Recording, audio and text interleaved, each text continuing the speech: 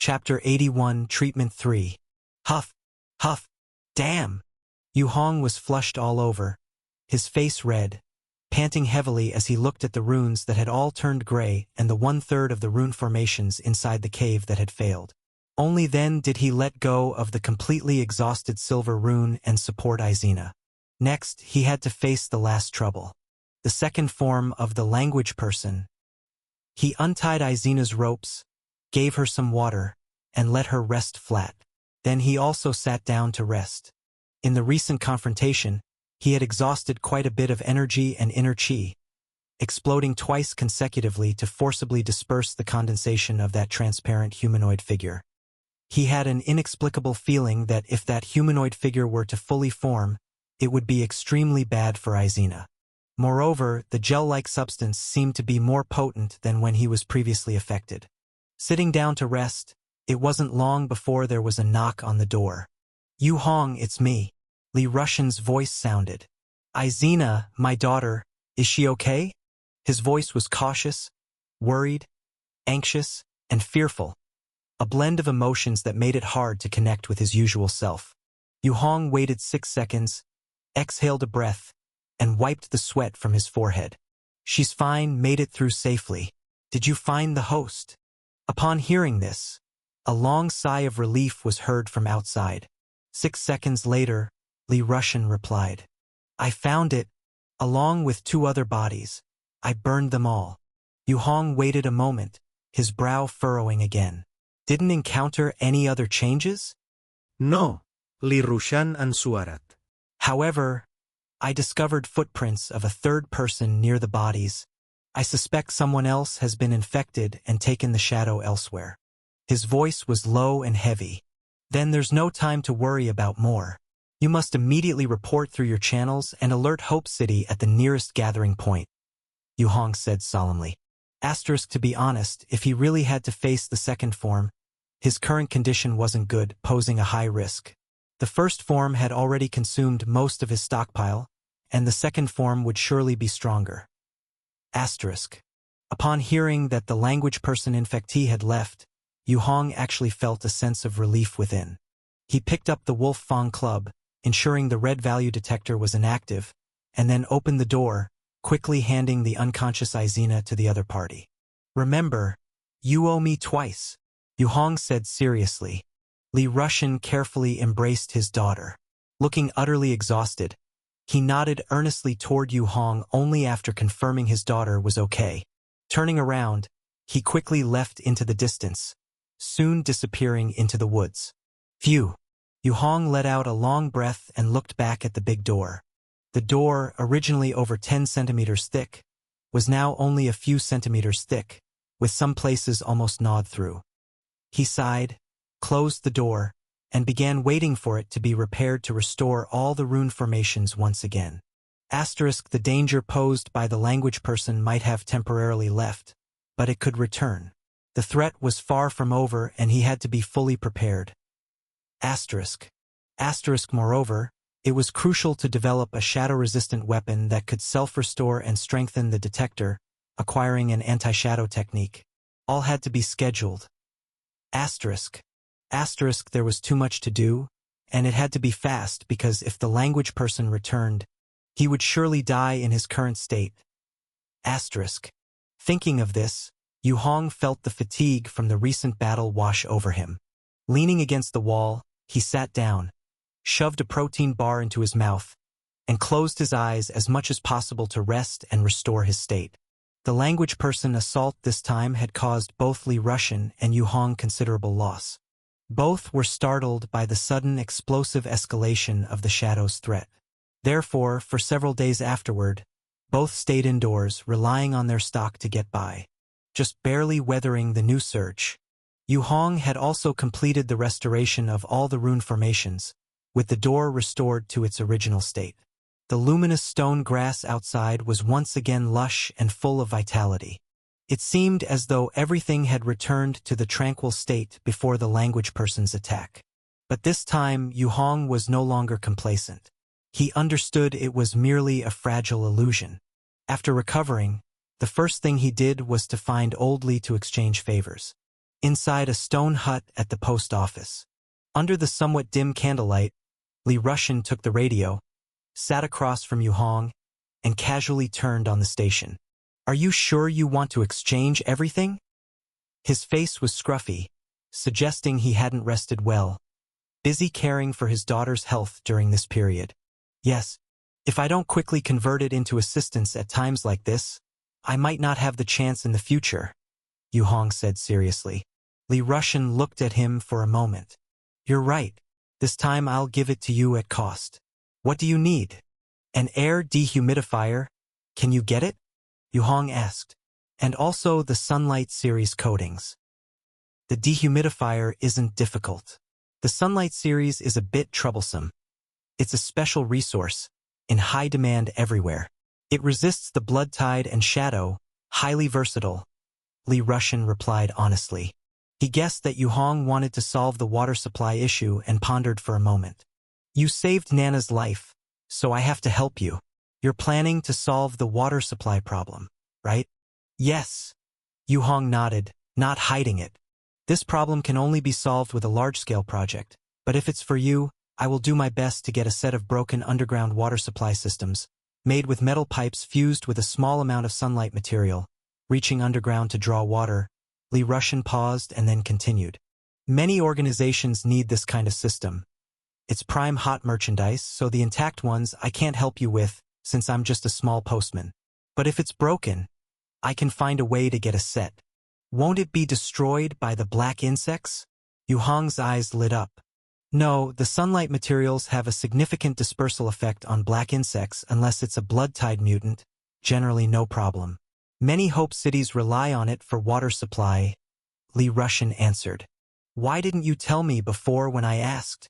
"Previously you weren't a top-quality customer," Li Rushan replied matter-of-factly. "Honestly, even if I get it and you can't repair it, it's still useless. So make sure you consider it carefully. Bring it over and see, it shouldn't be a problem," Yu Hong replied deeply. He was sure that the underground water resources at his place were plentiful, as the surrounding area was all mountains and forests but lacked streams. If not relying on underground water, what else could it rely on? Okay. Li Rushan nudda. "Wait for my notice. It should be in about 2 weeks." "The price?" Yu Hong asked. "On me?" Old Li closed his eyes. Rare for him to be so generous. "Tell me about the second favor. Help me find an absolutely safe channel. I want to send something to someone," Yu Hong said seriously. After the encounter with the language person, he was very concerned about the situation with Little Stammer. It's just that the language person's shadow was so deceptive. "Send something? I can give you an internal channel for our postman, but you'll have to pay for it. Guaranteed safe." Li Rushan pondered and replied in a deep voice. "Won't it be opened halfway?" Yu Hong asked worriedly. "No. It's an unwritten rule within our postal system that the postman's things can't be opened to pry into. It's one of the mutual unwritten rules," Li Rushan responded. He glanced at Yu Hong and continued. "However, such benefit allows one parcel every 2 months, and you still need to pay the postage, just at a slightly cheaper rate. You can use it in conjunction with normal mail." "Good." Yu Hong nodded. "Then I'll trouble you in the future." "It's nothing. Now I realize helping you is also helping me," Li Rushan said sincerely. In times of adversity, true feelings are revealed.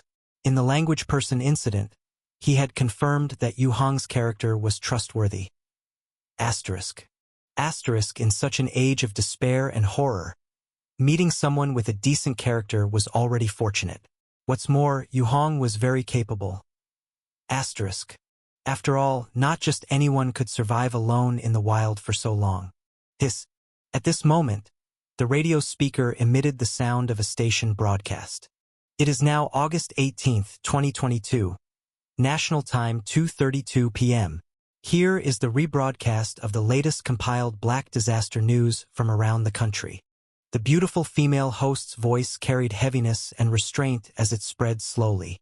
According to the joint military's feedback from various places, from early July until now, 5 city-level Hope cities have been overrun by the Black disaster, displacing over 1 million people.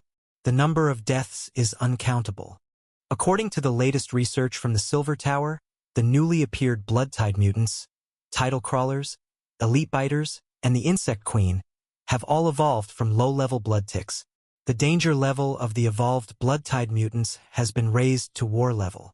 Besides, the mass death event in Rongjing has been confirmed as a new war-level shadow, Black Withered Woman.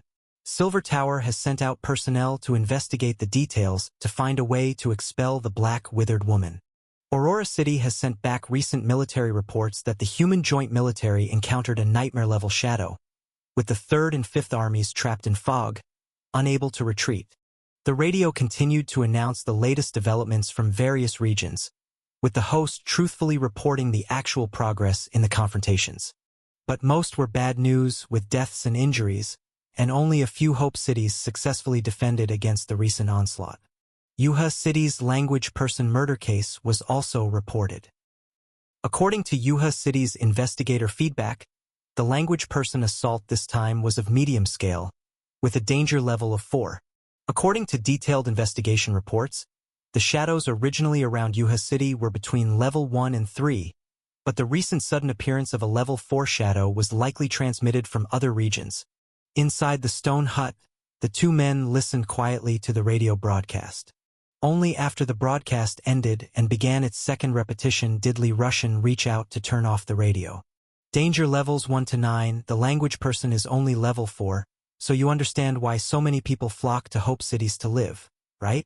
If infection prevention for the language person were widespread, it would actually be easier to handle, but the key is being undetectable. Before it erupts and kills, it can't be detected, and that's the lethal part, Yu Hong sighed. Yes, Yuha City was hurt by this point, exploding hundreds of times in a short period. The entire joint military defense line was destroyed, with only one senior officer left after a few days. Li Rushan responded. Level 4 is already so strong, the war level above level 9. And the nightmare level. It's unimaginable how terrifying they could be. Yu Hong said softly. Danger levels 1 to 9 don't indicate how powerful the shadow and the bloodtide are, but mark how manageable they are. The lower the danger level, the more apparent the weaknesses are and the easier they are to handle. The higher, the harder, Li Rushan replied. Moreover, they can move around everywhere, so I suggest your best bet is to go to a large Hope city. If you stay alone in the wild and encounter higher-level dangers, with your solitary strength, you'd almost certainly die. Chapter 82, Treatment 4. Doomed for sure, Yu Hong said calmly. The residents of Hope City who got crushed were no different. Instead of entrusting my fate to the Alliance Army, to the protection of others, I'd rather rely on myself. At least even in death, I wouldn't live in fear. How forthright! Li Rushan slapped his thigh. Having confirmed the follow-up orders and postal service, Yu Hong left the stone house. It was already past 4 in the afternoon. The sky began to darken, gradually growing dim. Yu Hong frowned slightly and hurried back toward the cave. Minutes later, he ran into his courtyard, feeling the radiation from the surrounding luminous grass. He was instantly filled with a sense of security. Looking up at the sky, he didn't enter the house this time but stood outside, watching the luminous grass in the yard. Since the luminous grass can recharge on its own, can I directly use it to set up a large talisman array? This way, the large array would gain the regenerative ability of the luminous grass and amplify and strengthen its radiation field. Thinking this, Yu Hong quickly entered the cave and soon took out a portion of large pyroxene stone dust, burying it around the entrance to the cave. Soon, a huge and intricate talisman array was set up, at the cost of all of his recently replenished large pyroxene stone supplies. And where there wasn't enough line texture in some places, he dismantled the previously ordinary talisman array wooden boards and buried the large pyroxene stone dust from within into the soil. After he was finished, another half an hour had passed, and it was about to be completely dark. Yu Hong wiped his sweat, hands on hips, standing in the center of the courtyard's great array. Then he stretched out his hand to press on the central ground of the array patterns. Enhance the large talisman array, with the direction being to merge with the self-regenerating radiation feature of the luminous grass within the array. Hiss! A black line flashed across the back of his hand and flowed into the ground. Enhance the large talisman array? The black mark's inquiry echoed in his ear. Success. Yu Hong stared at the giant countdown emerging from the ground. 19 days, 21 hours, 30 minutes. 19 days, as expected. But if it can truly be enhanced and combined, the safety house's resistance against the evil shadow is absolutely going to rise another level. Each encounter with the evil shadow cost him a lot of black mark time to restore the talisman array, which brought him great trouble.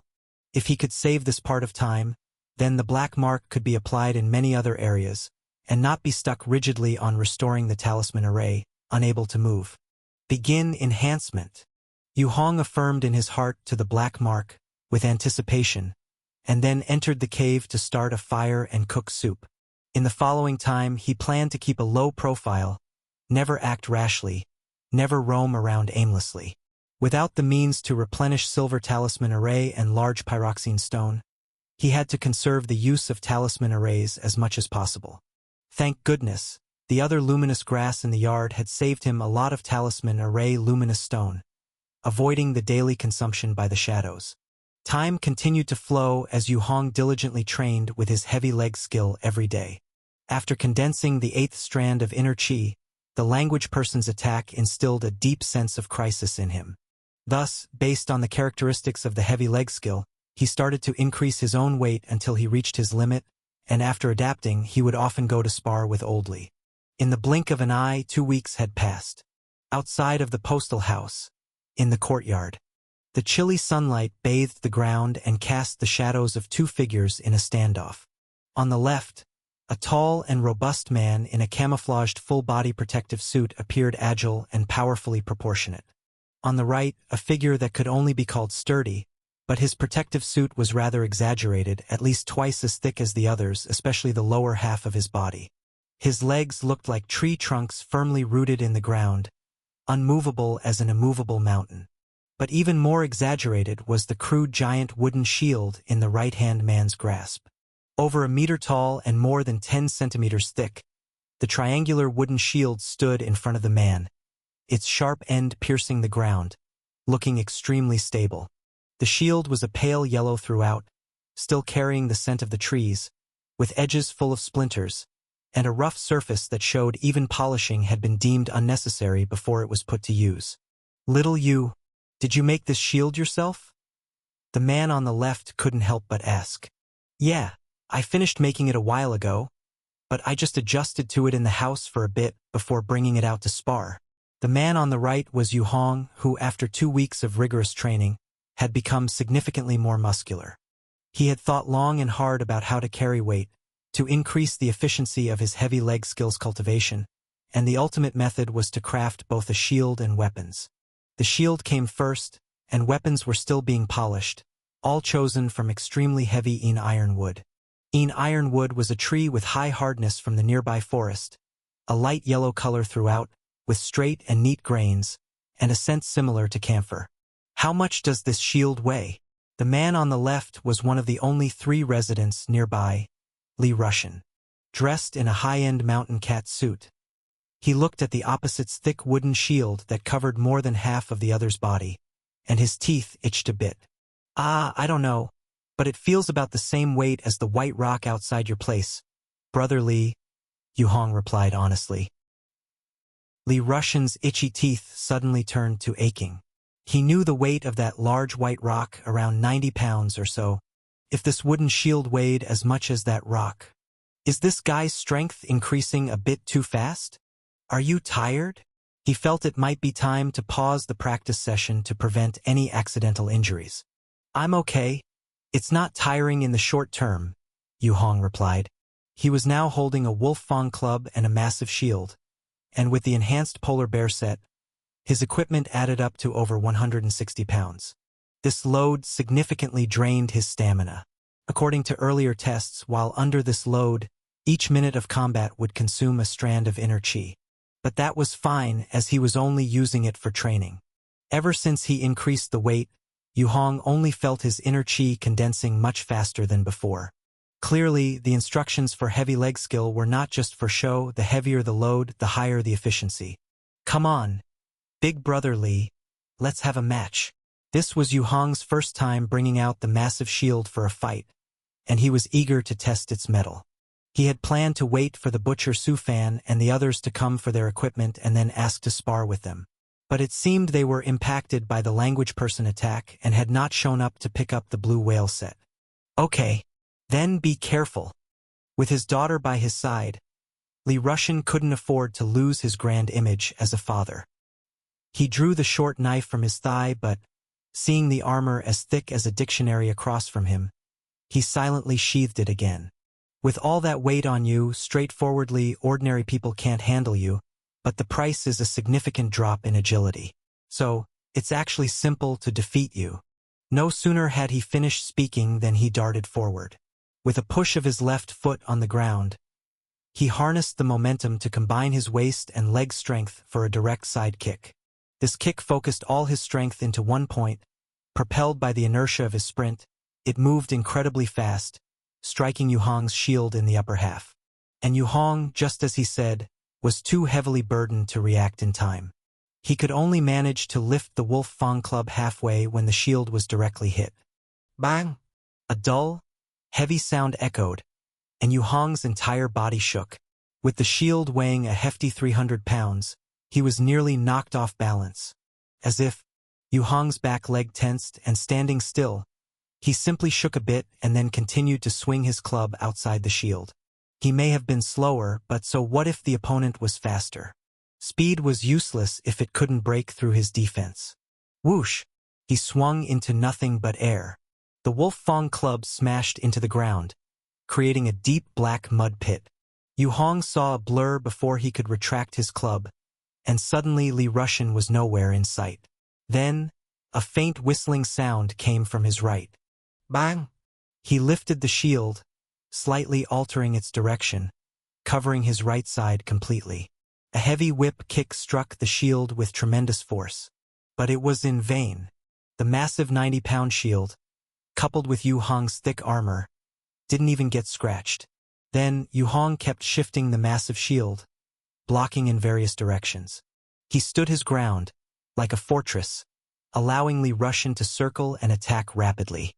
His bulletproof suit, which was too heavy to describe, and his lower body stance firm as Mount Tai embedded deeply into the ground, combined with the exaggeratedly thick and massive shield in hand, were completely unfazed by Li Rushan's frenzied kicks from every angle. 2 minutes later, huff, huff, huff, Li Rushan leaned on his knees, drenched in sweat, face flushed from exhaustion, too tired to speak, just helplessly staring at the opponent. What kind of a damn turtle shell was this? He'd used his strongest leg technique, circling around for 2 minutes. And all this guy did was casually sway and handle it, not even moving his position once, much less getting injured. This won't do, he said, catching his breath and offering some advice. This defense is really strong, and up close nobody can match you. But what about firearms? You can't keep up with my speed. If I threw a grenade at you, you wouldn't even be able to dodge. You'd be dead for sure. I think it's not bad. For firearms, I can compensate with weapons. Isn't it good to take out the opponent from a distance? Yu Hong's voice filtered through the solid helmet. He felt better than ever. During the spar with Li Rushan, his 9th strand of inner chi almost completely formed, and he was close to solidifying it entirely. What about armor-piercing rounds? How are you going to dodge those? Even if your armor is thick, is it as thick as a tank's? Li Rushan kuntarat. Your strategy makes you a live target. Sacrificing agility isn't worthwhile. Big brotherly makes sense, but even with high agility, you can't dodge armor-piercing rounds if you're targeted, right? Can a person's speed compare to a bullet's? Yu Hong replié. He wasn't concerned because he had chosen this path due to the needs of his heavy leg skill cultivation. The greater the weight, the faster the skill progressed. But this wasn't something he could disclose.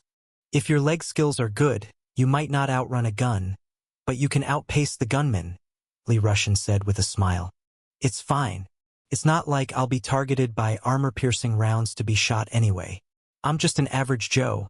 I don't steal or rob. I'm clean with no criminal record. Who would bother using armor-piercing rounds on me out of such spite? Yu Hong dismissed the concern. He felt that this training method gave him a sense of utter safety. All right, as long as you're happy, Li Rushan said, out of words. But you need to switch your weapon. The Wolf Fang Club isn't much use against opponents at a distance. You need long-range methods and to expand your attack range. Any suggestions? Yu Hong asked. I recommend the Meteor Hammer with a long chain, and also to install gun mounts on your suit. You've got plenty of thick armor, so mounting stuff won't be an issue. Get some grenade launchers, poison spray, etc. For long range, quite convenient. Li Rushan chuckled, immediately offering his valuable advice. Chapter 83, Gloomy. This is indeed a good idea.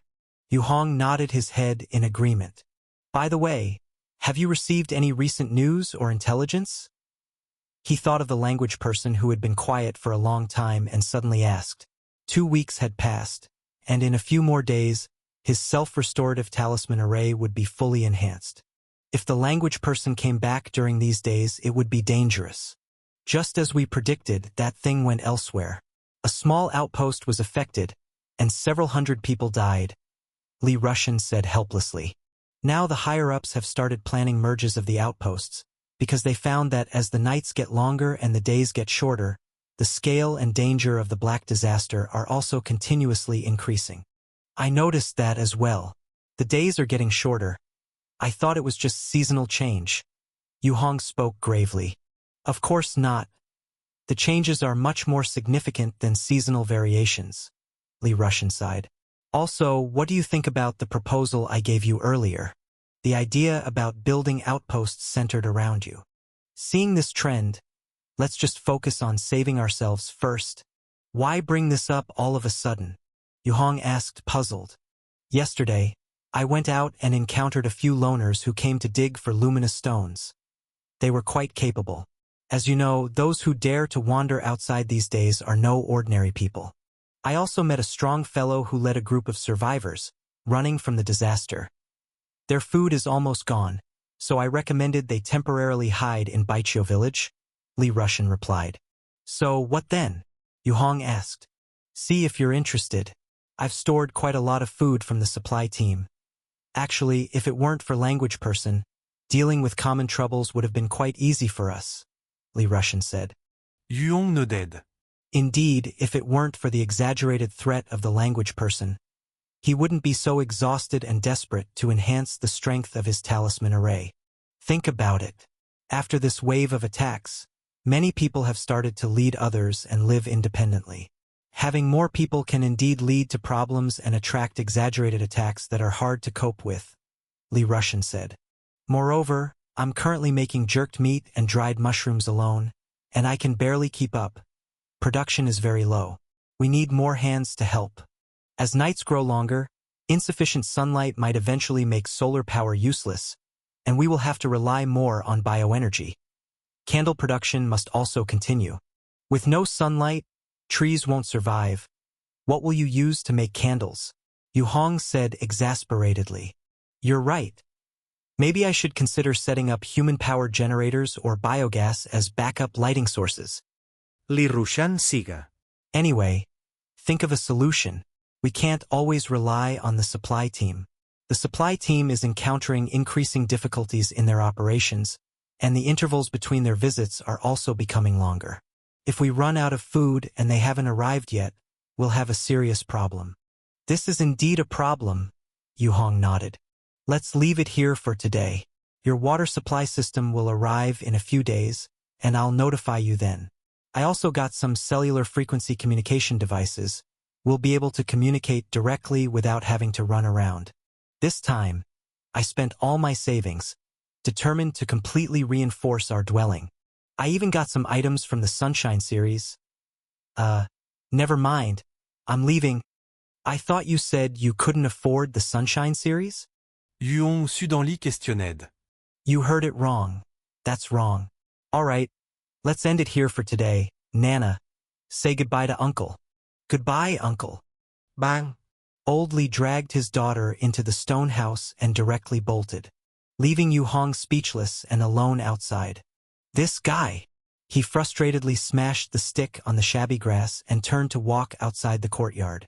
It was evident that Li Rushan could only get a few items from the Sunshine series, probably due to a quota restriction.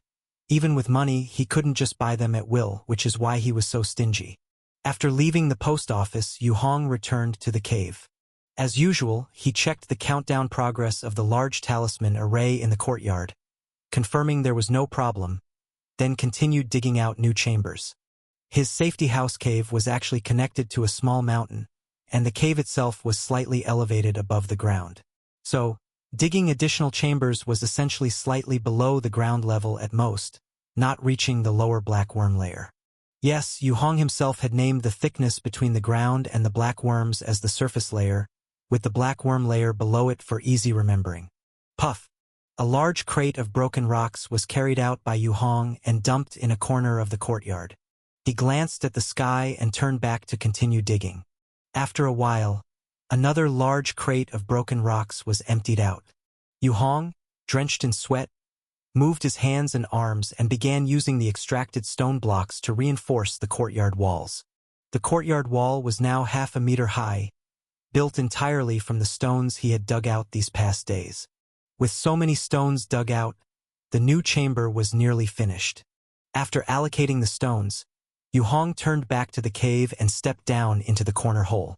He quickly entered a somewhat irregular square chamber. The chamber was cold and dim, lit only by the faint green light from the atomic lamp left in a corner, the sole source of light. Yu Hong clapped off the dust from his hands and walked around the chamber, roughly estimating its volume by his steps. It feels much larger than the cave above, at least twice the size of that cave. This size is just about right. It could serve as an activity room or storage room, and later I can carve out new individual rooms. He then began engraving new talisman arrays on the cave walls to ensure that no shadows could enter here. The chamber, located in the belly of the mountain, had no other entrances. Presumably, the shadows had not discovered this place yet. But ventilation points had to be established nevertheless, so it was imperative to establish a connection with the outside world. Once the water system is set up here, it will be fine, but the energy issue. Without electricity, the supply system can't operate. This is a big problem. If the nights keep getting longer, the lighting will definitely become increasingly insufficient. Sighed Yu Hong, feeling helpless. Blood Tide had introduced new biters, which was already troublesome enough. Now problems were starting to appear with the solar power generation. It wasn't just him facing this problem, but all other Hope Cities as well. However, some Hope Cities could utilize hydroelectricity, geothermal power, nuclear power, wind power, fossil fuels, and so on. But he was just one person with no foundational knowledge of these things, and the facilities and engineering materials were far too inadequate. The surrounding environment couldn't be harnessed either. If only I could get a nuclear reactor for power generation. He had discussed with Oldley, who mentioned that some Hope Cities were powered by miniature nuclear generators, no bigger than a pressure cooker, barely sufficient to support the daily electricity needs of a small area of residence. He sighed and continued to carve the talisman array on the wall. Soon, the entire wall was covered with dense, milky white arrays. Clang, clang. The wooden barrel used for holding ink powder was now completely empty. Yu Hong tapped the barrel with a spoon, scraped the insides, and knocked it a few times, but he only managed to scrape out 1/2 spoonful, not even enough to complete a single talisman array. Looks like I need to head to the mining area again. All the large pyroxene stones are gone, and the small pyroxenes are used up too. I need to get some to strengthen the external talisman array, then work on getting some large pyroxene stones. Now, he wasn't directly strengthening the large pyroxene stones, as that actually wasted more time. Yu Hong had figured out that the correct approach was to grind the small pyroxenes into powder and then strengthen them. It was simpler and faster that way. Since the large pyroxene stones needed to be ground into powder anyway, there was no need to inscribe runes on their surfaces before transforming them into large pyroxene material. Since they had to be ground into powder regardless, manually grinding ordinary luminous stones would also save on strengthening time. After testing this method multiple times, he found it to be effective, even managing to shorten the process of strengthening large pyroxene ink powder from 3 days to just over 2 days. Yu Hong breathed out and walked back down the stone steps to the cave, lit a fire, and cooked a pot of rich soup, which he enjoyed heartily. Then, watching the sky outside turn completely dark, he collapsed onto his soft sleeping bag and fell into a groggy sleep. The bright white light couldn't keep the fatigue-induced drowsiness at bay. In his blurry dream, Yu Hong seemed to hear voices echoing around him. It sounded like Chunhuiru, and also likely Russian, among others, familiar, unfamiliar, happy, painful. The voices grew more numerous, more chaotic, until finally, bang, bang, bang. Yu Hong shot awake to the sounds of someone pounding on the door. He looked toward the door and peered through the gap in the slit window, where a streak of bright white daylight indicated that it had been daybreak for a while. "Is Teacher Yu there?" A deep, resonant voice came from outside. Yu Hong sighed and slowly got up, moving his limbs. By now, the cave's fireplace had long since gone out, and although the lights were still on, the temperature had dropped to a chilling cold. "The temperature is dropping. I need to think about staying warm. If I catch a cold or get a fever at this time, it could be a big problem," he muttered, rubbing his hands together, feeling a slight warmth return. He walked to the front door. Swoosh! The peephole slid open.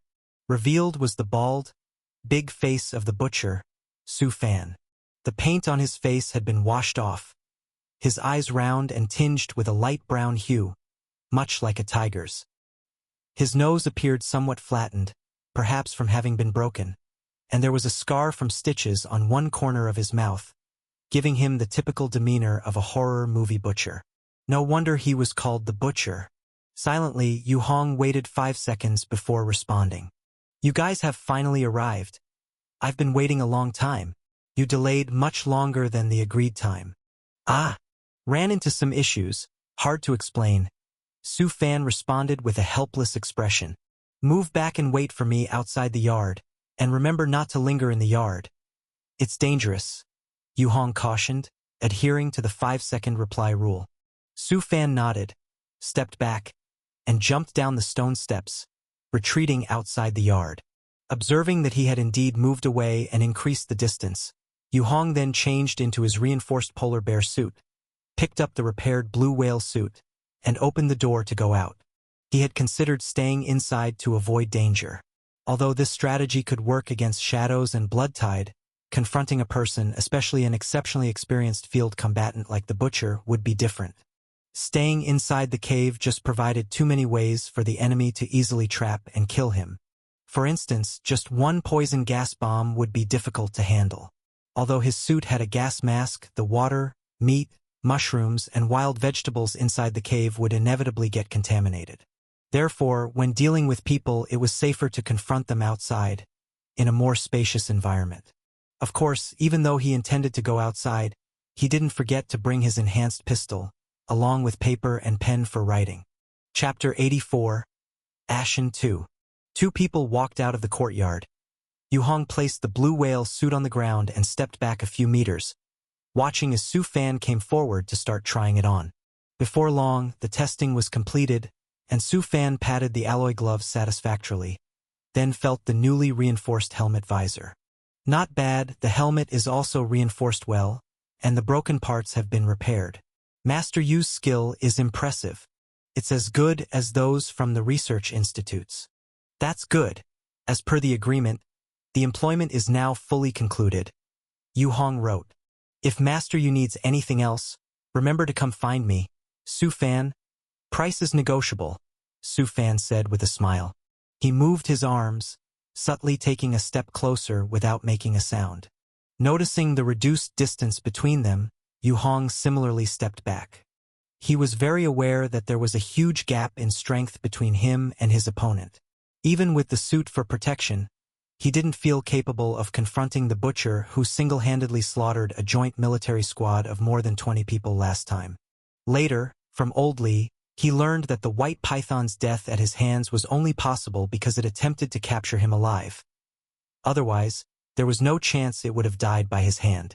If it had come to a fight to the death, White Python could have simply distanced himself and fired concentrated shots with his marksmanship, penetrating the reinforced gray lizard suit with just 2 shots.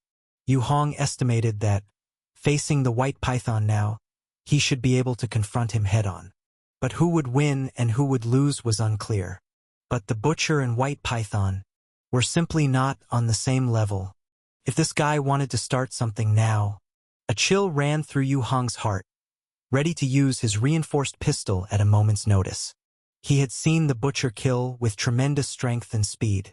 His only advantage was his thick skin, which allowed him to rely on his reinforced polar bear suit to withstand damage, then use his inner chi to endure and the reinforced pistol for sneak attacks. Having tested its power, he estimated that shooting through the blue whale suit wouldn't be much of a problem. If I ever need help, I will consider you guys first. Yu Hong nodded, pretending not to notice the other's movement, and continued writing. By the way, I heard a language person came this time, didn't they? A language person? I didn't encounter one, but I've heard it's a very dangerous evil shadow, Su Fan stated seriously, stepping forward again. I have detailed information on the language person.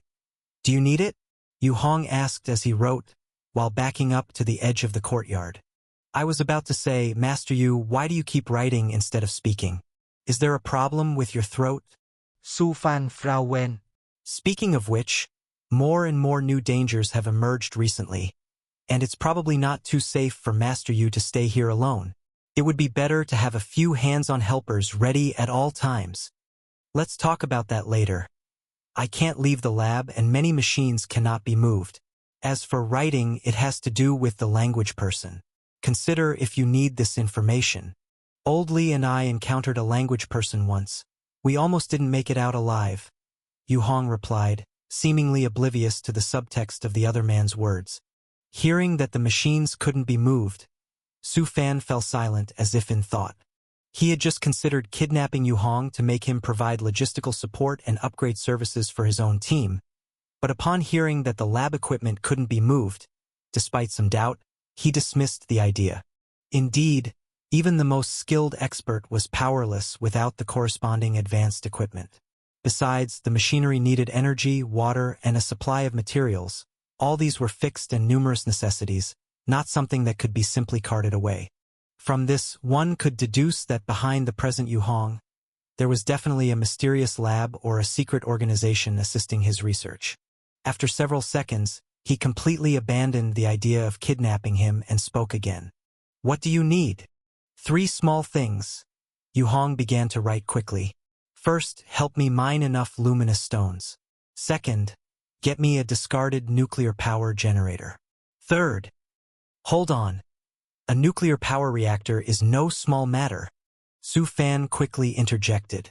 Even if they are damaged, the reactors would be removed and discarded. It's a prized resource for all major powers. Where am I supposed to get that for you? A detailed language person intelligence report could save your life. Yu Hong pulled out a piece of paper and wrote. The problem is that your request is indeed a bit high, Su Fan reluctantly said. However, if your intelligence is truly useful, you can directly trade with those power organizations, or even directly with the joint military of Hope City, and get a nuclear power generator. Yu Hong remained silent. He wasn't sure whether he could do that, but maybe he could try by contacting the post office behind Li Russian. I can't fulfill the other requests, but digging up some luminous stones is a minor matter. I'll get it done for you in a moment. Su Fan was quite forthright, patting his chest with a brash voice. All right then, I'll give you a copy of the language person's information. Yu Hong also decided to quickly write some simplified content and handed it over to the other party. These, after all, were things Old Li already knew and weren't worth much. He planned to trade the more detailed information with the post office. Su Fan took the paper and quickly skimmed through it, with the expression beneath his helmet changing immediately. He understood why Yu Hong was using pen and paper to communicate. The two soon parted ways, with Su Fan in a hurry to first notify his team members. He had 2 companions with him this time. Both were nearby in a vehicle. After Yu Hong and his party left, they looked towards Baiqiu village and saw from afar, amongst the houses of the village, that there were some unfamiliar figures moving back and forth. These strangers were dressed in ragged, dirty clothes, lacking energy. It seemed they were making a fire in the middle of the village, cooking something. The smoke from the fire was clearly visible as it ascended. Yu Hong thought for a moment. The post office's stone house's underground rooms were plentiful, enough for more than 10 people to live together. If Old Li could find the needed talents among these refugees, it might alleviate their current shorthanded predicament. But those were matters for Old Li to consider. His current task was to continue his training, striving to reach the 9th level of inner qi as soon as possible. The recent threat from the butcher had made him even more eager to enhance his own strength, to have more means to deal with threats. Whether it be people, evil shadow, or blood tide, they all required more strength, more methods of response. Although he planned to use the black mark to enhance a cultivation technique capable of opposing shadow and evil shadow, the black mark wasn't free at the moment. Besides, he hadn't forgotten that inner qi could help him quickly recover and replenish energy when the black mark was enhancing something. Just like when he previously tested the limits of enhancing the talisman array, if he hadn't had inner qi, he would have had to lie down and sleep for 7 or 8 hours after a single enhancement. Also, when enhancing and synthesizing the luminous grass, it completely depleted his inner qi in one go. Thinking back on it now, he doubted that he would have been able to synthesize the luminous grass at all without inner qi as a backup. Many times, the black mark obviously calculated his limit of inner qi before giving feedback on whether something could be enhanced or not. He had realized this multiple times. Returning to the cave, Yu Hong took care of his bodily needs and continued to train. Soon, noon passed, and around 3 or 4 o'clock in the afternoon, as he was about to end his practice and prepare to go out to chop wood, suddenly, a muffled sound emerged faintly from within his body. His heart trembled. Standing inside the cave, his body rapidly began to sweat profusely, soaking his clothes in just a few minutes. The entire bare suit he had strengthened with the black mark became hot and toasty from the heat radiating from his body, the moist heat unbearable. Large amounts of water vapor emerged from the breathing holes in the shoulders of the suit, as if emitting white smoke. The state lasted a full 5 minutes before it slowly subsided. Finally, Yu Hong stood in place, his body trembling slightly, then reached up to remove his suit's helmet, revealing a happy smile. Finally succeeded. The 9th strand of inner qi. Upon reaching the 9th strand, he could begin an overall enhancement. By then, he would be able to enter the 2nd. Boom! Just as Yu Hong was carefully feeling the situation of the 9th strand of inner qi in his abdomen, these 9 strands of inner qi suddenly contracted into a ball and then exploded with a crash. From contraction to explosion, the entire process took less than a second. This violent explosion immediately caused a commotion of all the blood in Yu Hong's body. In addition, there seemed to be a special force field that, following the explosion, spread over every part of Yu Hong's body. His consciousness was already focused on his abdomen. When this explosion struck, he was likewise startled into a daze. His mind became a blank. He couldn't feel anything. He couldn't hear anything. 1 second, 2 seconds, 3 seconds. Soon, inside the cave, Yu Hong's body began to twist and tremble. Standing up, his muscles puffed up, expanding and growing with each breath. But quickly, his muscles shrank at high speed. After shrinking to hug his bones tightly, they again inflated. So it repeated until the 9th time. Eventually, Yu Hong's physique calmed down. He had only been around 1.70 meters before, yet now, after calming down, his height had actually increased to 1.80 meters. Shua! Yu Hong came to his senses, quickly took off his suit, stripped off his clothes, and looked down. There was a black swirl mark the size of an egg on his abdominal skin. Is this the overall enhancement?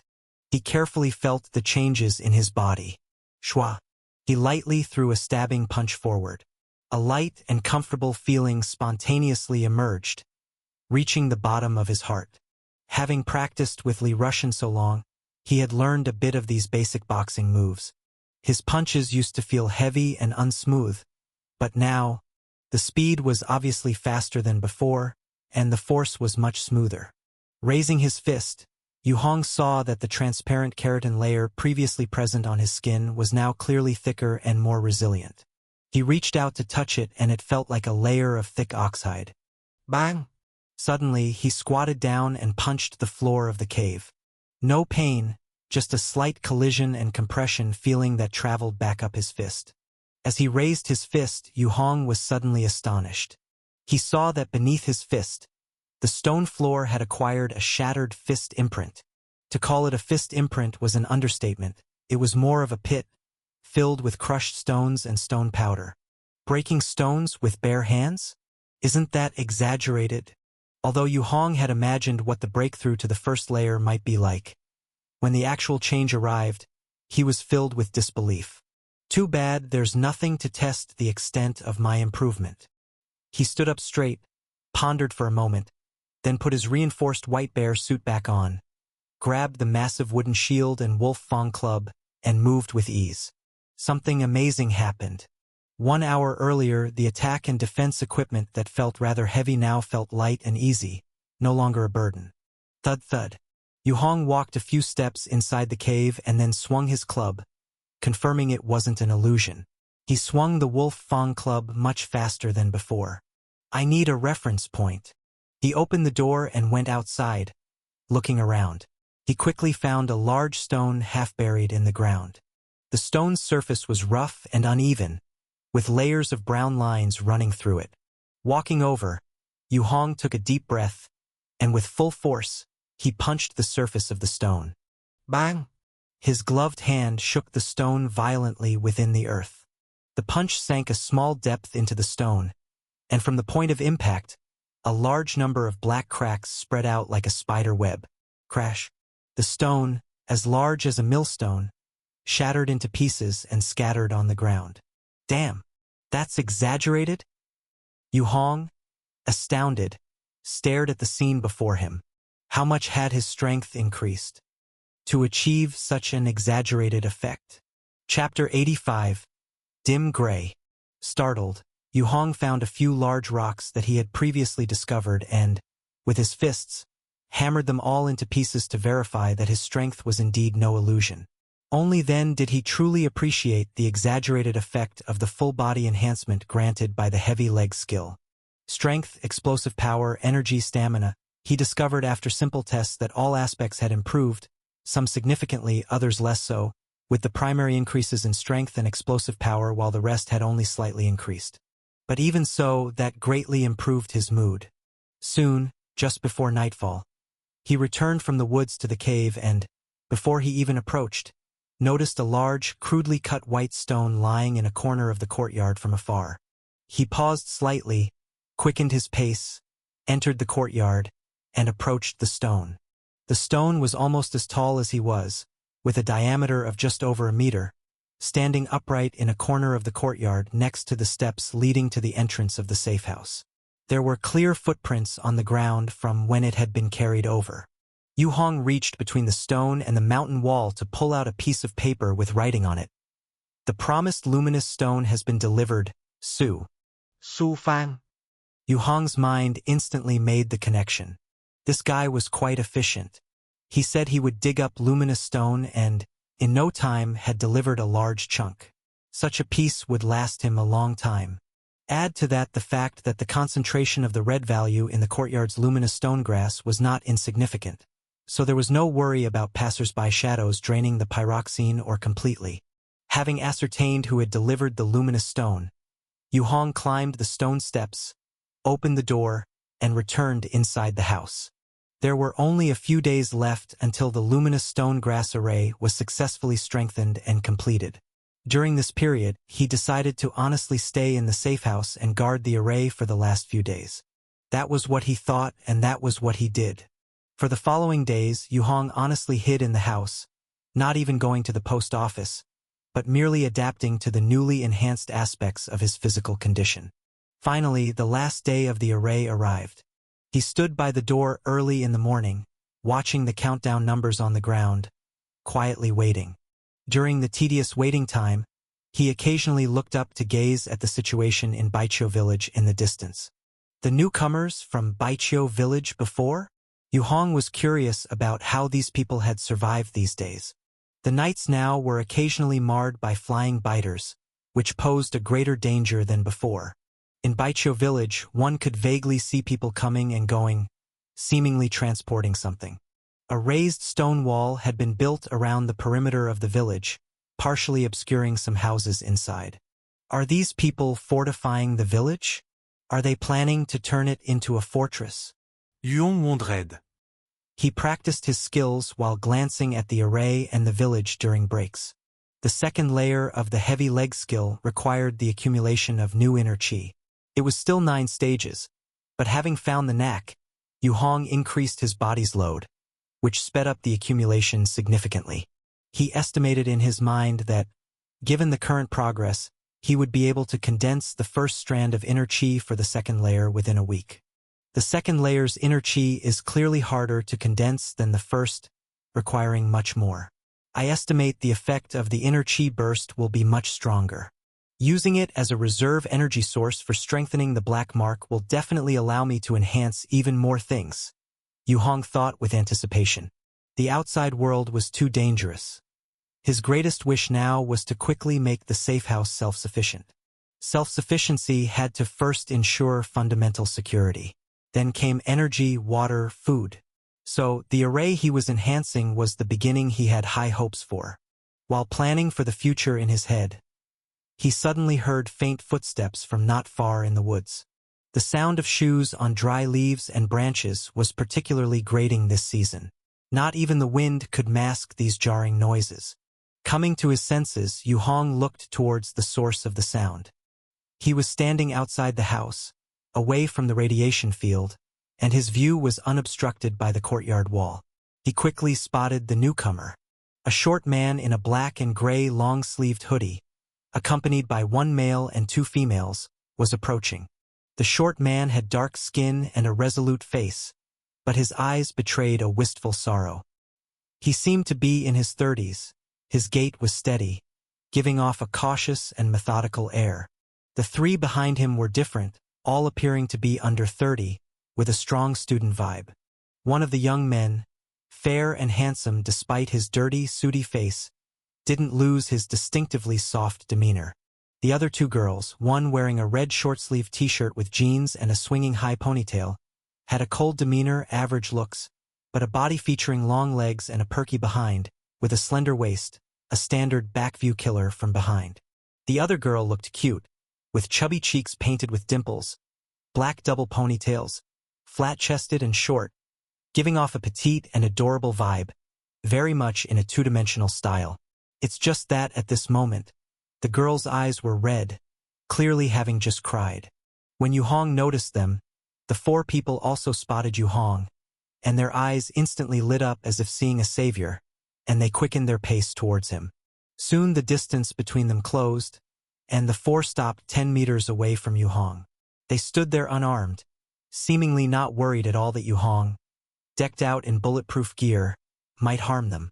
This particular sense of relaxation involuntarily made Yu Hong think of students who had just left school to enter society. "Hello, may I ask if you are Mr. Yu Hong? We are the sports team from Wushan College that just settled here.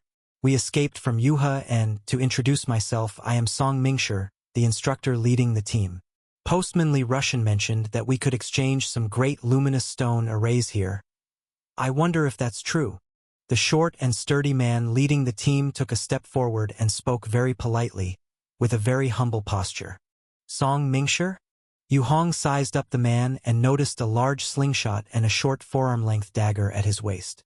Glancing at the other 3, they only carried sticks. Clearly, this instructor Song Mingshi was the one responsible for combat in this small group.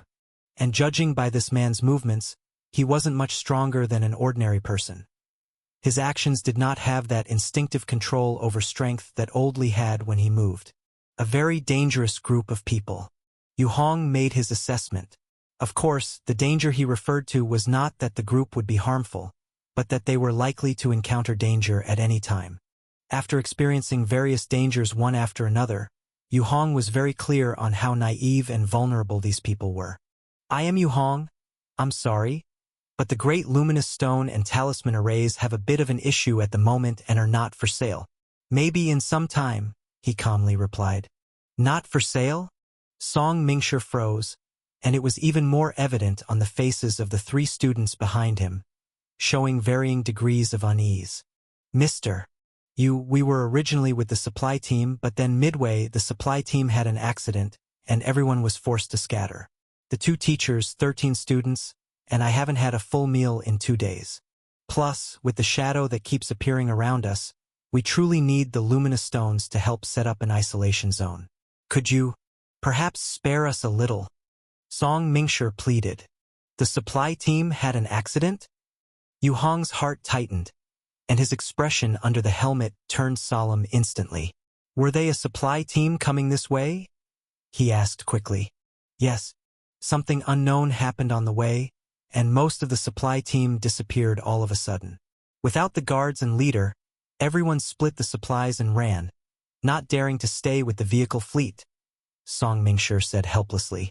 When did this happen? Yu Hong asked again, his expression becoming grave. Without the supply team, he and Old Li wouldn't be able to replenish their food, and it looked like they'd have to rely on their own production. This meant that they must add more labor. About 5 days ago, Song Mingshi replied. This is troubling. Yuhong exhaled. The language person crisis had just passed, and everything was beginning to settle down. But now there was another issue with the supply team. What exactly did Li Rushan tell you? How did he direct you to find me? After a pause, Yu Hong asked again. Mister, Li took some silver dollars from us and gave us your address. If possible, I wonder if we can also exchange silver dollars for some food and medicine. Song Mingshi revealed the real reason. This group being able to travel with the mountain supply team and now having persuaded Li Rushan was obviously because they had money. No wonder these people were able to settle in Baiqiu village and remain unscathed. Clearly, they were loaded with supplies. We don't need money. Who knows when it will become worthless in these times? What else have you got to exchange? Let's hear it. Yu Hong asked casually. If they really needed something, he wouldn't mind exchanging some items for it. After all, the great talisman array would be strengthened and completed today. We brought some non-luminous mushroom spores newly researched by Silver Tower, called pig's leg mushrooms. We also have the latest models of water purifiers, repair tools, hand crank generators, and quilts. Song Mingshi replied quickly. Anything else? Yuhong frowned. This? You don't want these? Song Mingshi asked somewhat helplessly. They're useless for me. Also, how long do you plan to stay here? I definitely can't provide enough food for so many people, Yu Hong asked. After resupplying, we plan to head to Baihe City. We've heard that quite a few refugees have gathered there. Song Mingshi's face became a bit more anxious when he realized that Yu Hong had no interest in what they had to offer. In that case, we're not in a rush for the great luminous stone. If it's really not possible, we'll go to the mining area to dig for ordinary luminous stones. But what about anti-inflammatory drugs? We have several people in our group who have persistent fevers. I wonder if Mr. Yu could exchange some for us. I can give you some medicine, 1 day's dosage in exchange for 5 silver dollars per person. Is that okay? Yu Hong said gravely. He wasn't a philanthropist. In such an environment, giving things away for free would only make others take you for a fool and keep trying to con you. That's too. Song Mingshi's face changed slightly. The price was too high, not even knowing the effectiveness of the medication, how long a course of treatment would take, or how soon it would be effective. If it turned out to be very weak and needed a long-term intake. Moreover, I only have 3 portions right now, and I need to keep some for myself. I won't have time to make more for now, Yu Hong said unapologetically. Take it or leave it. He realized these people completely misunderstood the situation. The importance of anti-inflammatory drugs at this time was simply immeasurable in silver dollars. In fact, silver dollars were worthless with the supply team unable to reach here. In this isolated environment, a dose of anti-inflammatory drugs was literally a lifesaver. Yu Hong was willing to trade and was actually helping them. Chapter 86. Ashen Darkness. All right, we'll trade them all, Song Mingshi sighed. Behind him, except for the chubby-cheeked twin-tailed girl, the other two students looked disgruntled, seemingly finding this situation unfair. The market price in the city is only 1 silver coin for a day's supply, the boy muttered under his breath. The purchasing power of a silver tower silver coin remained strong, as it could be exchanged for a decent amount of food. Yet here with Yu Hong it was 5 times the amount. It was practically profiteering. Soon, Yu Hong fetched 3 portions of anti-inflammatory medicine from the cave and traded them for silver coins with the 4 people. After acquiring the medicine, the 4 quickly returned to the village, and Yu Hong also went back to his courtyard, waiting for the final phase of the grand array to end. The countdown slowly reduced its numbers. 3 minutes. 2 minutes. 1 minute. As Yu Hong focused intently on the expectation, the lush, luminous stone grassland encircled by rocks in the courtyard suddenly lit up with a faint pearl-white glow as the countdown reached 0. Simultaneously, the entire courtyard became engulfed with a large, silent talisman array emerging from the ground. The talisman array was entirely white, and upon appearing, inexplicably stirred up tiny air currents that gathered into a breeze. Yu Hong stood outside the courtyard, holding the red value detector, clearly seeing the values on the detector rapidly increase. Before, the courtyard's negative value was around -123 on average, but at that moment, as the grand array appeared, this value skyrocketed.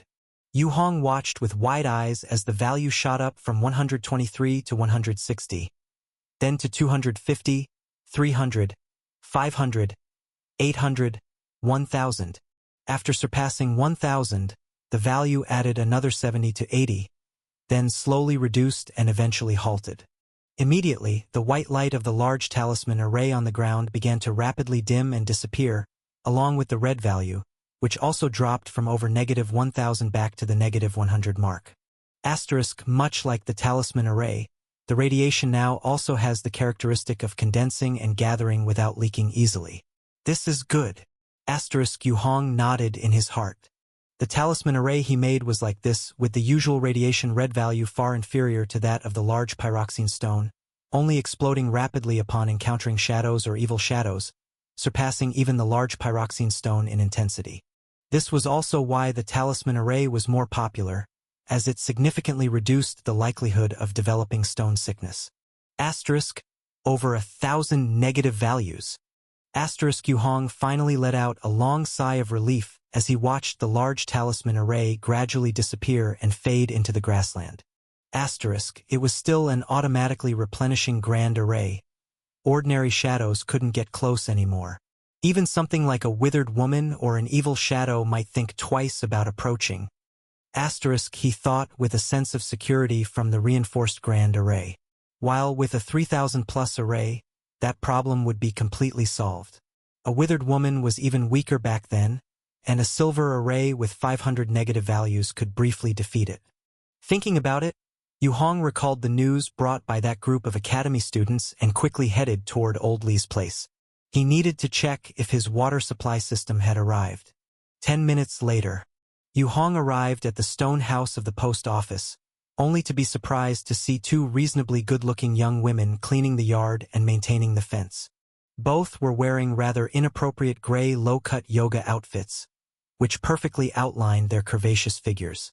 Their faces were adorned with the light makeup of peacetime, and every movement they made while working exuded a strong sense of incongruity. Little Izina stood at the door, arms crossed, with a pouty, displeased expression. It was quite clear that she didn't approve of the 2 newcomers. Yu Hong. You're here. Come. Li Rushan inside the stone house was also tidying things up, and upon seeing Yu Hong, he quickly came out laughing, a smiling familiarity on his face, opening his arms for a hug. What nonsense is this? Yu Hong, out of courtesy, gave him a light hug and asked in a low voice. Getting some help. Heaven has the virtue of good order, plus since I need to take in people to help anyway, isn't it better to choose a couple of good-looking ones? Li Rushan said, as if it were a matter of course. Can you manage them alone? Yu Hong retorted. One is helping me grow mushrooms and the other is helping raise lizards, freeing up my time so I can spend more with Nana, Li Rushan replied naturally. Anyway, just keep an eye on it. Don't let anything get out of hand. Yu Hong thought this guy was just after beauty. There are a lot of people in the village. If you want any talents, go pick them. These people are also pitiful, lacking food and drink. I'm afraid it won't be long before something happens, Li Rushan said quietly. Aren't you the one with an abundance of food? Why don't you share some to help? Yuong sneered. So, the pretty ones are people and the others aren't? Look at you saying that. I'm also looking to find someone to care for Nana. After all, my daughter is growing up, and I, as her father, can't always be the one to bathe her, can I? Li Rushan had a justified reason. Yu Hong was also uninterested in arguing further. He wasn't one to let people into his house without thorough testing. If it were Stammering Yi, it would be acceptable. Dr. Su could barely make the cut, but for others it was out of the question. All right. Where's my water system? I was about to tell you. It's in the house. You can check the damaged parts yourself, Old Li said, leading Yu Hong inside, where they saw the water supply system dismantled into multiple components in the living room. The structure was simple. It was just a bunch of pipes paired with a high-power silent water pump and included control water valves like faucets. The key was the materials, which were infused with a small amount of the Sunshine Series materials that wouldn't be gnawed by blood-tied insects. Yu Hong quickly assessed the damage. Mainly the core water pump was broken, but he wasn't concerned. With the black mark, there was nothing that couldn't be repaired. Without hesitation, he grabbed a handful of stuff and headed back. Not far from the post office, he saw Li Rushan quietly taking one of the girls on a supposed firewood gathering trip, only to end up hiding near the house for some mutual groping. He was speechless, knowing Old Li had such a pressing need, but it still left a rather casual impression. Returning with the water system to the safe house, Yu Hong placed it in the newly excavated underground stone chamber. He then picked up the red value detector, intending to enhance this device to prevent a sneak attack similar to what the shadow had pulled. Putting a hand on the detector, Yu Hong silently meditated on reinforcement, envisioning the enhancement direction to increase sensitivity, detection range, battery life, and integrate it into the reinforced white bear suit. Then, as the black mark exuded black lines, the countdown appeared. 6 hours, 17 minutes. After confirming the reinforcement had begun, Yu Hong contentedly settled by the fireplace, gazing out the high-strength glass window with the board pulled back, contemplating what to send to Stammering Yi next. After giving it some thought, he decided to wait until the detector reinforcement was complete to see its performance. If it proved effective, he would send one to Stammering Yi. Compared to one-time use items like talisman arrays, a fully charged detector could be used for a long time, and there were certainly places in the city where it could be recharged. Ensuring safety, it was far superior to talisman arrays. So he lay there, and during the waiting period for the enhancement, Yu Hong unknowingly fell asleep. It was his nap time. After his morning exercises, he used a portion of the time for a midday nap to ensure energy for the afternoon exercises and work. Usually, he would nap for about an hour and a half. But this time, there was a small incident. Thump, thump, thump, thump. A cautious knock on the door woke Yu Hong from his slumber. He slowly opened his eyes, seeing someone standing outside the window.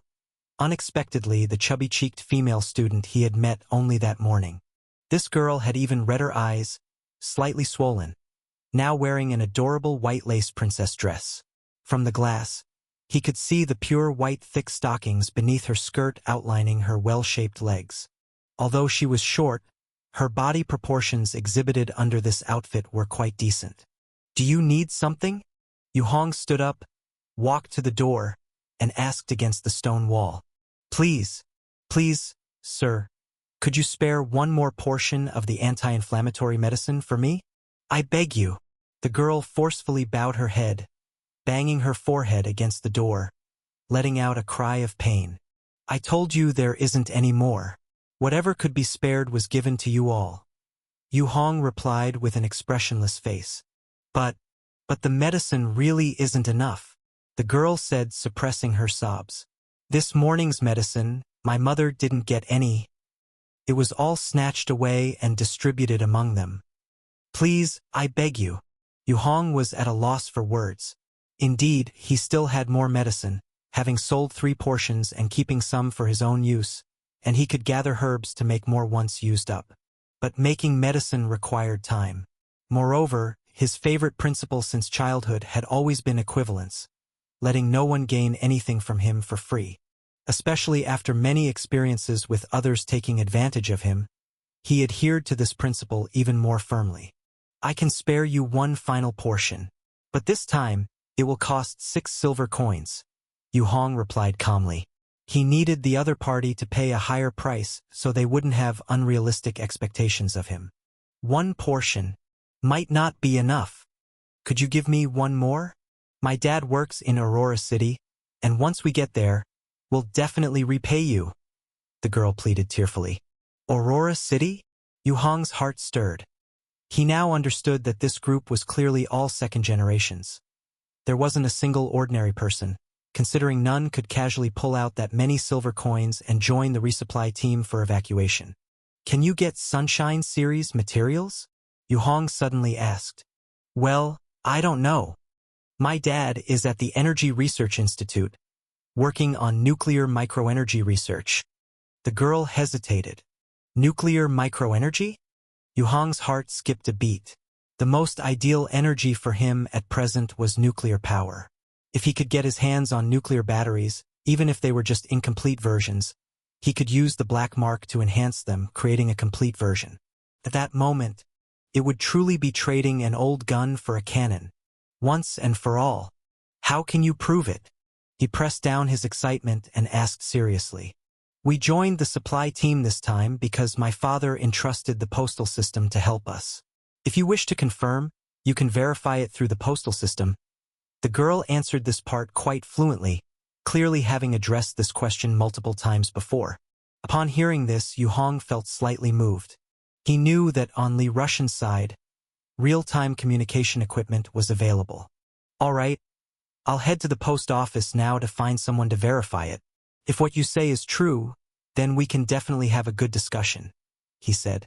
By the way, what's your name? He asked. Wei Shanshan, and my father's name is Wei Hongye. He's the deputy director of the Research Institute. The girl answered softly. All right, let's head to the post office to verify your identity. No problem, right? Yu Hong quickly said. Chapter 87. Situation 1. Yu Hong took Wei Shanshan to the post office. What should have been a 10-minute journey left the girl panting. Her face flushed, and she constantly needed to bend over to rest. It took them half an hour of dawdling before they arrived once more at the post office's stone building. Old Li was in the courtyard talking with 2 tall and sturdy young men. Upon seeing Yu Hong coming, he immediately waved his hand enthusiastically. Little Yu, what brings you here at this time? Yu Hong glanced at the 2 men and noticed their frowns deepening when they saw Wei Shanshan, suggesting they recognized the girl. He had a good idea of the situation right away. He pulled Old Li aside and quietly explained the situation to him. Such a trivial matter, I was just about to report the situation of the supply team to the higher-ups. This recent incident blew up quite big, and they promised to send someone new for support, but it will take a few days for them to arrive, Li Russian whispered, his voice low. He glanced at Wei Shanshan and the 2 men. Most of these people are either rich or noble with special statuses. If something really happens, the impact would be enormous, so I have no choice but to help out more here. If you have spare talisman arrays, sell them some. Don't worry, you can charge as much as you want. These folks have the money. That works. Yu Hong smiled too, but then his smile faded. Those flying insect spiders? Can you handle them here? We're fine as long as we hide underground. Li Russian nodded. But I've received word that the Black Disaster's deterioration is speeding up. It's getting more dangerous outside, especially in the wild. In the future, only supply teams with extremely high combat capabilities will be able to connect the cities. This could be very troublesome. Our small place might be directly cut off due to the reduced routes. What about the higher-ups' countermeasures? Yu Hong felt a sinking feeling in his heart. If the supply team couldn't make it, or if the cycle of their visits was prolonged, both he and Old Li could face serious problems. Now it became clear why this guy had such a laissez-faire attitude. It seemed ordinary people really had less and less hope. No counterme assures. The Black Disaster has been slowly gaining strength since its inception. It's just that the rate of increase has accelerated recently. Otherwise, why do you think I'd take the risk of taking people in? It's all to prepare for the future. Li Rushan shuklat sufli. There's no choice. I need to expand the lizard farming, work on the decayed soil, and much more. All are one-man jobs I cannot handle alone. Not to mention mining luminous stones, maintaining the house, taking care of Nana. These miscellaneous tasks all need manpower. You sure are living it up? Yu Hong scoffed, feeling his reasons were just for show. Don't talk about me. You also need to start recruiting people for help.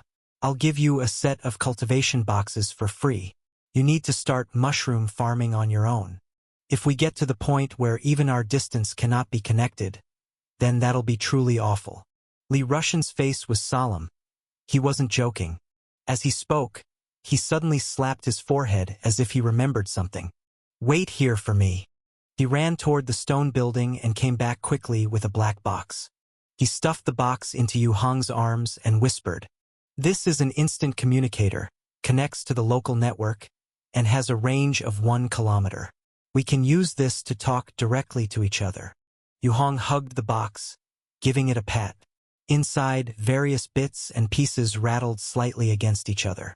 Great stuff. Good thing we both have solar charging. Right, and I checked for you just now.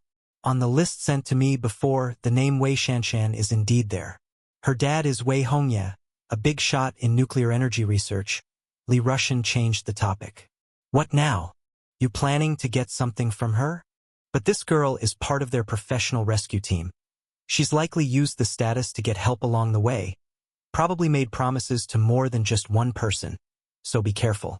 It doesn't matter as long as she's valuable. It depends on whether her dad is willing. Yu Hong said indifferently, "Can we contact her dad?" "I'll try." Li Rushan nudda. He went to speak with the other 3 briefly, then entered the stone building, asking Yu Hong and the others to wait outside quietly. After about 15 minutes, Old Li reopened the door and gestured for Yu Hong to come in. Yu Hong's heart stirred, and he entered the stone building. Soon after, Wei Shanshan was also called in behind him. The 2 of them sat down at the wooden table in the stone building's living room, facing a set of special equipment that resembled a silver sound system. "I am Wei Hongye. Is Shanshan there?" A tense and worried, slightly shrill male voice came from the equipment. "Dad, I'm here. I'm right here." As soon as Wei Shanshan heard the voice, her eyes reddened, and tears began to fall. Mom is not going to make it. We ran out of medicine. Antibiotics. I'm so scared. Recently, there are monsters everywhere outside. We just settled down and in just a few days, we already lost several people." Sob. She buried her face against the equipment and burst into tears. Her voice choked as she started talking about their situation after arriving. Yu Hong listened on the side.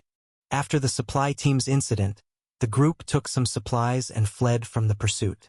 Along the way, encounters with Evil Shadow cost the lives of many. But most had gradually adapted. No sooner had they adapted to the Evil Shadow than the nocturnal biters arrived. And in the blink of an eye, they'd lost several more. The teachers and skilled bodyguards in the group were close to breaking. They began to only protect the most important things to them, completely ignoring the rest to fend for themselves. In the whole group, there are now 3 types. Offspring of the Joint Military High Command, children of local officials, and relatives of scholars and research institution personnel like us. We're the ones without protection. The food, drink, and medicine we begged for, they get first pick, we only get what's left. The first night we arrived, 2 people were gone from our group. Wei Shanshan spoke with a sobbing voice, detailing the situation carefully. "Where's Yen Sudong? Didn't that guy promise me he'd protect you?" Wei Hongye's heart ached like being cut with a knife as he asked angrily over the communication line. "Brother Dong. He went out to find water on the 2nd day, and never came back." Wei Shanshan cried.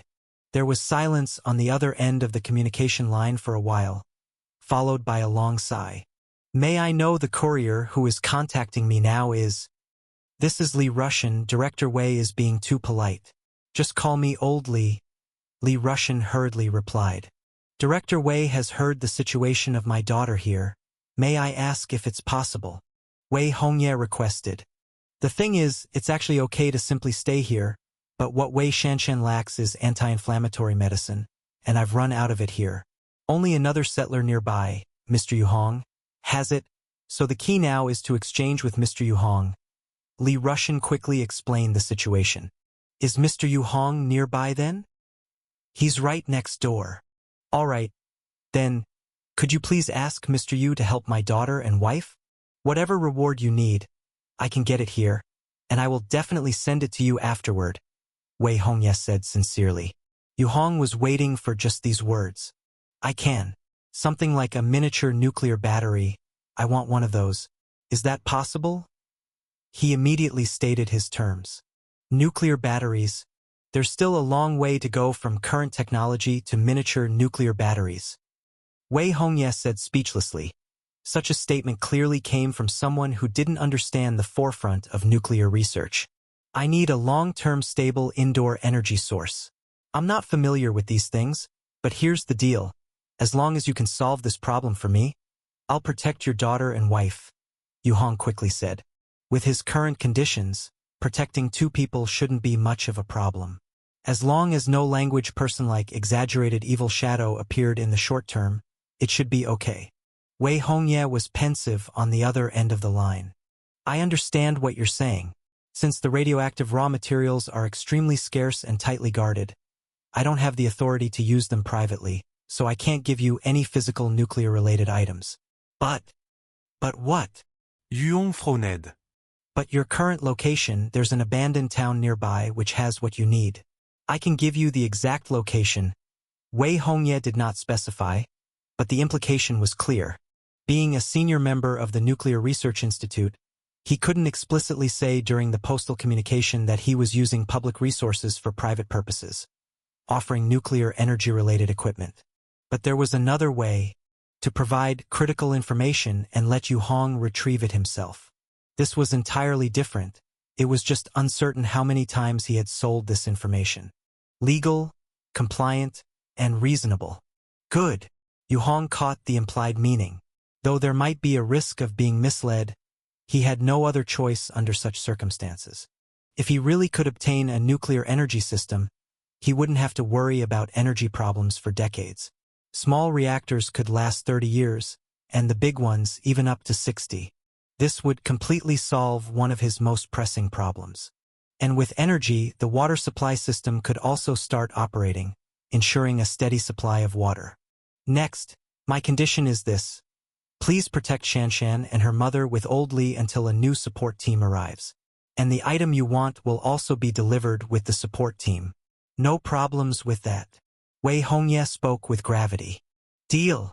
Yuong repliait swiftly. This was essentially a gamble. If it worked out, the benefits would be immense. If not, he would have wasted a few days, but it wouldn't matter much. But how can I be sure you're giving me real information? Yu Hong asked again. I can't guarantee. Wei Hongye paused for a moment before answering.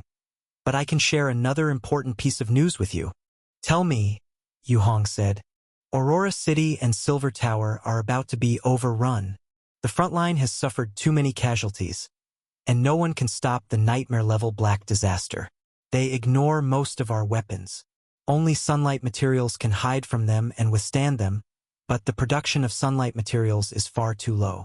Since the last Daredevil elite troops disappeared last month, the situation has spiraled out of control. Wei Hongye sighed. Out of control? What do you mean? Yu Hong became solemn, and Li Rushan's expression grew grave as well, clearly oblivious to this news. Out of control in the literal sense, the front can't hold. The real danger is approaching rapidly. These evil shadows are only minor troubles. War level, nightmare level, and even the recently emerged gate of despair. In the future. Wei Hongye's words made everyone present feel their hearts pound wildly. If the front can't hold, endless biters and evil shadows will pour into the inner districts. Then, the wilderness will no longer be this safe. The density and frequency will be many times higher than now, and those real threats will also rush in unobstructed, he continued. The United Forces. Li Rushan began. Let me tell you a fact, Wei Hongye said. The weapons and equipment of the United Forces are useless against many evil shadows and black disasters, including luminous stone weapons. They are endless, undying. Even the biters, once scattered by luminous stone weapons, will revive and reappear before long. So once the defense line collapses, those quickly regenerating monsters will also enter. What about nuclear bombs? Why not use nuclear bombs? Li Rushan couldn't help but interrupt. How do you know they haven't been used? Wei Hongye retorted. Chapter 88. Situation 2. Silence. No one present knew what to say. Yu Hong knew the situation was dangerous, but he didn't expect it to be this dangerous. That's the situation, Mr. Yu. The support team should arrive in about 10 days, though it might be delayed or come earlier. I wonder if you over there. No problem for me. Yu Hong calculated his supply of protein bars. His best supply came from the lizard jerky bought from Laoli. A bag of 10 sticks would last a normal person 2 days, but for him, they could last 10 days. That made a 5-fold difference round trip. Currently, he still had over 200 protein bars stored in his cave, which included the supplies from the last supply team and those from Li Rushan's own farming. Previously, Old Yu could supply a circle of people by farming on his own.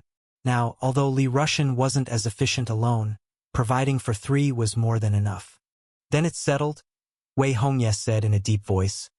The pressure on the front line is too high, and we're gradually opening gaps to relieve the loss from the pressure. For now, in a month, the Gate of Despair will endlessly release the Black Disaster, and your external threats in the wild will escalate sharply with the first wave hitting. Everyone, try to get close to the big city. The communication ended. Wei Shanshan cried with a face covered in tears, her eyes swollen like peaches. How are you planning to take care of Wei Shanshan and her mother? Li Rushan asked, looking at Yu Hong. Can they stay here? Yu Hong was considering that his place was a bit inconvenient. He couldn't let anyone into his current safe house. So the only choice was to stay in the post office basement. That's fine, but I can't handle their food and drinks, or medicine. Li Rushan shrugged. I'm already responsible for 4 shares. The burden is heavy. So what? Do you have any extra mushroom grow boxes? Yu Hong asked. He had to start handling the food situation himself too. It was only a matter of time. He originally hadn't planned it so soon, but the situation with Wei Shanshan forced him to plan ahead. It's simple, mostly we lack spores, and just so the group over in the village has some. You can trade with them for it. You have the manual on how to grow them, right? The records we found from Old Yu, right? Li Rushan asked. No problem. Yu Hong nodded and looked at Wei Shanshan, whose eyes were misty with tears. Let's go. First to your mom, and bring her here before talking further. Since they made the trade, it was time to act quickly, fast and decisive. Wei Shanshan shivered all over and nodded promptly. She opened her mouth as if to say something but ended up saying nothing, standing behind Yu Hong with her head down. Oh right, Old Li, since the supply team is no longer, does that mean the mailing too? Yu Hong suddenly thought of this issue. Sigh. It's not a channel issue, but the difficulty of mailing will greatly increase. I'll tell you once I get specific information, Old Li said helplessly. Without more words, Yu Hong led Wei Shanshan out of the stone house, holding a local network communicator, and returned to the cave's safe house. He didn't let Wei Shanshan in, simply asked her to take a talisman board and wait outside the courtyard. Then he put everything away, took out various tools, and quickly began looking for a spot next to the courtyard wall. Once he found it, he dragged wood from the nearby forest and started swiftly building a simple wooden house. In the afternoon, Wei Shanshan stood dazed outside the courtyard wall, watching Yu Hong swiftly dragging logs from the forest over a half-person-high wall. He carried 1 log in each arm, bringing in at least a few 100 pounds of logs into the yard. Then, taking out an axe and saw, Seemingly never needing rest or money for stamina, in just half an hour, he chopped the logs into neat planks. Using the planks, he constructed a simple wooden house, laid a layer on the ground, inserted long thick planks on all sides, made a pointy sloped roof, painted it with leftover waterproof paint, and finally pressed random leaves on top. A small wooden house, measuring 2 meters wide by 3 meters long, big enough to fit a large bed, was completed. The wooden house stood over 2 meters high, entirely in a light brown color, resembling a large doghouse. It was adjacent to the courtyard wall and had a thick plank floor, looking reasonably well made. "Let's go. It's getting dark. Let's get your mother here first." Yu Hong clapped his hands, looking at the enhanced red value detector, which had already finished. The enhanced detector had become smaller, fitting in hand like a cell phone. Its surface was much smoother, still black with an LCD screen, and without other changes. Yu Hong pressed the only round button switch. Beep. After a short sound, numbers appeared on the LCD screen. Current red value, -79.348. Impressive. Yu Hong silently praised in his heart. The previous accuracy was only 79, and now it had improved to 3 decimal places. He carefully looked at the upper right corner of the LCD screen, where a battery symbol was marked, with very tiny text underneath. Remaining time, 56 hours and 07 minutes. Asterisk, so it could be used continuously for 56 more hours. With the power off, there'd be even more time. Asterisk. Yu Hong breathed a sigh of relief internally. Before this, the red value detector could only be used for a few hours, mainly kept off. It was only turned on when something felt off to check the data. But after the enhancement, this detector could now be kept on for long periods to continuously monitor the surroundings. Just several hours of enhancement, absolutely worth it. Yu Hong went back into the cave, picked up another red value detector, and directly started a second enhancement. He planned to make one for Stammering Yi. After doing this, he called Wei Shanshan and headed towards Baiqiu village. The two quickened their pace, following the familiar gravel road to the village entrance. By then, the entrance had furniture moved by people and piled up to form obstacles, leaving only a small entrance in the middle. 2 young men guarding it sat behind the obstacles, holding long knives and pistols.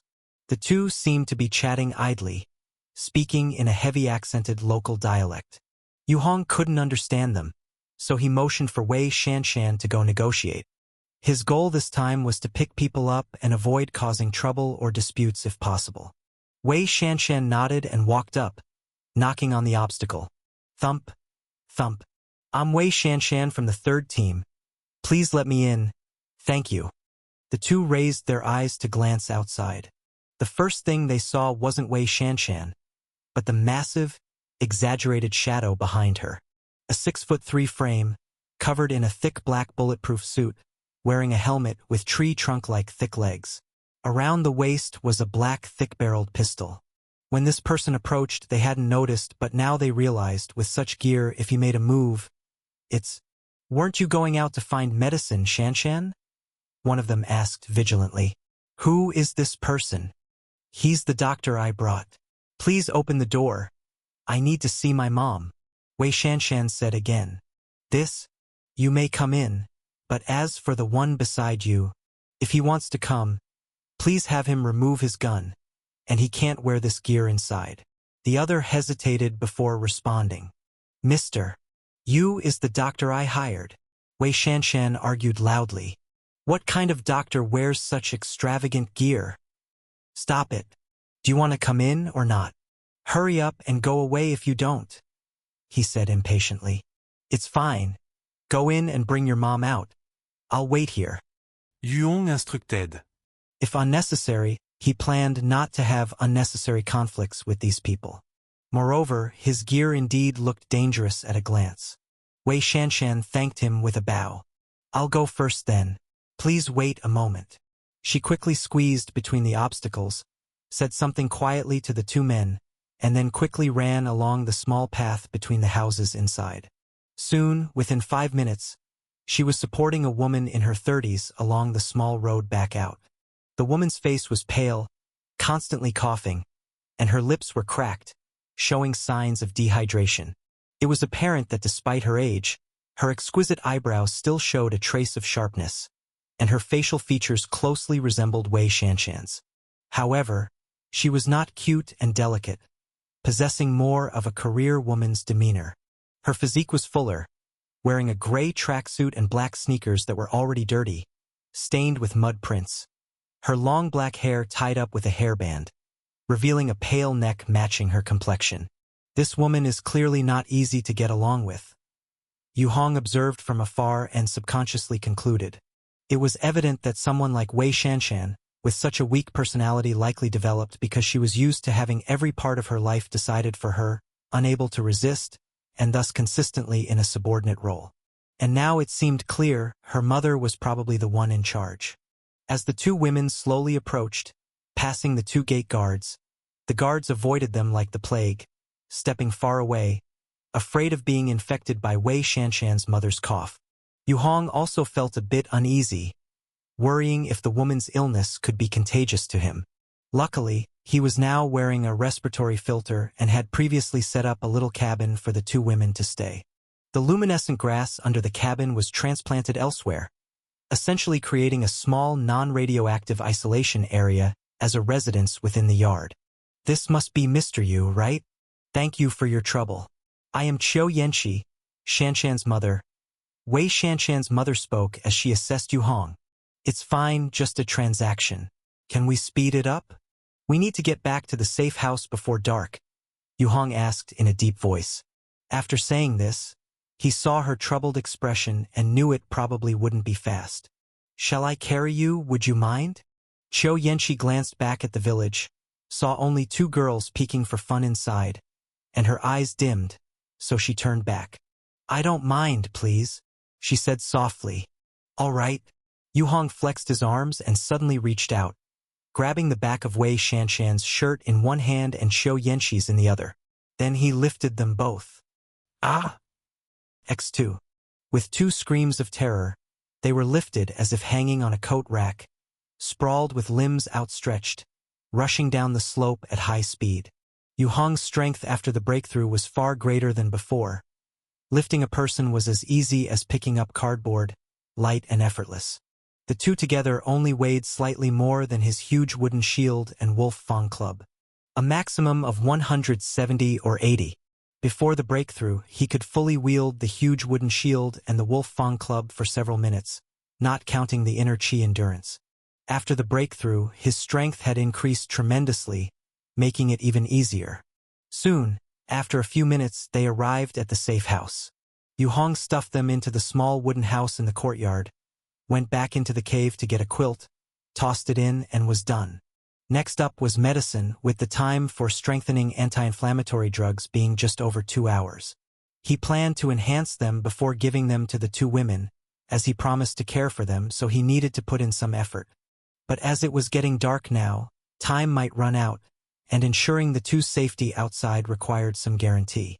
Yu Hong dug out the candle he hadn't used for a long time, poured a cup of hot water and brought 2 protein bars, handing them over to the two. Then bang! He closed the door and left them to it. Chapter 89. The Situation. Inside the slightly drafty new wooden cabin, Wei Shanshan and her mother Qiu Yanqi stood in the cramped room, surveying the small space that was just big enough for a person to turn around in. Creak. Wei Shanshan noticed that Yu Hong had even made them a door. She pulled the wooden door shut and lowered the attached bolt, locking it securely. Although it provided only modest security, it could at least prevent some invasion of privacy. Shanshan, you've suffered? Wei Shanshan had just closed the door when her mother gently hugged her. Hearing the extreme weariness in her mother's voice, and she couldn't help but feel a sting at the bridge of her nose. It's okay. I'm not scared. We've made it through so many times before, and Teacher Song has always taken good care of me, she replied with a bit of choking in her voice. It's all my fault. Blame me. We should never have fled with them. Qiu Yanqi hugged her daughter tightly, her face filled with guilt. She had guessed what her daughter wanted to do when she found out that Shanshan had put on a pretty dress and white stockings to go out. But at that time, she was too weak to stop her, and later, When the dizziness in her head had subsided a bit and she had regained a bit of strength, she almost got, remembering what had happened before, waking up to Song Mingshi's guilty behavior, and the unexplained slight pain in the sensitive areas of her body. Her heart was full of anger, frustration, and pain. But she dared not tell the truth, dared not tell her daughter why Song Mingshi took such good care of her. She could only acquiesce, because in her own powerless and sick condition, the only person she could count on to take care of her daughter's safety was Song Mingshi, an old suitor. As fellow college teachers, many of the colleagues who had once been friendly were now utterly unreliable. Never do this again in the future. I'm still here. I'm not dead yet. Qiu Yanqi hugged her daughter tightly, her eyes inevitably reddening. After a quiet moment, listening to the howling wind outside, Wei Shanshan hurriedly broke free to fetch the hot water and food. This is from Mr. Yu. Let's have something to eat first. Okay, I'll eat first. If there's anything wrong, you run back. There are people waiting for the response team over there. There is still hope. They won't completely wreak havoc. Qiu Yanqi, anxious, gave careful instructions. Okay. Wei Shanshan nodded quickly. And our cabin definitely won't keep out the blood tide tonight, but that Mr. Yu wouldn't have gone through so much trouble just to bring us here to die. So later you go ask him what exactly the arrangement is. Qiu Yanqi thought for a moment, then leaned into her daughter's ear and whispered a few words. Okay. Asterisk. Asterisk. Asterisk. Yu Hong dug out the previously reinforced anti-inflammatory medicine from the corner, split it in half with a knife, then walked over to the cabin door and slid open the shutter to observe the mother and daughter in the yard. They were tied to the energy he might get later on, so he had to make sure they were well taken care of. To be honest, Wei Shanshan was indeed cute, and there was an impulse to tease her intensively. If it were peacetime, Yu Hong might have had the kind of thoughts all men have. But at a time like this, as a crisis kept approaching, any guy who dared to obstruct or drag him down would surely be kicked far away by him. He looked outside at the sky that was about to go completely dark. He took the medicine, opened the door swiftly, and stepped into the courtyard, approaching the small wooden cabin. Knock, knock, knock. He knocked on the door. Who is it? The vigilant voice of Qiu Yanqi came from inside. It's me. You can rest assured to stay. I have an array arranged around the yard. You don't need to worry about bugs getting close at night. Also, I've left medicine outside the door for you to pick up. The instructions are on it, and another thing. Yu Hong paused. Don't walk around in the yard if it's not necessary. The place is set up to repel bugs, so the red value is very high. Only your house location is safe. He had specifically moved the luminous grass from this part of the wooden cabin to get rid of the radiation, and now that the large array had taken shape, the radiation was more contained, no longer indiscriminately radiating, so this small area had no significant red value negative effects, which meant little harm to the human body. Understood, thank you. Qiu Yanqi replied softly. All right, I'm going back now. If you need anything, you can find me during the day.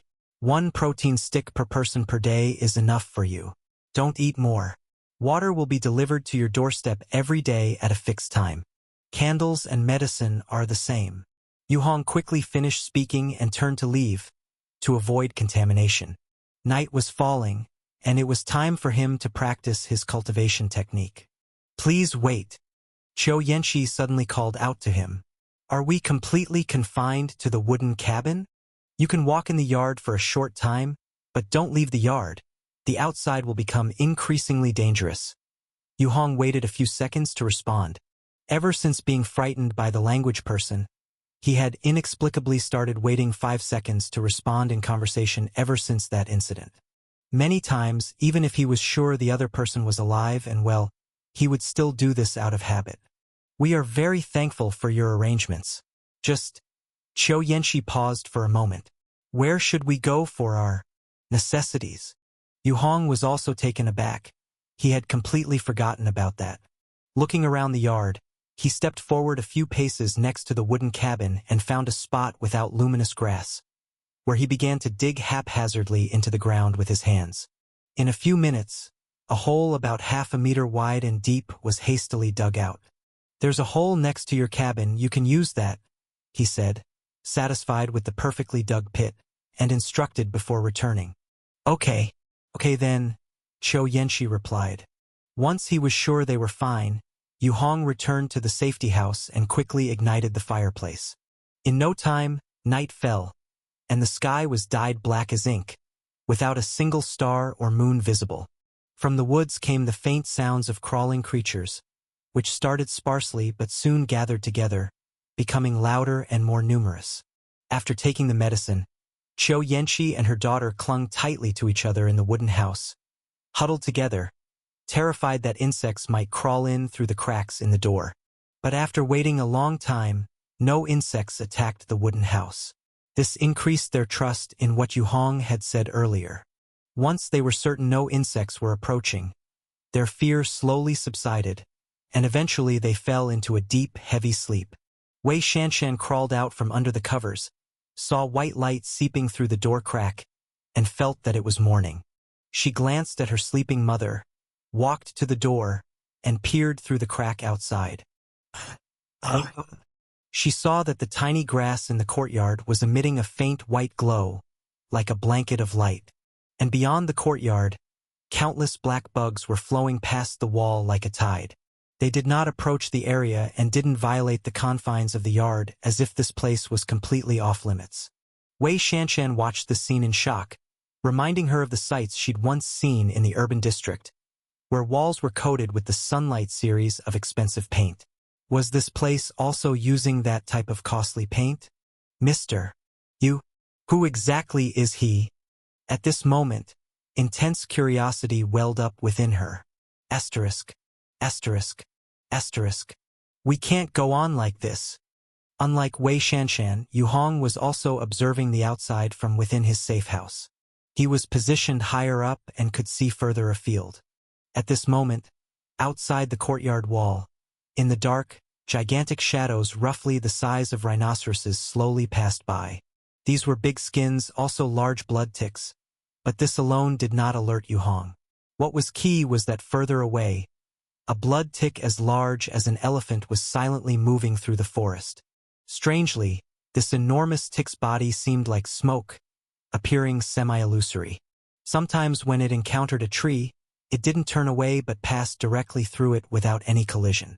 This elephant-sized tick was currently passing by the courtyard. Unlike the other ticks, it slowed down, paused, and edged slightly closer to this side. A soft hiss came from the behemoth as it slowly approached the wall. Its body, smoke-like and ethereal, passed through the wall. As it entered the courtyard, it recoiled as if electrocuted and quickly withdrew. This repeated 3 times. The elephant-sized tick finally gave up and slowly moved away from the yard without haste, heading toward another area. Yu Hong's expression changed slightly. He recognized where it was heading: Baiqiu Village. Thank goodness the array is complete. Otherwise, my main gate might not have held up. The array's thousands of negative red values clearly repelled the giant tick, eventually causing it to leave. Had it been the environment with only hundreds of negative red values before, it might not have been enough to drive away such a creature. At that moment, Yu Hong was immensely relieved about his decision. Without the array, he would have had to waste a lot of his reserve talisman arrays to temporarily repel the swarm. He watched the elephant-sized tick leave, then he took out his enhanced red value detector and turned it on.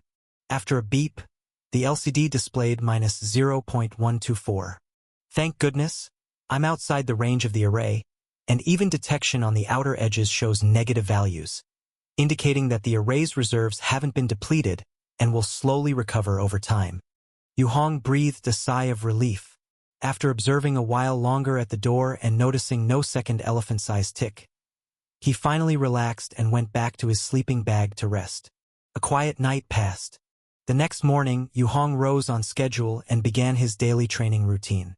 With his strength significantly enhanced, he could no longer train in the cave. A little carelessness could cause unnecessary damage. So he switched to training in the newly excavated basement. In the basement, illuminated by pale green fluorescence, he put on the heaviest reinforced polar bear suit, then took up the giant wooden shield and Wolf Fang club, and started on the second layer of training. The second layer also had only one move, the side grab and kick. This move was meant to be used in close combat, grabbing the opponent's arm and kicking sideways. Since there was no sparring partner, Yu Hong could only practice in the air. With the heavy load, he thought for a moment, put down the Wolf Fang club, and reached out his hand in a forceful grabbing motion as if capturing something, then pulled back. He then lifted his foot for a kick. The whole process consisted of 3 steps: grab, pull, kick. Combining this with a special visualization, gradually, over time, his practice became more skilled and began to speed up. And with the repeated exercises, streams of mysterious air started to seep into his body from nowhere, turning into countless grain-like particles, converging toward his dantian in the abdomen. During this process, Yu Hong vividly felt his body heating up and becoming stronger bit by bit. He didn't know if this was an illusion, but the sensation of feeling himself grow stronger was somewhat addicting. About an hour later, Yu Hong, exhausted and completely drained of strength, unable to move, stopped training. He sat down on the floor and slowly caught his breath to recover. While resting, he began to ponder again how to develop a cultivation technique that could deal with shadows and evil shadows. Chapter 90. Situation at Bureau 88. Heavy leg skills foundation comes from the basic leg techniques taught by Old Lee, with the primary function of strengthening the body. Only with this complete foundation can one obtain recognition from the black mark and become strengthened.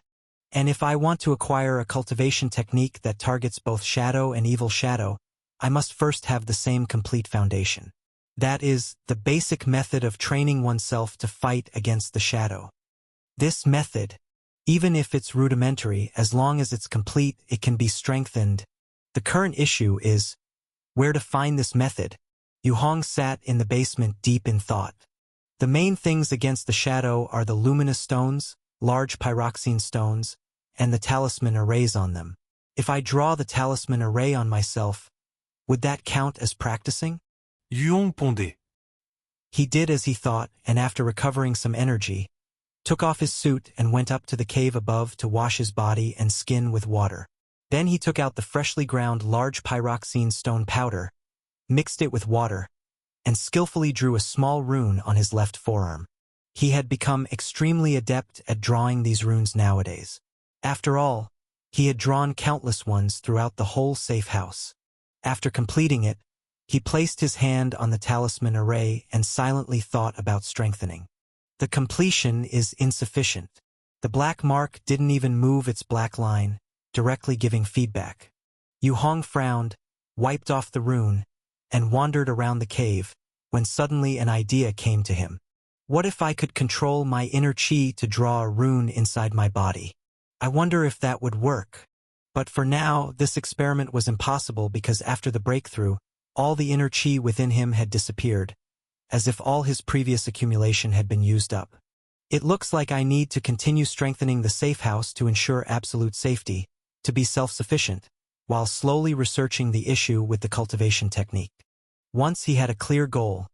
He cooked something to fill his stomach and put on the smelly, strengthened polar bear suit and opened the large door.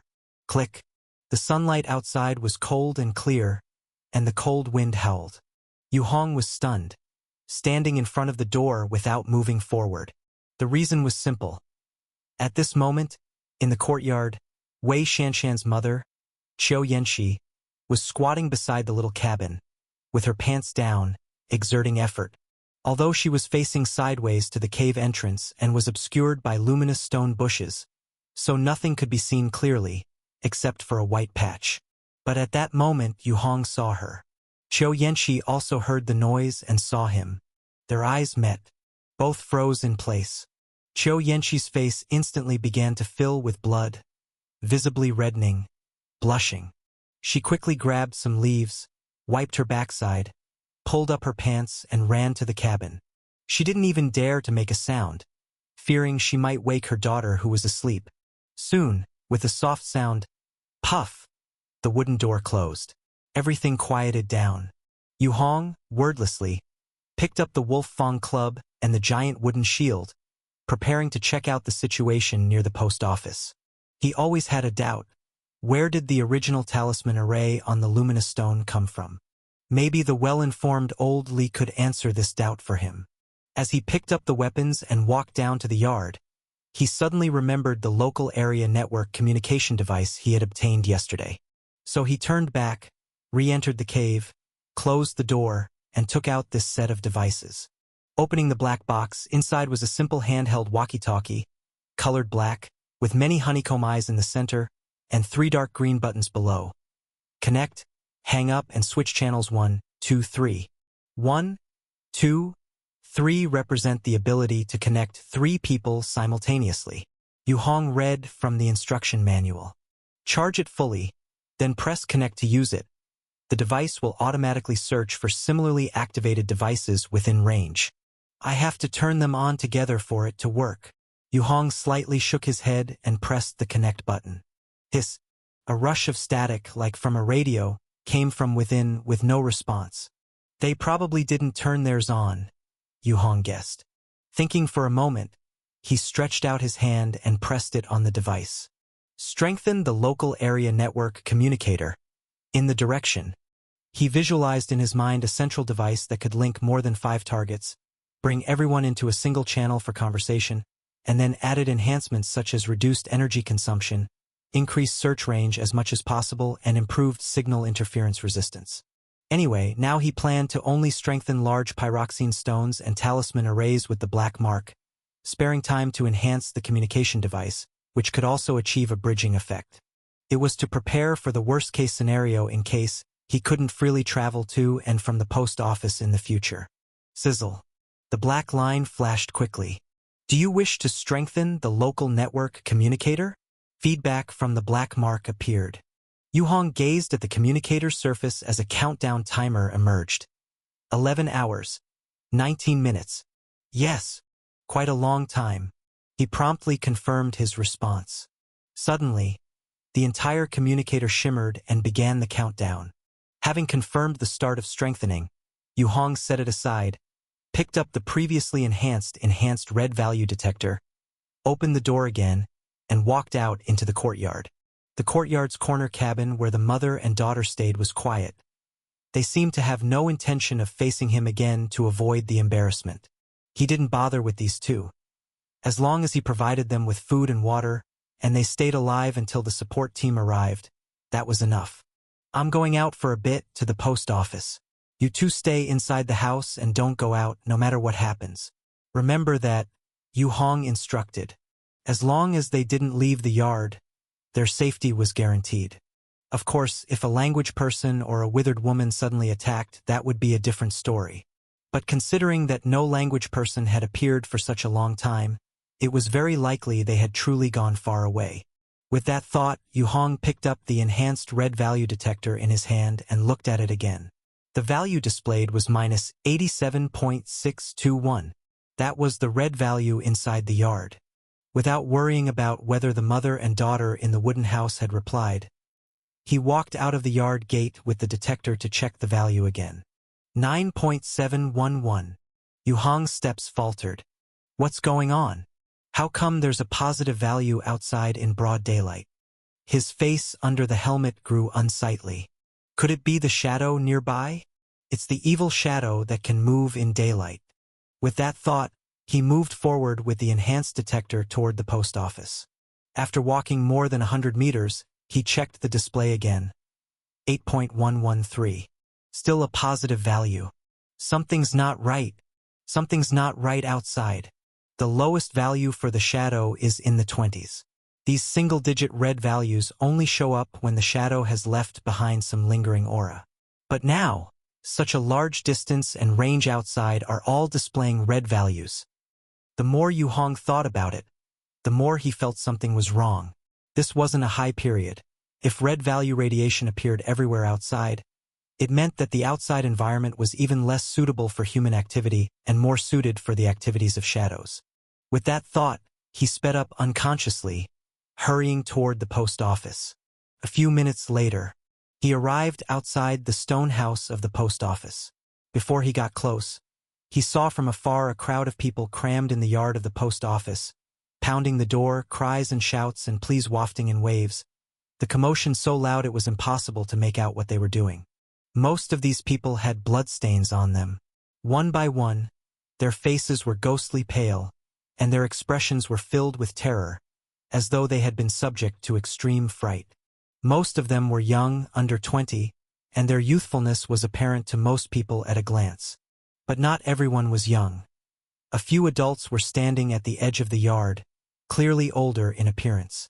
These few were dressed in blue-black stab-proof suits, with firearms and daggers at their waists.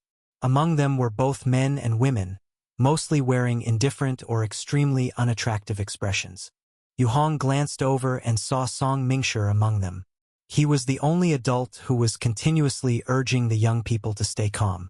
Yu Hong's approach was quickly noticed by the crowd. A multitude of gazes converged on him, and the crying and shouting gradually subsided. They were evidently on guard, unsure of Yu Hong's identity and purpose. Song Mingshi was the first to recognize Yu Hong and remembered the squad members they had met before.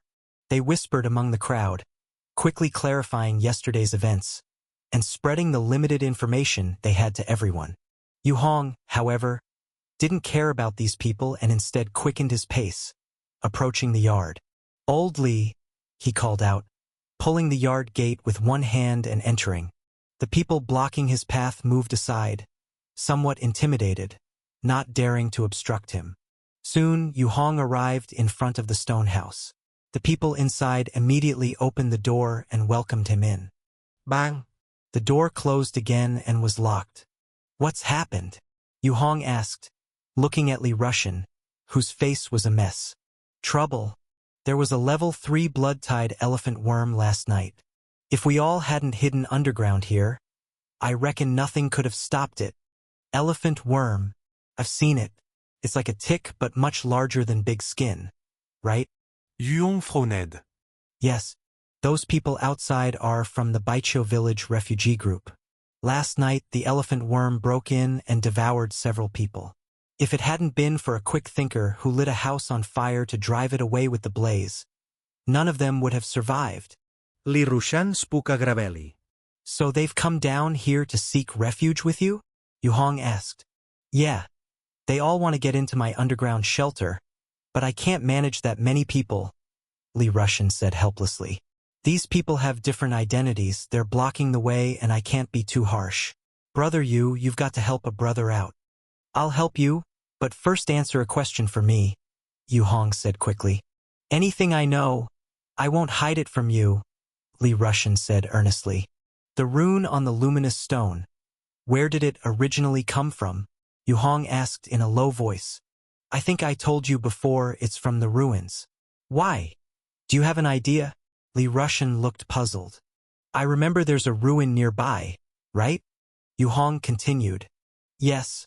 Ruins usually have accompanying pyroxene or nearby, and that's the reason I'm here. These people came here because of that, too. A large amount of luminous stone might be radioactive, but it can still avoid the evil shadows. It's a lesser of two evils. Getting sick is better than dying immediately." Li Rushan nodded. "Have you been to the ruins?" Yu Hong asked.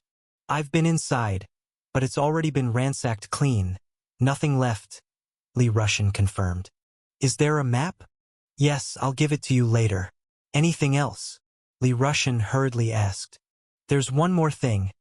I noticed the red value was off on my way here," Yu Hong said. "What's wrong with it?" Li Rushan asked, puzzled. "Outdoor red values are usually 0. What could be wrong?" "The red values kept between 8 and 9 on my way here. I suspect there's a big change outside." Yu Hong spoke in a somber tone. Chapter 91. Test 1. "Are you sure you saw it right?" Li Rushan's face changed instantly. He even put aside the matter of asking Yu Hong for help. His eyes widened as he stared intently at him and asked again. "You have a detector yourself. Take it out and test it to find out." Yu Hong nodded. "Damn!" Without another word, Li Rushan pulled out a detector and dashed out the door, ignoring the people in the courtyard. Before they could react, he was out of the yard and ran into the forest outside. pressing the button. Soon, his complexion turned extremely ugly, and he swiftly returned to the courtyard. Without concerning himself with anyone else, he went back inside the stone house and closed the door. The big one is coming. This is a sign of a full-blown blood-tide outbreak. Yu Hong, you go back now, and help the people outside if you can. Take as many as possible, or none of them will survive tonight. Since I promised you, I won't go back on my word. Yu Hong nodded. He also had some ideas about how to accommodate these people. If worst comes to worst, we can throw them into the mining area, he suggested. It's no use, the mining area might be safe, but the radiation will turn them into idiots, which is meaningless, Li Russian sighed. But at my place, I can only accommodate 4 or 5 more people at most. Yu Hong thought for a moment. Building 2 more wooden huts in the courtyard, each housing 3 people, should not be a problem if he transplanted the luminous stone grass a bit further outside. However, he had no obligation to take on such burdens. Protecting more people was of no benefit to him. Wait, benefit? Yu Hong narrowed his eyes. Let's talk about compensation. When I agreed to shelter Wei Shanshan and her daughter, it was for a fee. If others want to come over, it can't be for free. What do you lack? What can they offer? Will you negotiate with them yourself? Old Li sighed. These people have many resources behind them, but the problem now is, with the environment deteriorating, I worry about the rescue team. Yu Hong's expression also changed slightly. If the rescue team can't make it, what do you plan to do? When the time comes, we can only... Li Russian clenched his teeth, not finishing his sentence. He couldn't possibly sacrifice the lives of himself and his daughter to protect a group of strangers. Uncle, are we going to die? Izina, who had been standing quietly to the side, suddenly asked. Her large eyes were fixed quietly on Yu Hong. No, we won't. Yu Hong looked at her soft, plump little face, reached out to pinch her cheek, and forced out a smile. Your dad is very strong. He will protect you. Nana. Li Russian gently picked up the girl and handed her over to a beautiful woman who had come closer. You go and rest with Aunt Lin for a while. Daddy's got something to take care of, and he'll come to see you later. Okay. Izina nodded obediently and curled up silently in the woman's embrace. All right, I'm going back now. Give me the map of the ruins, Yu Hong said. His main purpose here was to try to figure out the source of the runes and to gather more information to counter the shadows. Actually, you don't need a map. The structure of that place is very simple. Just go straight ahead, deep inside. It's shaped overall like an L. You'll know it when you get there. But be careful, the ruins have a lot of radiation because they are next to the mining area. There might also be changes inside. After all, I haven't been there for a long time, Li Russian warned. Okay. And about bringing people along. That's your job. You handle it, Yu Hong said, uninterested in getting involved. With no choice, Li Russian had to go out the door and start loudly inquiring about the situation of the group. Then he asked if anyone was willing to follow Yu Hong to another safe house. But after asking several times, no one was willing. The crowd had changed from their previous clamor. Although they were frightened and in turmoil, no one was willing to leave the postal office's underground civil defense measures to go to an entirely unknown safe house. Squeak. Yu Hong pushed the door open, quietly agreed with Old Li on a fixed time to turn on the communicator, then looked at the group of men and women in the courtyard. No one paid any attention to him. Clearly, everyone trusted the reputation of the postal service workers more. 2 military officers who looked like leaders even tried to approach and negotiate with Old Li to get some warm supplies and to arrange for key members of their team to be accommodated in the underground facilities first.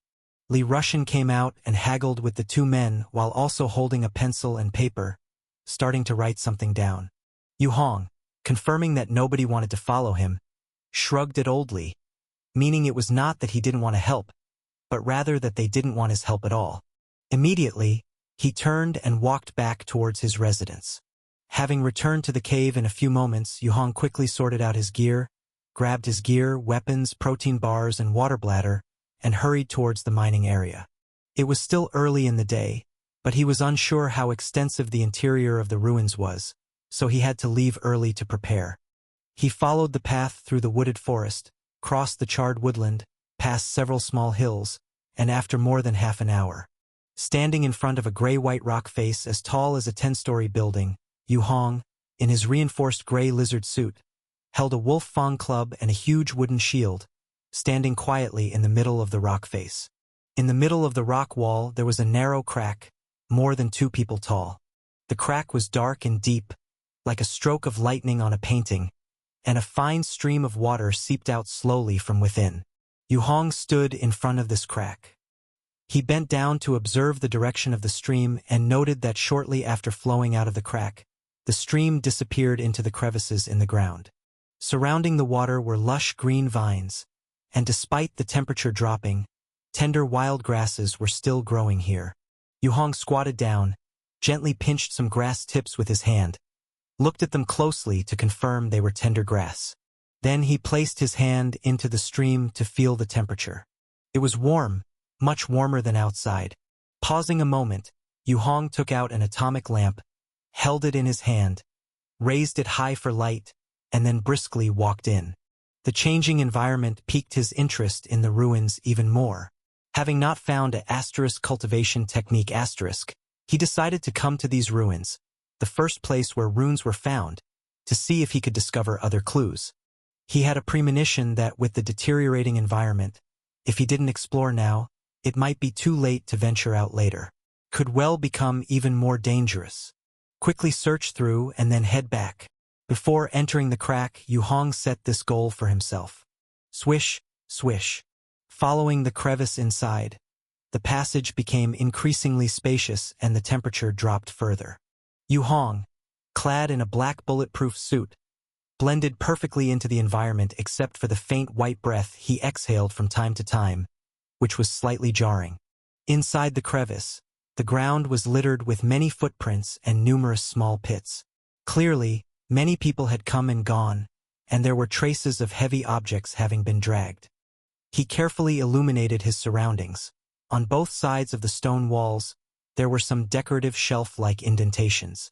These indentations were empty, but most bore the traces of objects that had once been placed there.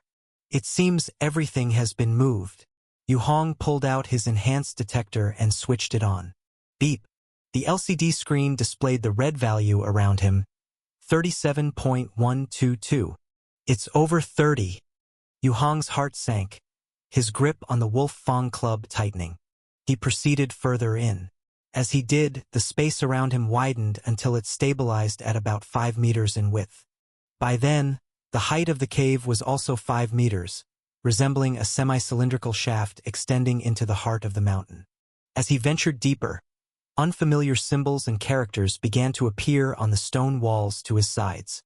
These symbols, written in black against the glow of the green light, looked like claws marks left by some monstrous creature. Apart from these, the creek that ran along the floor of the cave began to be flanked by small, broken stones. Most of these stones bore incomplete and fragmented runes. They were scattered evenly like pebbles on a riverbank, all uniform in their ashen white color. Crack. Yu Hong bent over, wedging the atomic lamp under his armpit to free his hands, and picked up a stone the size of a chicken egg. The black lines on the surface of the stone looked very familiar to him. Isn't this a luminous stone rune? The most primitive version of talisman arrays. He suddenly recognized the pattern of the runes. Putting down the stone, he picked up another and found the same rune, only the stone was broken, with just a fraction of the rune remaining. Yu Hong began to pick up the stones one by one to check and found they all bore the same rune. Standing up, he exhaled, and a trail of white smoke briefly joined the cold air. Then, using the light, he examined the murals on both walls, which depicted a script of black characters completely unknown to him. Both sides of the cave featured the same script. After scrutinizing them for a while to no avail, he continued onwards. Before long, the cave reached its end. A tall black stone wall loomed up, abruptly halting Yu Hong's advance. On either side of the stone wall, many small holes dotted the walls, silently bleeding thin streams of water.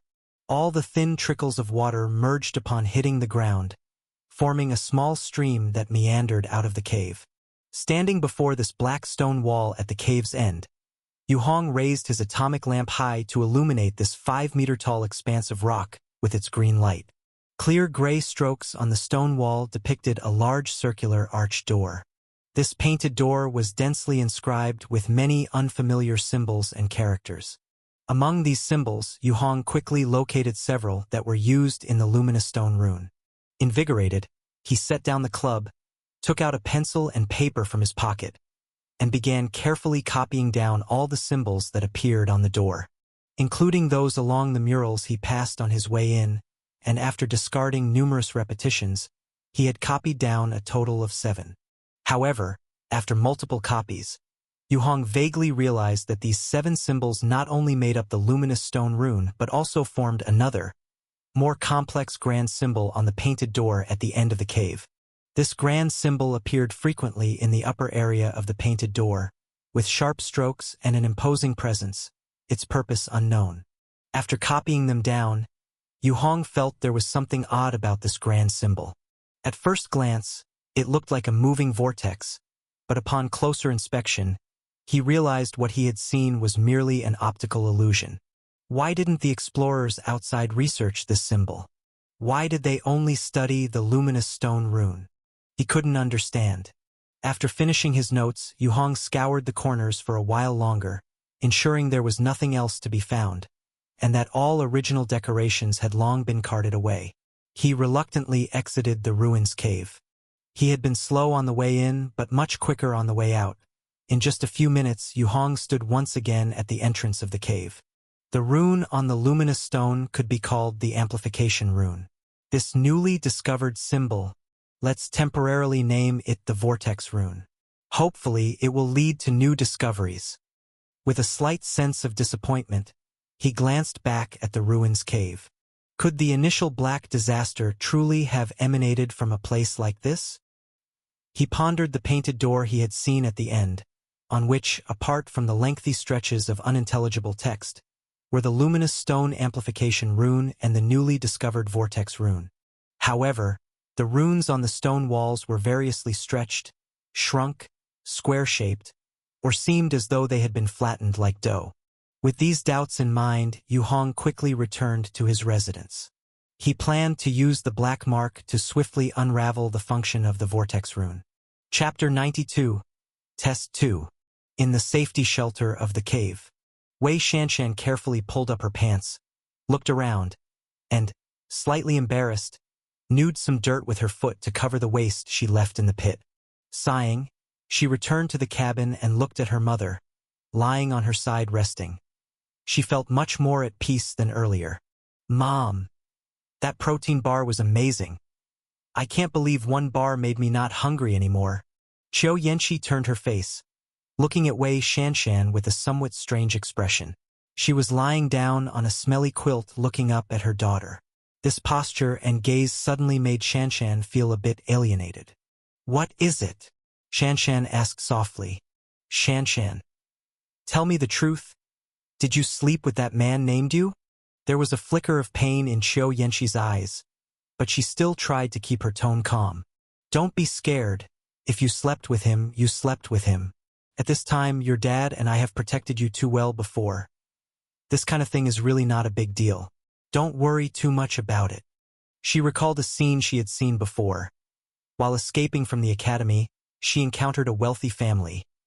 Their daughter, who had been treated like a princess, traded her body for some food for her father but was beaten and humiliated, ending up jumping to her death out of despair. She didn't want her daughter to end up like that. As long as one is alive, there is hope. "I didn't," Shanshan blushed, looking down. "Nobody fancied me. When they heard about my dad's job, they just—" She thought her mother would be relieved to hear this, but on the contrary, Qiu Yanqi's expression hardened even more. In such a lawless time, he can still suppress his natural desires, not indulge in his urges. This man, this Mr. Yu, seems to be a very disciplined and even fearsome person, Qiu Yanqi said solemnly. "Mom, what are you worried about? Isn't it better this way?" The more capable Mr. Yu is, the safer we are. Shanshan did not understand. If the reward your father can offer pleases him, then all is well, but if it's not to his liking, we are of no value to him. Qiu Yanqi shook her head. In that case, if he really had designs on you, I'd feel a bit more at ease. Mom, what are you talking about? Shanshan was utterly confused. Let's not talk about this. Tell me, last night, did you see that grass in the yard that glows? They can actually act like sunlight materials, keeping the blood tide at bay. And, having stayed here for such a long time, did you hear any tricks from the evil shadow? They didn't make any noise at all, right? Qiu Yanqi had taken her medicine, and now her mind and strength had significantly recovered, clearing her thoughts. Do you understand what this means? She looked at her daughter with a peculiar expression. If Dad can get some samples of this grass, maybe he could research something. Shanshan nodded. She understood the value within. Mr. Yu is no ordinary person. To survive in the wild like this, living comfortably and ensuring his safety, he must have some hidden trump cards. Those glowing grasses that drive off the blood tide must be his reliance. Qiu Yanqi stated somberly. But what does that have to do with us? Shanshan asked puzzledly. Can't we just wait for the rescue team to come? My silly daughter, do you really think once we're with your dad, we will be completely safe? Qiu Yanqi chuckled bitterly, rubbing her daughter's cheek. Your dad is only a deputy director at a city research institute, and one of 3 deputy directors at that. His authority and position don't even compare to the directors or higher. But if we can get the secret of how Mr. Yu avoids the blood tide, and give it to your dad to expand the research, then we could continue trading with Mr. Yu, see if he's willing to exchange. Shanshan lit up as she heard this. What do we have that he would want? Your dad sounds like he's a deputy director, but he really doesn't have much in terms of resources and authority. The intel he provided before was all he could support from afar. Qiu Yanqi shook her head. What should we do then? Shanshan also grew distressed. Just when she saw a glimmer of hope, she suddenly didn't know how to pursue it, making her quite uncomfortable. Let's just observe for now, no rush. I'll think of something. Qiu Yanqi's eyes flickered with determination. First, let's try asking about his willingness. If that fails, we'll think of other methods. Crunch, crunch. At this moment, heavy footsteps rustling through dried leaves came from outside. The footsteps were heavy and powerful, clearly showcasing Yu Hong's walking style. Creak! The wooden gate of the courtyard opened as Yu Hong, with a stick in hand, walked in. Passing by the cabin and glancing at the door, he saw through the crack that the mother and daughter were still inside. Reassured, he walked toward the cave entrance, about to open the door. Mr. Yu, please wait. I'd like to talk to you. Qiu Yanqi's voice came from behind. Her voice sincere. As the wooden door opened, she leaned on her daughter for support, stood by the door, and looked in his direction. Yu Hong turned back, sizing her up again. This woman in her late 30s or early 40s was well maintained. Cleaned up, she looked almost 27 or 28. Standing next to her daughter, they seemed like sisters. Especially her figure, which was much more voluptuous than her daughter Shanshan's. Her sportswear hardly concealed her curves. Is there a matter? Yu Hong and relented his gaze, saying calmly. Yes, I wanted to ask him, how do you keep the insects from the blood tide out of this yard? Is this method something you would trade with us? Qiu Yanqi spoke earnestly. The situation outside is worsening, and solar materials are in very low supply. If there could be a second alternative, imagine how many lives could be saved. Your kindness now could change countless lives. What would you trade with me? Yu Hong asked directly. I can share this method, but what would be my compensation? He could indeed share the luminous stone grass to curb the increasingly dire situation outside. But he personally didn't think it was that useful because the grass was too fragile. Without aiding its growth with inner qi, it could easily be wiped out. Previously, an evil shadow had come, completely destroying 90% of it, leaving only a few seeds on the periphery, which had only just recovered. This means that the object has a limit, and once exceeded, it cannot be restored and will be instantly destroyed. the flaw is significant. Compensation. We can compensate with supplies. Once the support team arrives, we can pay you, and also, you can come with us to Hope City. After entering the city, we can arrange a very good job position for you, Qiu Yanqi said sincerely. Supplies. Yu Hong responded non-committally. Let's talk about that later. The current problem is not that there's not enough solar material, but that the black disaster cannot be completely eradicated. It scatters and quickly recovers. In such a case, no matter how much substitute material there is, it's not very useful. Mister, you could talk to my husband. He also researches in this field and will definitely have a lot in common. Joining the research institute, the treatment will be much better than ordinary people.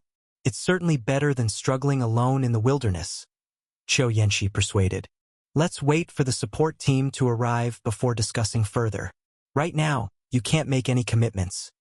Yu Hong bluntly interrupted her and turned to open the door and go inside. Qiu Yanqi watched helplessly as the heavy wooden door shut, patting her daughter's arm. This man is definitely a formidable character. His outfit seems like the market-available gray lizard suit, but it looks much thicker and more upscale. Plus, he can produce special anti-inflammatory medicines and protein bars. If he could protect us all the way back, the safety would definitely be very good. So, Mom, what do we do next? Wei Shanshan asked naively. Don't rush. There is still time. Let's think about it first. Qiu Yanqi shook her head. Bang! The wooden door locked. Yu Hong quickly took off his suit and breathed in some fresh air. Then he sat on a wooden stool and took out the new rune he had just transcribed. The vortex rune was only the size of an egg. Surely he didn't have the skill to transcribe something so small. The transcribed rune was as big as a pomelo. Yu Hong moved the items on the wooden table aside, laid the transcribed paper flat on the table, and then transcribed a second copy with a charcoal pencil. After finishing, he checked the communicator that was still being enhanced, then simply lay down and took a nap to replenish his energy. When he woke up, it was already getting dark outside, and the enhancement of the communicator was finished. Yu Hong sat up, took the second transcribed rune, and then stretched out his hand to press on it, silently muttering. Enhanced Talisman Array, direction. Disperse Shadow. He set a random direction and then watched the black mark secrete black lines merging into the rune. Incomplete. As expected. A smile appeared on Yu Hong's face. This was his intention, to use the black mark to indirectly judge what this rune was really for. The foundational condition for black mark's enhancement is that it must meet the most basic components. If you randomly take a stone, thinking of enhancing it to a large pyroxene stone, that's simply impossible. Because an ordinary stone doesn't have the function of dispersing shadows. The effect of the black mark is to strengthen, to evolve, to upgrade, to synthesize. But it's not creating something out of nothing. Yu Hong had been using the black mark for so long, he already had a deep understanding of it. That is to say, as long as I keep trying different enhancement functions, being rejected means it's not that function. I immediately switch until the black mark recognizes it and can be enhanced. The function that ultimately can be enhanced will definitely be the real purpose of this vortex rune. Staring at the unfamiliar rune before him, he continued to silently chant for enhancement. Enhanced Talisman Array, direction. Locate, perceive. Black lines flowed out. Incomplete. Enhanced Talisman Array, direction. Attack, damage. Incomplete. Each attempt and each feedback was incomplete. Yu Hong patiently kept trying. Time flowed slowly, and gradually, he had tried almost every direction he could think of. Still, the results were incomplete. This made his brows gradually furrow. Could this rune truly be useless? He wondered. No matter. There's still one thing I can try. Apart from enhancement, the black mark also had a synthesis function. Yu Hong picked up a piece of paper, placed it on a luminous stone with a talisman, and then stretched out his hand to press on it, silent muttering. Directly synthesizing this rune with other objects, and comparing the differences before and after the synthesized item, could also determine the approximate effect of this rune. However, this process was slower and not necessarily complete. Chapter 93, Rune 1. The new research method required the consumption of an enhanced duration using the black mark, but luckily, after Yu Hong combined the vortex rune with the luminous stone, there were only a few minutes left on the countdown. He waited for a short while and then obtained a small pyroxene bearing a completely new set of runes. Picking up the luminous stone, he examined the runes on its surface. The new runes integrate the enhancement rune with the vortex rune, and it's not just a simple combination. The placement and order of the internal symbols have changed. However, the material of the luminous stone remained the same, the ordinary one. He took out the enhancement detector and pressed it beside the luminous stone. Beep. The detector's LCD screen displayed the value, -7.221. There's not much difference from before the detection. Yu Hong frowned slightly. He had checked the data before taking out the stone, and the numbers only fluctuated around this value. The red value of an ordinary luminous stone was actually quite low, primarily determined by its volume. And generally, after being mined, ordinary luminous stones would slowly break into similarly sized pieces over time. Maybe the vortex rune itself doesn't have an immediate effect. Maybe it needs time to ferment. Yu Hong took out paper and pen to make another record. The paper already held a large number of attempts using the black mark. He had already eliminated many possible directions. What if I just used the vortex rune alone for drawing? Yu Hong thought of another method. He quickly took another small pyroxene and began drawing a vortex rune on it with a charcoal pencil. Then, he tested it again with the red value detector and noted the data. But the result was still useless without any change. Yu Hong was not discouraged and began to use other items as carriers for the vortex rune. He continued testing little by little. The sky gradually started to darken again. Huh? Why is it getting dark so quickly? Yu Hong snapped out of his experiments and looked through the door's peephole. He took out an enhanced communicator, which had transformed into a square plastic box surrounded by 4 speakers. At the very top, there was a row of buttons and dials, each marked with functions and numbers on one side. Yu Hong examined it and found the switch on the lower side, flipping it on with a click. Instantly, a burst of clear electrical static noise emanated from the speakers. But quickly, the static vanished, replaced by faint voices. 4 days. In 4 days we will face. Too many people, still a lot of supplies. Reduce. Kick out. I disagree. Everyone has come together through the hardest times. Now as we approach, several people seem to be arguing on the other end of the communicator, with old Li's voice also among them. He seemed calm, listing the longest time the existing supplies could last, but the rest wasn't very clear. Yu Hong tapped the communicator, generating a few snapping static noises. The noise was loud, immediately catching the attention of the other side. Old Li, can you hear me? He asked in a deep voice. Very clearly. Is your signal that good? Li Rushan seemed surprised. Clearly, he wasn't aware of the quality provided by the Black Mark's products. Not bad. Let's get to the point. I need to consult you on something, said Yu Hong quickly. He had agreed with the other side to activate the communication every day at a fixed time, but the electricity used for communication should not be wasted frivolously. If there was nothing to discuss, he would choose to turn it off to save power, then wait until the next day. This function was actually quite inconvenient and outdated. Yu Hong really wanted to complain about why they couldn't make it like a telephone, with either a ringing or a vibrating alert instead of needing both devices to be on to establish contact. What is it? Li Rushan was also pleased with the quality of the call.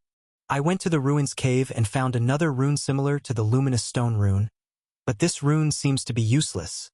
I wonder if you have any research on it on your side? Yu Hong asked bluntly.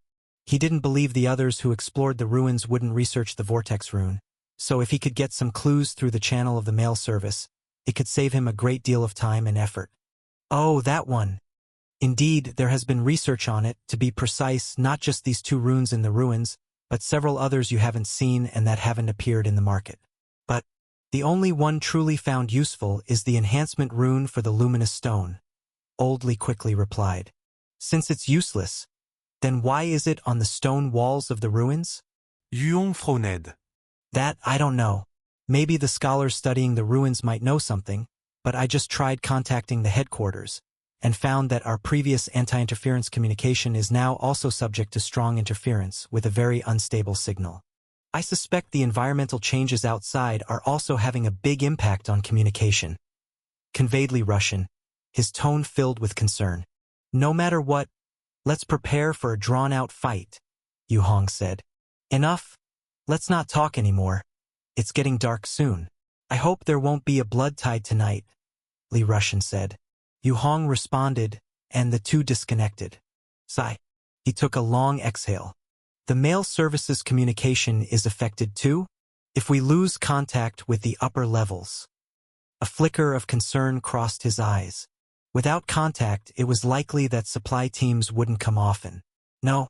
With the current increase in outdoor hazards, it was very likely that supply teams wouldn't come at all in the future. If the luminous grass outside can't disperse the blood tide, then it will be up to the door of my cave to withstand it. But the current strength of the door is likely insufficient to cope with the blood tide. Having swiftly assessed the potential dangers, Yu Hong decided it was necessary to fortify the door. The mother and daughter in the courtyard outside would leave sooner or later. There was no need to worry about them. However, if the supply team couldn't make it, they would have to rely solely on themselves, being completely self-sufficient. Fortify the door and also need to increase the volume of the safety shelter, making space for storage and cultivation. Separate areas for washing and excretion would be best too, to prevent moisture from causing mold. A training space is needed as well, and a testing laboratory. It's best to leave as many compartments as possible at once, to prepare for future expansions. Having confirmed his future plans, Yu Hong roughly sketched a map of the underground chamber structure, preliminarily deciding to develop 5 compartments, one of which needed to be fairly large, intended for indoor training and experimentation. Having decided the position for each compartment, he glanced outside. The sky outside the door had completely darkened, but there was no blood tide tonight, only quiet darkness. There was no moonlight in the sky. The moon was obscured by clouds, with only occasional specks of starlight serving as the lone sources of illumination. Outside the cave, the luminous grass swayed gently with the wind, dispersing a soft and bright white halo. Yu Hong had slept during the day, and now feeling energetic, he simply cooked some protein soup. After eating, he began to train. He focused mentally and trained for 3 hours, exhausting his physical strength as much as he could. Just as Yu Hong was about to finish up and prepare to rest, suddenly, in the last moment of his training, a faint noise emanated from deep within his abdomen. A large number of unknown, exotic particles were penetrating his pale skin and fatty layer at that moment, passing through the red muscle layer and incessantly burrowing into the location of Yu Hong's dantian. These particles were much finer than dust, seeming solid yet also able to easily pass through solids, as if illusory. This strange state lasted for about 10 seconds before slowly disappearing. Yu Hong gently touched his abdomen, finding the skin slightly cold there, as if it had just touched ice, chilling to the bone. And inside his abdomen, he could clearly feel a new, cold strand of inner chi slowly forming there. The first inner chi of the second layer is finally cultivated. Yu Hong compared it with the description in the heavy leg skill, finally letting out a sigh of relief. Without inner chi in his body, though his physique was greatly enhanced, it still wasn't enough to give him peace of mind. Now that he had accumulated inner chi again, it brought him a great sense of security. With inner chi now, I will start expanding the basement tomorrow, he thought, feeling reassured. Inner chi was not only a strong asset for stamina, but also could accelerate the recovery of luminous grass and provide more energy for strengthening the black mark. Its uses were quite extensive. With tomorrow's plans set in his mind, Yu Hong prepared to finish up and go upstairs to rest. But just then, a flash of inspiration in his mind halted his steps, and he stood frozen in place. Wait! If the wall can be comprehensively strengthened, and the array can be comprehensively strengthened, why can't the safety shelter also be? Standing in the green light, the brightness in Yu Hong's eyes grew more pronounced. He stood silently for a moment, then suddenly crouched down, pressing a hand onto the ground. Strengthen the entire safety shelter direction.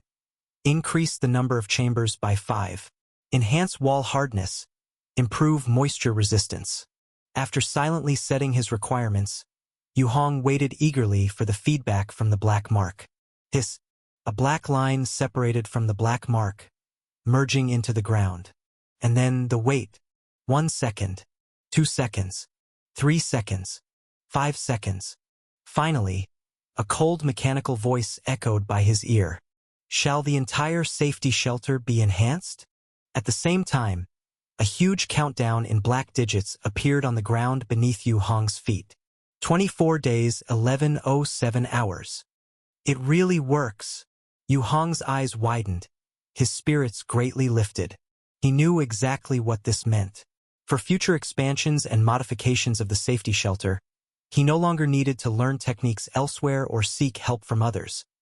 Relying solely on the continuous synthesis and strengthening provided by the black mark was sufficient. Since strengthening the entire safety shelter is feasible, then strengthening each chamber separately must also work. With his spirits lifted and a joyful expression as if a new avenue of thought had been opened, Yu Hong quickly stood up and walked to the wall, lightly pressing his hand against it. Enhance this chamber direction. Add connecting chambers. Quantity 1. This time, he didn't add 5 chambers at once but just 1. He avoided requesting other enhancements, solely to determine how much time strengthening a chamber would take. Soon, the black line flowed out, and a countdown appeared on the wall. 4 days, 11:02 hours. Only just over 4 days. This is much faster than digging by myself. Yu Hong was thrilled, a smile spreading across his face. Even though his strength had greatly increased and his physique had been significantly enhanced, chiseling through stone was much more difficult than digging through soil. Thus, even with his current strength, digging out a decent chamber in 4 days was impossible. The key is, after the black mark strengthens it, it's very likely that everything will be perfectly finished for me. The smoothness of the walls, the integrity of the entire chamber, the aesthetical aspects, all will be much better than what I could achieve on my own. Chapter 94. Rune 2. In his excitement, Yu Hong did not continue to reinforce the rune array that night.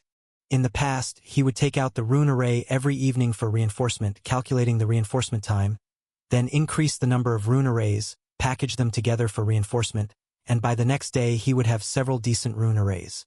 But this time, he planned to test the black mark reinforcement pod.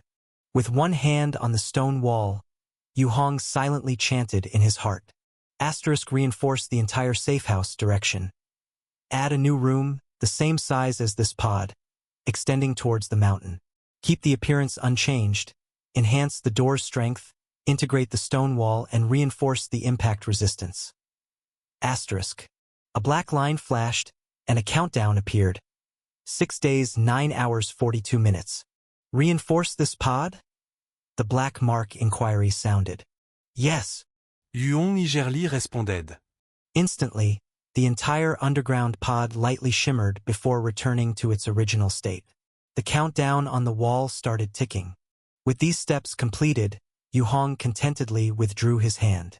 6 days plus, and although the black mark will be unavailable temporarily, once it is successfully reinforced, future expansions can be done this way. Asterisk by the time the reinforcement ends, the reception team should be here. Once we get the intelligence, we can retrieve the nuclear power generator. As soon as the energy problem is solved, the water source should be directly accessible. Asterisk. By utilizing the black mark's reinforcement and synthesis capability, Yu Hong felt he could perfectly integrate the water supply system and nuclear power generator into the entire safehouse system.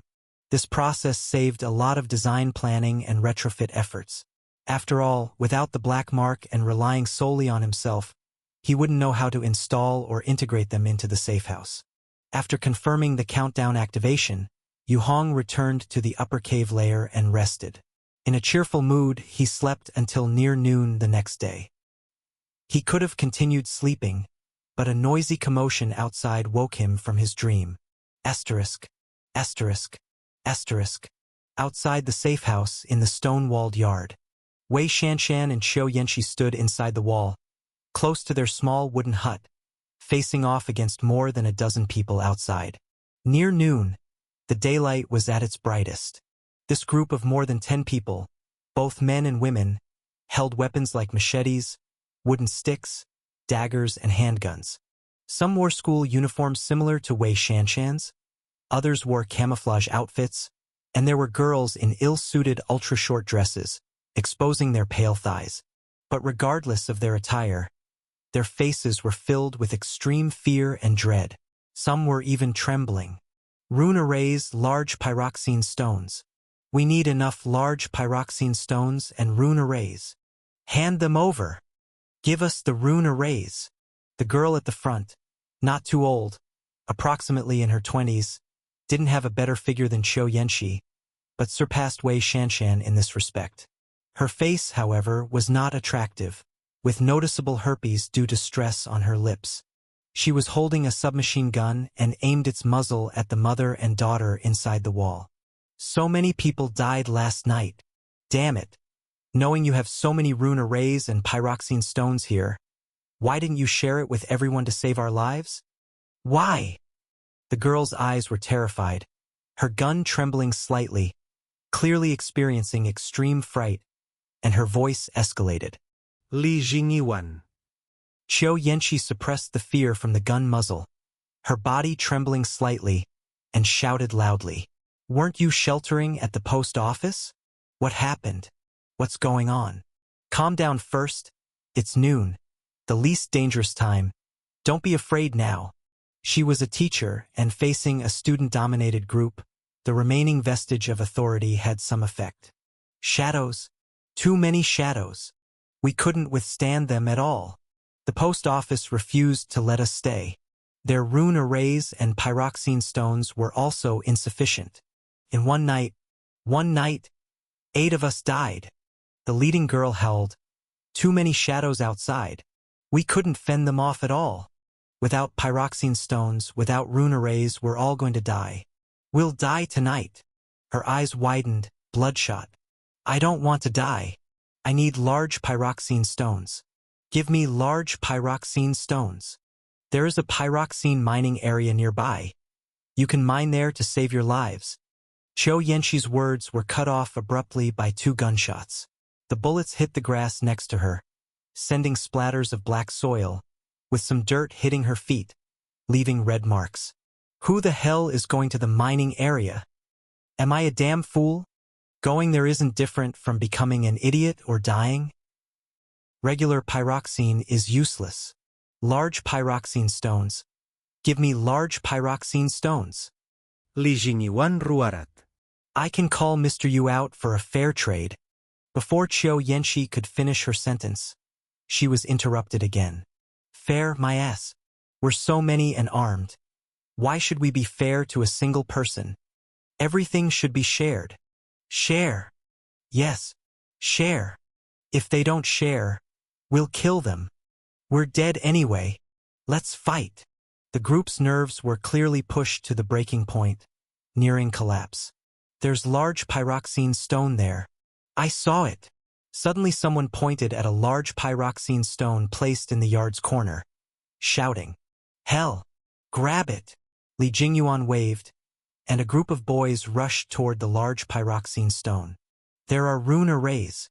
And food. Get that you guy out. We're taking this place.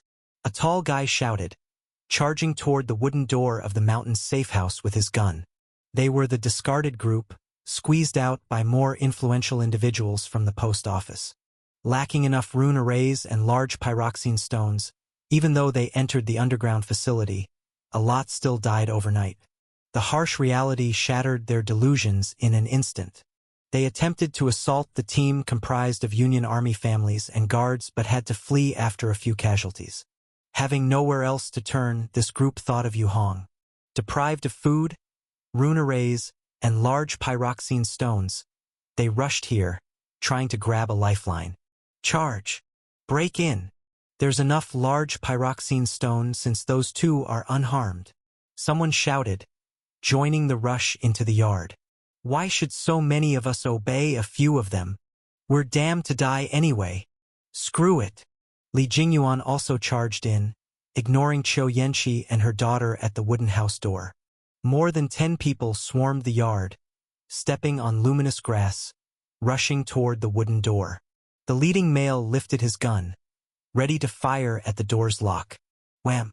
The wooden door slammed open. A shadow thrust out, hitting his chest squarely. Bang!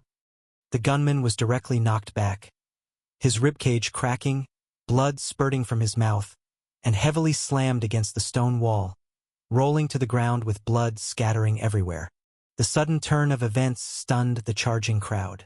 All actions halted, directed at the now opened wooden door. Inside the door, the towering figure of Yu Hong, over 6 feet tall and fully geared, slowly walked out.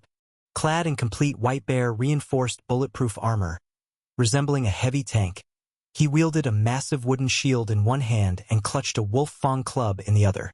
Weighing over 300 pounds, he stepped forward effortlessly, leaping onto the grassy yard. Thud! The long boots sank deeply. His descent stirred air currents that rippled across the yard. The gust swayed the luminous grass outward from Yu Hong's center. Whoosh! A substantial white mist streamed out from Yu Hong's respirator, blowing toward his helmet's sides, forming 2 white lines. I offer you fairness. He raised his head, eyeing the yard's crowd. And this is how you repay me? His deep voice snapped several near individuals to attention. Fairness my ass. You hoard so many large pyroxene stones and rune arrays, watching us die. This is fairness? Kill him. Shoot him. Bang, bang, bang, bang. Li Jingyuan first lifted her submachine gun, starting a barrage at Yu Hong. The gunfire incessantly burst out, bullets pelting Yu Hong's heavy bulletproof suit, sparking small bursts. Additionally, 2 more guns unleashed continuous fire upon Yu Hong. 3 guns' bullets hammered the bulletproof suit, massive wood shield, explosively shedding wood chips. Fools! Yu Hong lifted the massive wooden shield, crouching, and surged forward. Bang! Bang! Bang! With 3 successive steps, he resembled a bull, crashing into 3 individuals up front. Unable to evade, the wooden shield sent the trio flying, tumbling like bowling pins. Without pause, Yu Hong charged to the wall, lifting the massive wooden shield single-handedly down, smashing. Bang! The massive wooden shield crashed ruthlessly on Li Jingyuan. The tremendous force prevented her from even groaning as she was knocked sideways, blood arcing midair, landing lifeless outside the wall. Yu Hong spun, the Wolf Fang club swinging casually, sending 2 more flying like toy sticks. Then dropping the shield, grabbing a man's collar single-handedly, and smashed to the side. Bang! Bone-breaking sounds ensued. The strike slammed the individual into 2 others, bursting with blood sprays. Finally, Yu Hong flung the Wolf Fang club, whistling, precisely hitting 2 attempting to flee. Both upper bodies were snapped on the spot, fell silent. The Wolf Fang club rolled on the ground, retrieved by Yu Hong, who strode, gripping it single-handedly. A bunch of weak fools. He sighed, standing up, surveying the bloody bodies strewn over the yard. He shook his head slightly and walked over to a youth still crawling slowly, his lower half completely crushed under the shield. You! The groaning youth glared at Yu Hong with bloodshot eyes, attempting to speak. Wham! The Wolf Fang club crashed down, snapping his neck. Life extinguished. Yu Hong regretfully withdrew the club. He wasn't a bloodthirsty person, but sometimes one must inevitably do what's necessary. After finishing, he looked at the frozen Qiu Yanqi and her daughter. The 2 stood their ground before their wooden house, blood-splattered, stunned as if petrified. Go back and rest. Yuon Siged. Those who kill are constantly killing. I didn't want this either. It's their fault. Qiu Yanqi's eyes twitched, a surge of extreme absurdity welling up inside. Watching Yu Hong sigh as if with pity, returning to the cave, leaving a yard full of bloody corpses. Clutching her daughter's head, she suddenly recalled the deranged killer who appeared midway in the group. Asterisk. It's not my fault. They forced me to consume them. They forced me. Asterisk that man's voice was eerily identical to Yu Hong's before her eyes. Chapter 95 Transformation 1. What? Li Jingyuan and her group went to the caves over there.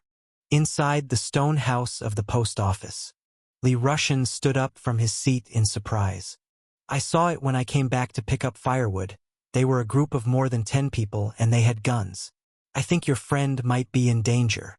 The strongest among the refugees were in Team 1, and the temporary leader of Team 1 speaking now was Gu Shenghao. This man was strong and muscular. His face was square and his eyes determined. His skin was dark, giving an immediate impression of integrity at first glance. He gave orders to the team accordingly. The only problem was that he only cared for Team 1 and was completely indifferent to the life and death of the other two teams. Yu Hong also has a gun. As long as he doesn't go out and get ambushed, he should be able to handle those people. Li Russian pondered before sitting down again. Then let's talk about tonight's arrangement. Last night, in order to save people, we used up almost all of our talisman array and large pyroxene stone. Barely enough left. Ye Chenghu spoke gravely. I don't care about the others, but all 14 members of Team 1 must be safe. Li Rushan frowned. Team 1 consisted of only 2 types of people. Family members of high-level officials of the United Army and their bodyguards. The former weren't much of a problem, but the latter were truly strong in combat. He glanced over them briefly. Among them, 6 were family members, from 3 different families. The remaining 8 were all bodyguards. Among these 8 bodyguards, at least 3 were his former colleagues, sharp soldiers who had worked in the postal system. In this environment, postal workers were second only to the elite specialists of the United Forces. And there were 3 such specialists in this team, which spoke volumes about the troublesome status of the families in their group.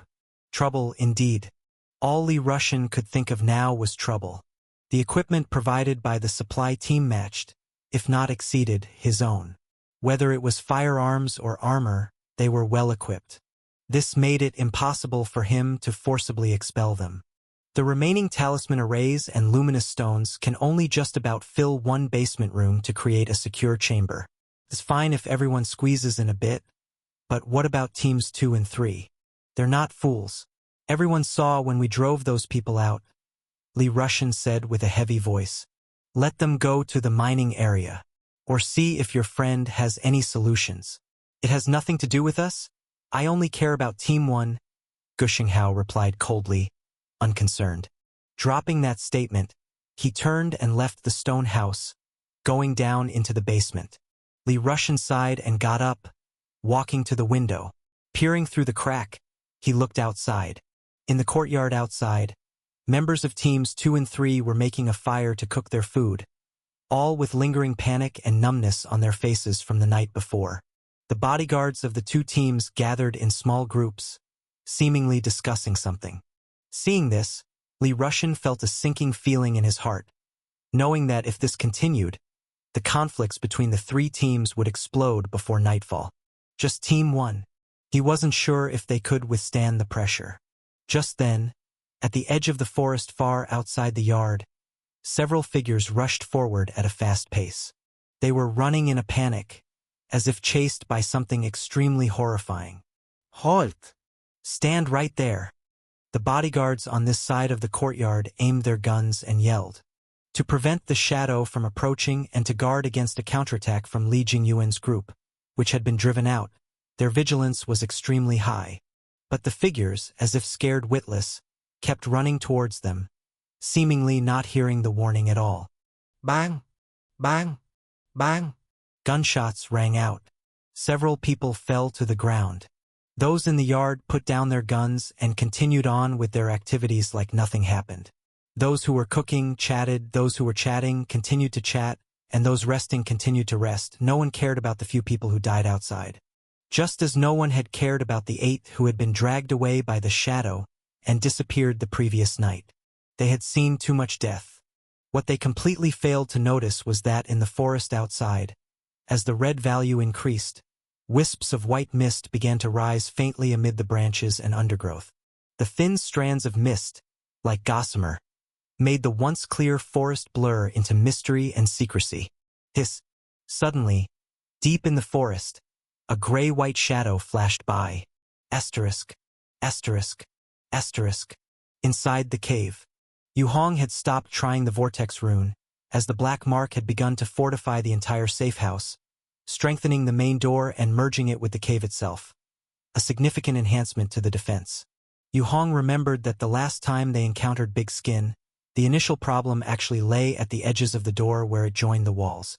Essentially, while the defense of the door was strong enough, he still needed to guard against others breaking through from the outside.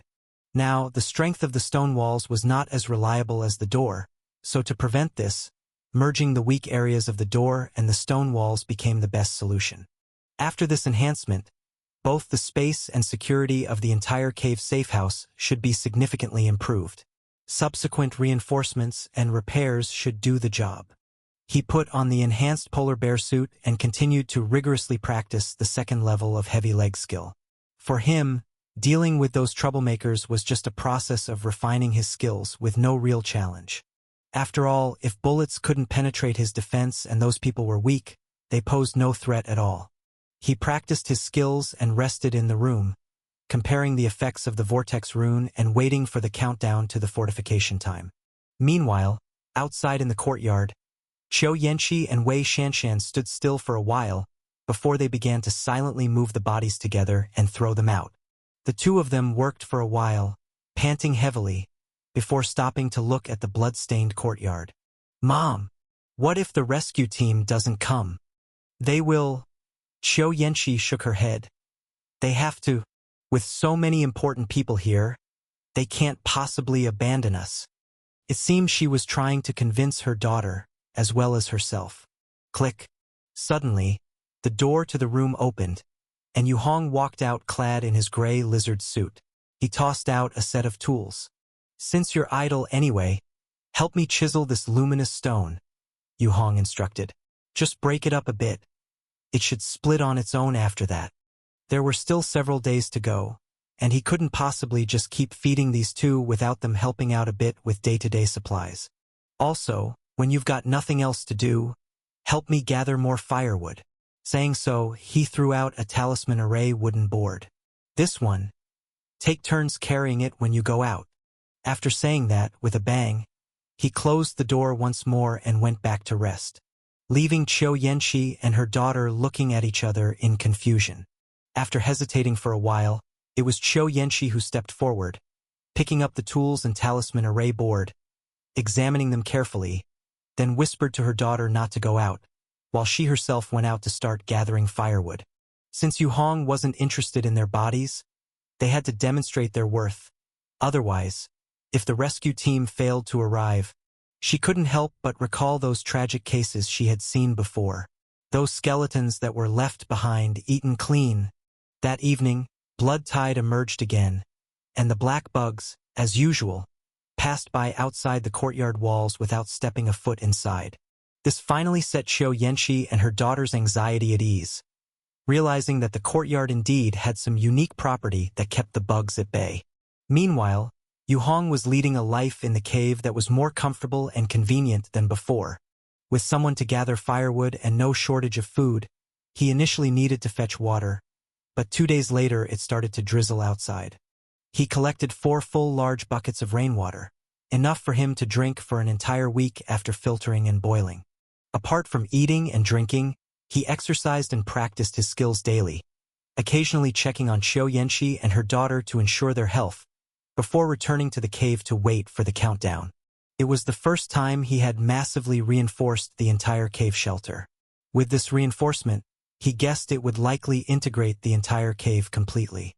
Any structural weaknesses, according to Black Mark's previous style, might well be completely eliminated and perfected this time. So he was looking forward to it. Days went by, day by day. In the blink of an eye, 5 days had passed. Bang! On the 5th day, early morning, a loud noise startled Yu Hong awake from his sleep. He flipped out of bed and rushed to the door, sliding open the hatch to look outside. He saw smoke billowing up from the direction of the post office, churning black clouds climbing into the half sky. "What's happening?" His expression turned grave. He wasn't yet completely self-sufficient. If something had happened to Li Russian's side, but at such a distance, if he left and some danger attacked his shelter, it would be a great loss. Qiu Yanxi and her daughter were powerless. They couldn't help at all. If they died, his hope for energy would be gone. After a quick deliberation, Yu Hong turned and hurriedly activated the enhanced communicator. Hiss! A burst of urgent static noise, and soon, a voice came through. Finally connected. Be careful over there. Old Yu, we've had trouble here during the day too. A troublesome fellow showed up. In the blink of an eye several were dead. We just couldn't keep up. A sharp scream interrupted Li Russian's words, followed by a burst of swearing, gunshots, the sound of a knife chopping wood, and chaos. A few seconds later, a breathless Li Russian came back to continue. Damn it! This is during the daytime and blood-tide monsters are showing up. Warning! Not shadows. Not shadows. They're a completely new kind, extremely fast, flying blood-tide monsters. You yourself. Bang! The signal broke off. Then there was a period of noisy static. Yu Hong's face darkened. He didn't shut off the communicator but continued to charge it with solar power, hoping for further news. What on earth could it be? Daring to strike in broad daylight.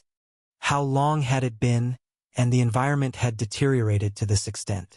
Asterisk, asterisk, asterisk. Outskirts of Baiha City. On a beach near the sea. Rat-a-ta-ta-ta-ta.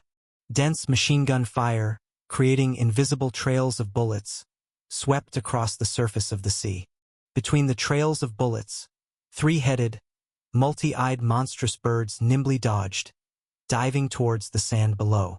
Even when occasionally hit by bullets, they didn't care much. Aside from a spatter of blood, their speed hardly decreased as they continued their dive attack. Below on the beach, squads of soldiers in camouflage wielded firearms, occasionally firing shots into the sky. The leading captain's shooting was the most accurate. With each shot, he precisely hit the monstrous birds. But quickly, 2 trails of machine gun bullets ran out, clearly indicating a need to reload, and at that moment, seizing the chance, the monstrous birds swooped down fiercely. Thump! 2 men standing next to the captain were sliced through as if by blades. Their upper bodies gone in an instant, the lower have snatched up by the monstrous birds and swallowed headfirst like snakes. Retreat! Retreat! Retreat! The captain roared, directing the other soldiers still trying to resist desperately. The machine gun trails reappeared, hitting the bird feeding on humans and breaking its neck on the spot, causing the half-devoured bodies to fall out from inside. Move it, retreat! No more bullets! The captain shouted, his vision blurred as he took off running towards the military fortress base. One by one, the soldiers followed him, seizing the chance to rush into the fort.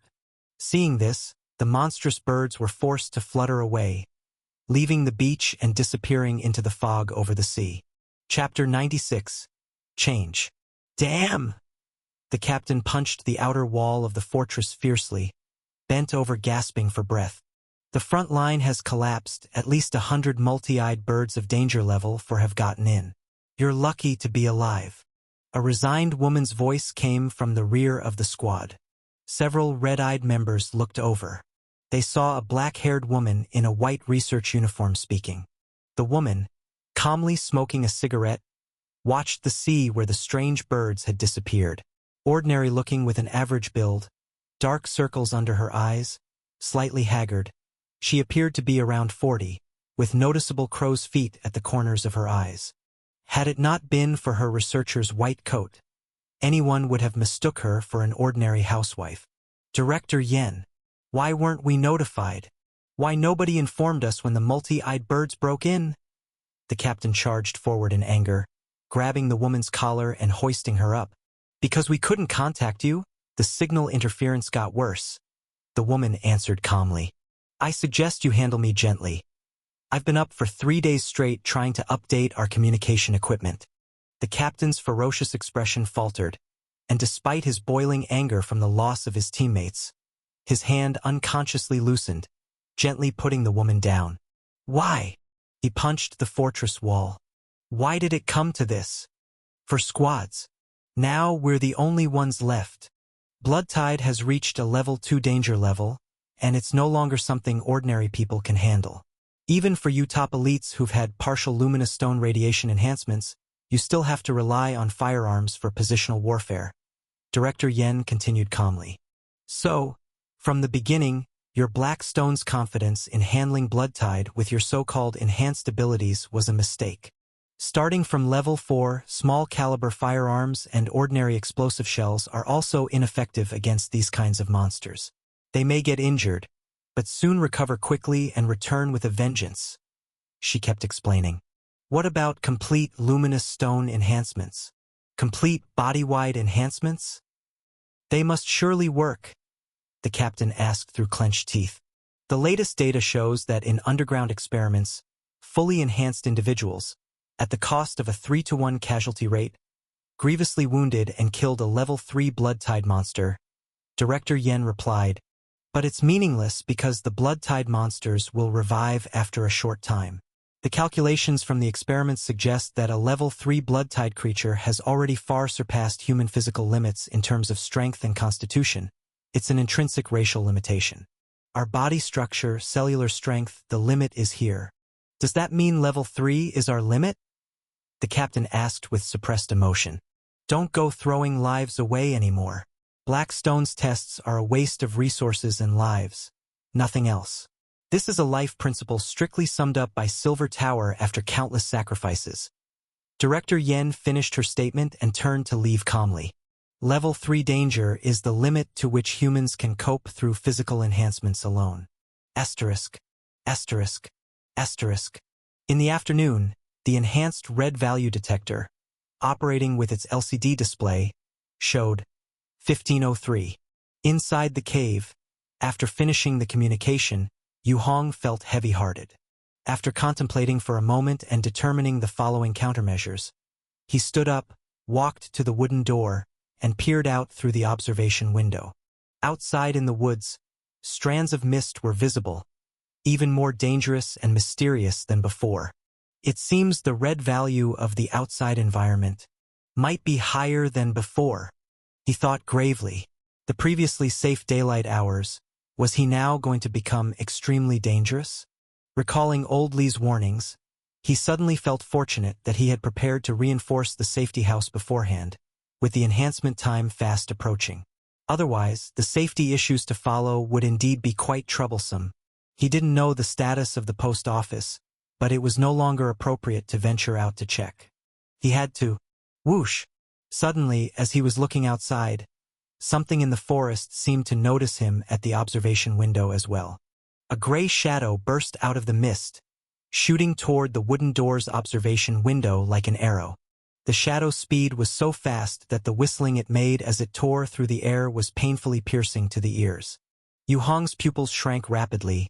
He stepped back, drew the board closed, and rushed to the corner for the polar bear suit. Boom!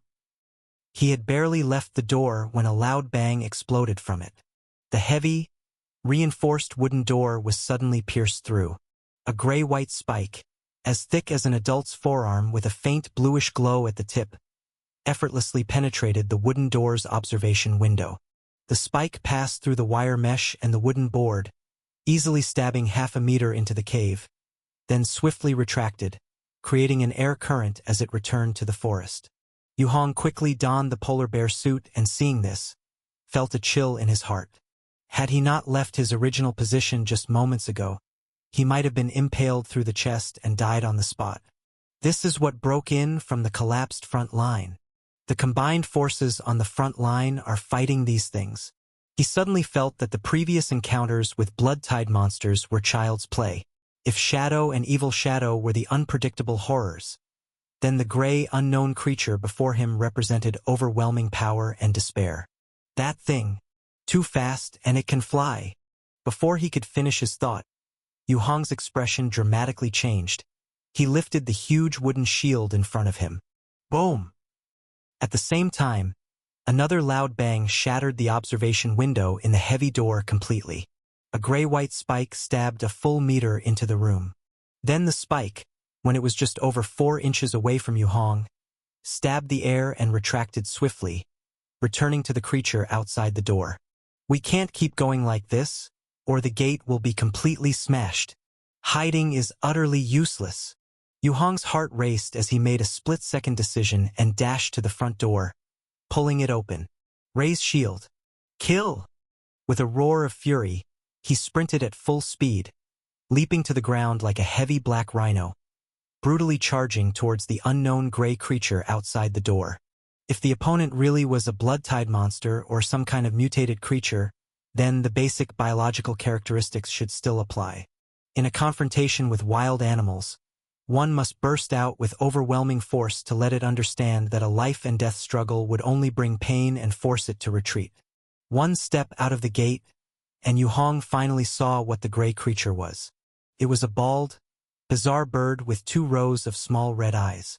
Its body was gray and white, and without a feather in sight, yet it was capable of the exaggerated speed just witnessed. Under the skin of the monster bird was a constant undulating movement of small bulges, as if many things were moving rapidly within its flesh. Upon seeing Yu Hong charging out, it let out a frog-like bizarre croak, and then one wing swung down, striking Yu Hong's huge wooden shield. The bird had a slender body over 1 meter tall, with a wingspan of 4 meters. When its wing came down like a white shadow slicing through the air, it made a shrieking sound as if it were a sharp and pointed knife fiercely chopping toward Yu Hong's huge wooden shield. Yu Hong's body was also filled with blood-tide, veins on his face showing fiercely as he roared and charged forward. Arg! Bang! A loud crash. The giant wooden shield bent inward on the spot, as the bird's wing and the alloy plate of Yu Hong's white bear suit collided head-on, evenly matched and giving no quarter. Go to hell! Yu Hong gripped the Wolf Fang club in his other hand and swung it down fiercely. His superhuman strength, combined with the thick black Wolf Fang club and its sharp black spikes, tore through the air and smashed onto the bird's neck. At the same time, another wing of the bird also swung down from the opposite side, heavily hitting Yu Hong's left shoulder. Both had chosen to attack with their other hand in a sneaky assault. Bang bang! 2 muffled sounds almost occurred simultaneously. Yu Hong and the bird were both hit by each other's monstrous strength, tossed sideways through the air. Yu Hong rolled several meters to the right, crashing against the wall before coming to a stop. Meanwhile, the bird's neck turned at an awkward angle, and it fell heavily out of the enclosure, rolling several times on the grass. Both struggled to their feet with difficulty. Yu Hong lifted the Wolf Fang club, throwing all his energy into swinging it at the bird. Then, as the Wolf Fang club became a black blur in mid-air flying towards its target, he drew his reinforced pistol from his lower back and fired a burst at the bird. Bang! Bang! Bang! Bang! The rapid gunfire sounded like miniature explosions. With each shot, a small ring of white smoke blew out of the muzzle of the gun in Yu Hong's hand. Large-caliber bullets flew out at twice the speed of sound and thunderously struck the bird and the ground beside it. For shots, 2 hit their mark, exploding into 2 plumes of gray and white blood on the bird and creating fist-sized blood holes. Screech! The bird screamed in agony, flapping its wings and soaring into the air, avoiding the Wolf Fang club and quickly disappearing into the misty woods. Gray and white blood rained down beneath it, quickly corroding the grass, forming black pits of various sizes. Damn! Watching the bird escape, Yu Hong gasped for breath, standing still to quickly relieve the strain on his overexerted body. He had really given it his all just now, holding nothing back. Even the inner chi he had just cultivated was used up in the outburst. Only that had allowed him to slightly overpower the bird in their collision. This left Yu Hong, who had been feeling somewhat confident after his breakthrough, with his slight arrogance shattered to pieces in an instant. Too weak. I'm damn too weak. How can I be this weak? He slammed his fist into Stone Wall Mountain with fury, rock dust flying, leaving a shallow dent. Just any random monster can leave me in such a sorry state. If 2 came at once, wouldn't I be torn apart? Experiencing this setback, Yu Hong felt that the intensity of his training was not sufficient. He had just been tormented by an evil shadow language person. And now this monster bird with exaggerated strength appeared.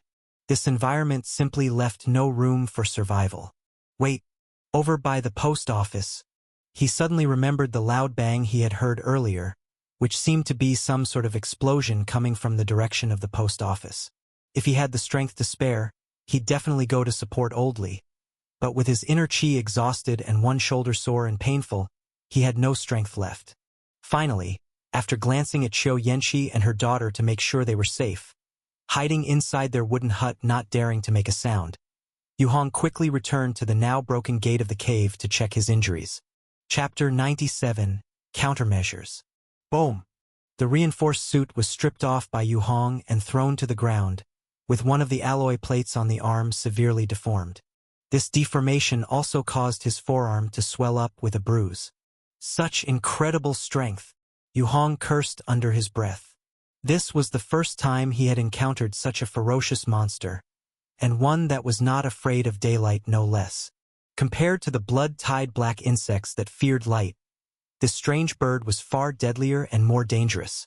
Quickly applying iodophor to his injury, Yu Hong half lay against the wall, exhaling deeply.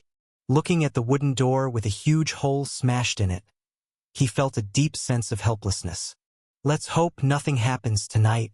Oh right, the luminous stone grass. Remembering this, if anything happened to the luminous stone grass in the yard, Wei Shanshan and her mother would surely be in danger. They were his hope for energy, and he must ensure their safety before the reinforcement team arrived. Getting up, Yu Hong walked to the doorway and peered outside through the hole. The door of the wooden house was half open, and Qiu Yanqi was staring blankly at another part of the yard in disarray. Her daughter, Wei Shanshan, was gathering some dry sticks and piling them in a corner of the yard, possibly planning to start a fire for warmth. Although one was still and the other was moving, both of their faces were extremely pale and ghastly. Suddenly, Qiu Yanqi turned her head and caught sight of Yu Hong looking at them. Her eyes instantly brightened, and she managed a stiff smile towards Yu Hong. Troublesome. Yu Hong sighed and assessed the condition of the luminous stone grass in the yard.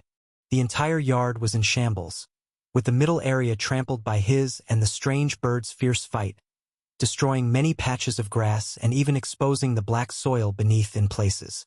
Yu Hong had a rough idea of the situation and turned back to grab some talisman arrays, taking out a luminous stone mat. He opened the door, walked out to the front of the wooden house. Spotting him coming outside, the mother and daughter quickly drew close together, standing rigidly as one, not daring to move, waiting for him to speak. Yu Hong dropped the talisman arrays and the luminous stone mat by the side of the wooden house. Be careful tonight. Use these for backup. Yes. Qiu Yanqi quickly responded with nervous agreement. She originally had many little schemes in mind, hoping to exchange for Yu Hong's secret technique to dispel the blood-tied black insects. But after witnessing the recent scene, once Yu Hong finished speaking, he turned and went back inside. Soon the wooden door closed, and a makeshift repair was done by nailing a wooden board over the large hole. Then everything quieted down. Qiu Yanqi stood in place, waiting to ensure there was no further activity from Yu Hong, before breathing a sigh of relief. Shanshan, come here. She beckoned her daughter. The two entered the wooden house, picking up the items from the ground, feeling a lot safer. At the very least, they wouldn't have been able to get so many talisman arrays from the post office. That guy, Mr. Yu, is definitely a luminous stone reinforced individual, Qiu Yanqi whispered to her daughter, advising her. When you talk to him, try to be as compliant as possible. Reinforced individuals are moody and unstable. You can never be sure of what's on their minds. Just do less talking and more listening, and be obedient. What? What does being obedient mean? Wei Shanshan, already scared by the recent battle and her legs weak, sweated even more at her mother's admonition, at a loss and pale-faced. It means that whatever he asks us to do, we just do it. No questions, no objections. Let's wait until the reinforcement team arrives to discuss anything, Qiu Yanqi said softly. She recalled the fierce fight she had glimpsed through the door crack, and her mood was very heavy. The monsters outside are getting stronger, and they dare to attack under the sunlight during the day. I worry that if there's an issue with the reinforcement team's arrival, we might only be able to rely on Mr. Yu to survive. Pay attention and see if he needs our help with anything. Do as much as we can. Like gathering dry wood, repairing the courtyard wall. Yes. Wei Shanshan nodded quickly. Qiu Yanqi exhaled deeply. Though it's getting more dangerous outside, if we can stay close to Mr. Yu, we are definitely much safer than others. That explosion just now. I wonder how the post office is holding up. With her heart racing, thinking of the post office and people like Song Mingshi who used to despise them and take advantage of them, she felt a surge of relief and satisfaction at the thought that they might be in trouble. Remembering Yu Hong's fight with the strange bird, and comparing it to previous fights she had seen with other reinforced individuals, she had never seen such strength among them. Mister, you must be amongst the top-ranked reinforced individuals. No wonder he dares live alone in the wild. Qiu Yanqi sighed. Mom, can we really make it back alive? Wei Shanshan couldn't help but ask softly.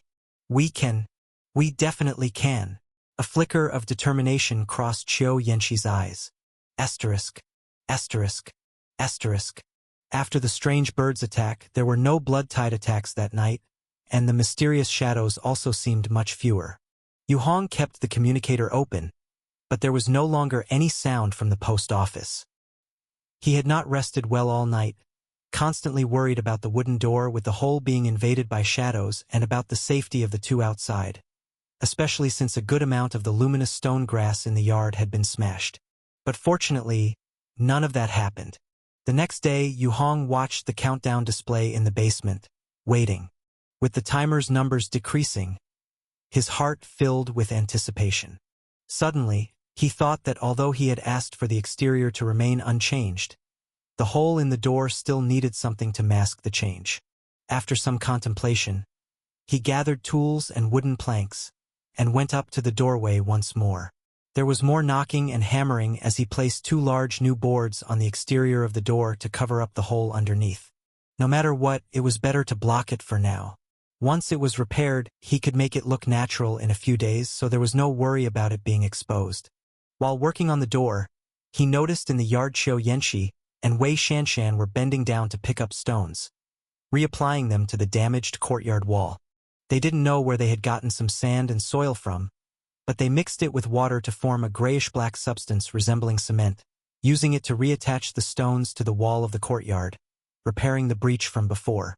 In the area where the dry firewood was placed, they had also gathered a considerable amount of firewood, enough to last a long time. Yu Hong was satisfied and nodded to the two women, acknowledging their efforts. Mr. Yu, is there any news from the rescue team at the post office? Qiu Yanqi, seeing that he was in a good mood and knowing that she had done the right thing, boldly stepped forward to ask. We haven't made contact yet. Yu Hong shook his head. There seems to be some trouble over there. Right now, the situation outside the courtyard is very bad, with high red value, and there's the possibility of danger appearing at any moment. In this unclear situation, I don't dare to go over recklessly to check. When we went out to gather firewood, we didn't dare to go far. It always felt like something was watching us nearby. Qiu Yanqi's complexion had improved a lot, and at this moment, her attitude was much more proper, and she didn't dare to have any small schemes. The firewood is enough. You should go out less from now on.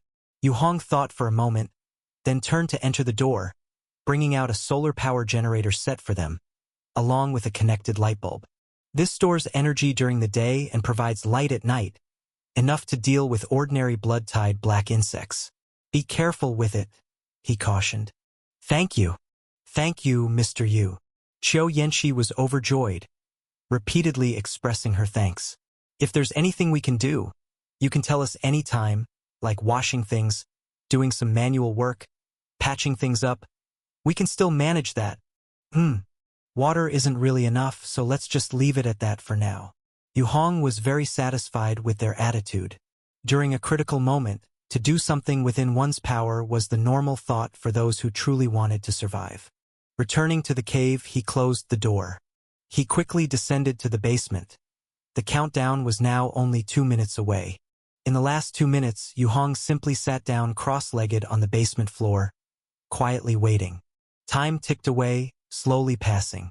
Finally, the countdown hit 0 directly. Hiss! In an instant, the entire cave, all the stone walls, briefly blurred.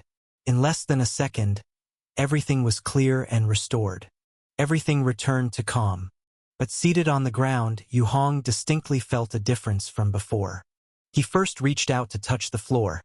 The previously rough stone texture was gone, replaced by a flat and smooth stone surface. Although no material had been applied, at least it was no longer the rough and uneven state of before, and the density seemed to have increased, with hardness slightly higher as well, suggesting a subtle increase in strength. Standing up, Yu Hong, filled with anticipation, reached out to touch the wall. The surrounding walls had been smoothed over too, with increased hardness. This should be a simple fortification against impact forces. Yu Hong thought contentedly, slowly circling the basement, realizing he didn't find the additional chamber that was supposed to have been added. Previously, during the fortification, he had requested an extra chamber be added. If it's not here, it should be on the other side. He followed the stairs out of the basement back into the cave. Sure enough, in another corner of the cave, he saw another basement entrance, symmetrically placed. The same gray-white stone stairs led him swiftly down through that entrance. Below was a square space about the same size as the first basement. The inner walls of the space had been hardened as well. Besides that, the interior was empty. But even so, Yu Hong was quite satisfied. He inspected it meticulously, ensuring there were no issues before he returned to the first floor of the cave, finally checking the major point of interest, the reinforcement of the main door. At the door, the previously broken and hole-riddled door panel had been completely repaired. The style of the original door hadn't changed, but the density of the material had clearly been greatly increased. Yu Hong touched it with his hand. A metallic, cool sensation fed back to his fingers. He then opened the repaired flap. It was no longer made of wood but had been replaced with a silver-black metal panel. Swish! Behind the flap was the lookout window. The original lookout window had steel wire mesh, but now in front of him was a thick layer of clear glass. Yu Hong knocked on it. Thud, thud, thud. Very hard, very dull. He nodded in satisfaction. This is much stronger than before, good. He then closed the window and checked the connection between the door and the stone wall. These connections, previously filled with many nails, had now all disappeared, replaced by a transitional layer where the door panel and the mountain stone seemed to melt together. Not a single nail was visible, as if it had been fused together by cement. Yu Hong gently smashed it with his elbow. The door didn't even tremble. It was extremely sturdy. Now it's good. The strength has advanced to a new level. Gazing at the brand-new high-strength door, a strong sense of security welled up inside him. The danger of being pierced by a strange bird, like before, was now unlikely to happen again. Having confirmed that the entire safe house's fortification exceeded his satisfaction, he sat down comfortably to consider the next object for enhancement. Chapter 98. Countermeasures. Under the illumination of the electric light, Yu Hong looked around. A transparent fireplace still exuding warmth was in one corner, with various miscellaneous items piled beside it. Against the wall there was a set of wooden tables and stools, and under the table was a sleeping bag. Not far from the sleeping bag, placed on the ground, were 2 sets of augmented suits. Further to the right was a small wooden box filled with numerous handguns. Continuing to the right, there was a Wolf Fong club leaning against the wall, with fold-out solar panels next to it. The panels were connected to a communicator, light bulbs, an enhanced red value detector, and other small electrical devices. Further to the right were barrels of water and plastic bags filled with protein bars, talisman arrays, large pyroxene stones, and small pyroxenes. Yu Hong scanned over various items, his gaze quickly landing on the small pyroxene that had previously been enhanced with the vortex rune. After so many days, he had repeatedly studied this object and could now effortlessly draw the rune with a single successful attempt. However, no matter how much he studied, observed, and compared. This device fused into the original runes of the small pyroxene seemed to be of no use at all. Seeing this object, Yu Hong swiftly picked up the enhanced red value detector, pressed the switch, and brought it close for inspection. Beep. The LCD screen displayed the red value, -9.622. Still the same old pattern. The data hasn't changed much. Yu Hong put down the small pyroxene with a slight disappointment, grabbed the record paper, and jotted down the new data. After recording the value, he put down the charcoal pencil, intending to contemplate other enhancement targets. After all, his original goal was to create a set of cultivation techniques capable of dealing with the evil shadow. But just then, a flash of inspiration crossed his mind. Wait, I now have inner chi again. What if I use inner chi to draw all these runes again? What effect would that produce? He had this idea before, and now that he had regained his inner chi, the thought became even more irresistible. Theoretically, his inner chi, being based on inner strength, could be infused into external objects. With the thought in mind, Yu Hong picked up a wooden plank and then dipped his charcoal pencil into the large pyroxene stone ink, grasped it, and quietly adjusted his state. His concentration focused, and after a dozen breaths, he gently put the pencil to the wood, his inner chi transforming into an extremely fine line that flowed out from his abdomen, along his arm, his fingers, into the pencil, and into the lines he was drawing. Yu Hong was extremely cautious, fearing that too much inner chi would break the pencil. Soon, after consuming just a tiny bit of inner chi, a new enhanced rune appeared before him. He picked up the wooden plank, checked it but found no abnormalities. He then picked up the enhanced red value detector, pressed the switch and checked it. Beep. -138.116. It's increased this much. Yu Hong was startled. The normal range for the red value of ordinary talisman arrays he recorded was between 102 and 103. The cap was 103, but rarely could he make a talisman board that reached the cap. This required the right combination of ink, wooden board, and drafting. Only then was it possible to achieve. But just now, he had simply drawn it casually. The lines were rough and uneven, yet it directly broke 103. Infusing inner chi really works. Yu Hong calculated the amount of inner chi he'd just used at most 1/30th, but the key was that his inner chi would constantly recover, unending. This small consumption was nothing. Let's try again. One sample wasn't enough. He began to try new wooden talisman boards. Shortly after, new talisman arrays emerged one after another. The values checked were almost all above 103, and one even soared to 105. This was unprecedented. Yu Hong suddenly felt exhilarated. He immediately dipped his pencil in ink, picked up a new wooden plank, and began to draw the newly acquired vortex rune.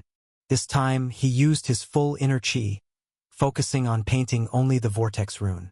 Half a minute later, a palm-sized vortex rune board was successfully finished. After letting it dry a bit, Yu Hong picked it up for inspection. -1.025. Completely ineffective? Yu Hong's brows furrowed once more. The red value was basically just a number that the large pyroxene stone ink naturally had. He picked up the detector, tested it again. Beep. -0.992. How could it have decreased? Yu Hong was astonished.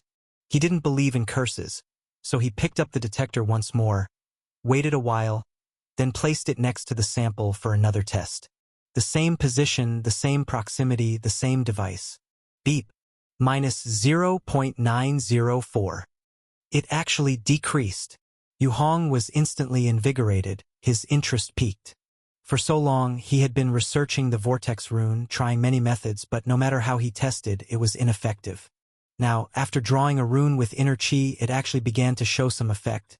A new change was happening. Right away, he stayed by the side of this talisman array, using the detector, checking the red value every 5 minutes. Half an hour later, Yu Hong looked at the recorded data in surprise. -0.889. -0.861. -0.793. Just like before, the red value is steadily decreasing. almost 1/5 less than the beginning. Yu Hong stroked his chin, deep in thought. Why is it decreasing? Red value doesn't just vanish into thin air. Where did the reduced red value radiation go? Where was it transferred? He picked up this piece of vortex rune board, examining it closely from top to bottom. Suddenly, he noticed a change. The lines of the talisman array, compared to just after he had finished drawing, seemed brighter. Is it a lighting issue? Wondered Yu Hong, quickly grabbing other rune boards for comparison. A normal rune panel has grayish-white lines with a faint fluorescent reflection. The vortex rune panel, however, has lines that are somewhat whiter, and the degree of fluorescent reflection is clearly stronger. Moreover, it seems like there are many silver sand-like particles twinkling within its lines. Additionally, Yu Hong noticed that at the very center of the vortex rune, there was a triangle-like pattern that seemed to surface with a coating-like colorful luster.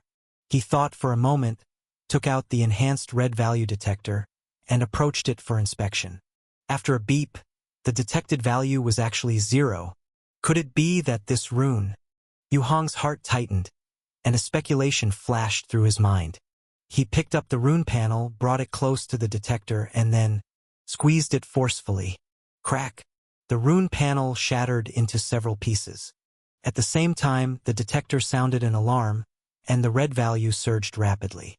Minus 234.772. Minus 391.640. Minus 518.121. Minus 722.913. The red value instantaneously exceeded 700, then persisted for 2 seconds, rapidly declined, and after a few seconds, completely zeroed out. Yu Hong stared at the soaring red value, dazed in place for a moment. Then he snapped back to reality, understanding his guess was not wrong. This vortex rune is very likely asterisk, asterisk, asterisk. Post office stone house. The dilapidated walls. A courtyard scattered with flesh and limbs. Inside the gray stone house with doors and windows completely smashed, was utterly empty without a single silhouette. Crack. Quietly rising from the living room's floor of the stone house was a concealed stone slab. The stone slab was the same color as the floor, both gray with the gaps at the edges so well done, it was difficult to notice. As the stone slab lifted, a tall and sturdy man dressed in an advanced gray lizard suit climbed out. After the man emerged, he stepped to the side, and 2 other men in suits followed suit. The 3 of them covered the stone slab, looked around, and saw the originally intact post office now reduced to a wreck. The second and third teams outside are probably gone, came the low voice of Li Russian from inside the suit's helmet. That creature is too fast, we're lucky to have saved ourselves. The second man said coldly. That was their fate. You lead the way next. The third man looked at Li Russian and commanded in a deep voice. All right, stay close. We could run into that creature any time in the wild. Li Russian nodded. That fellow had half its body blasted apart. It won't recover so quickly. We must hurry to retrieve enough talisman arrays during this time. Else the subsequent shadow and even evil shadow are the truer deadly threats, said the third man quickly. It's a pity, if not for that creature, our pyroxene secret room setup wouldn't have gone awry. The second man stated irritably. Let's go. Li Russian led the way out of the stone house, judged the direction, and rushed towards Yu Hong's safe house. The other 2 men followed closely behind.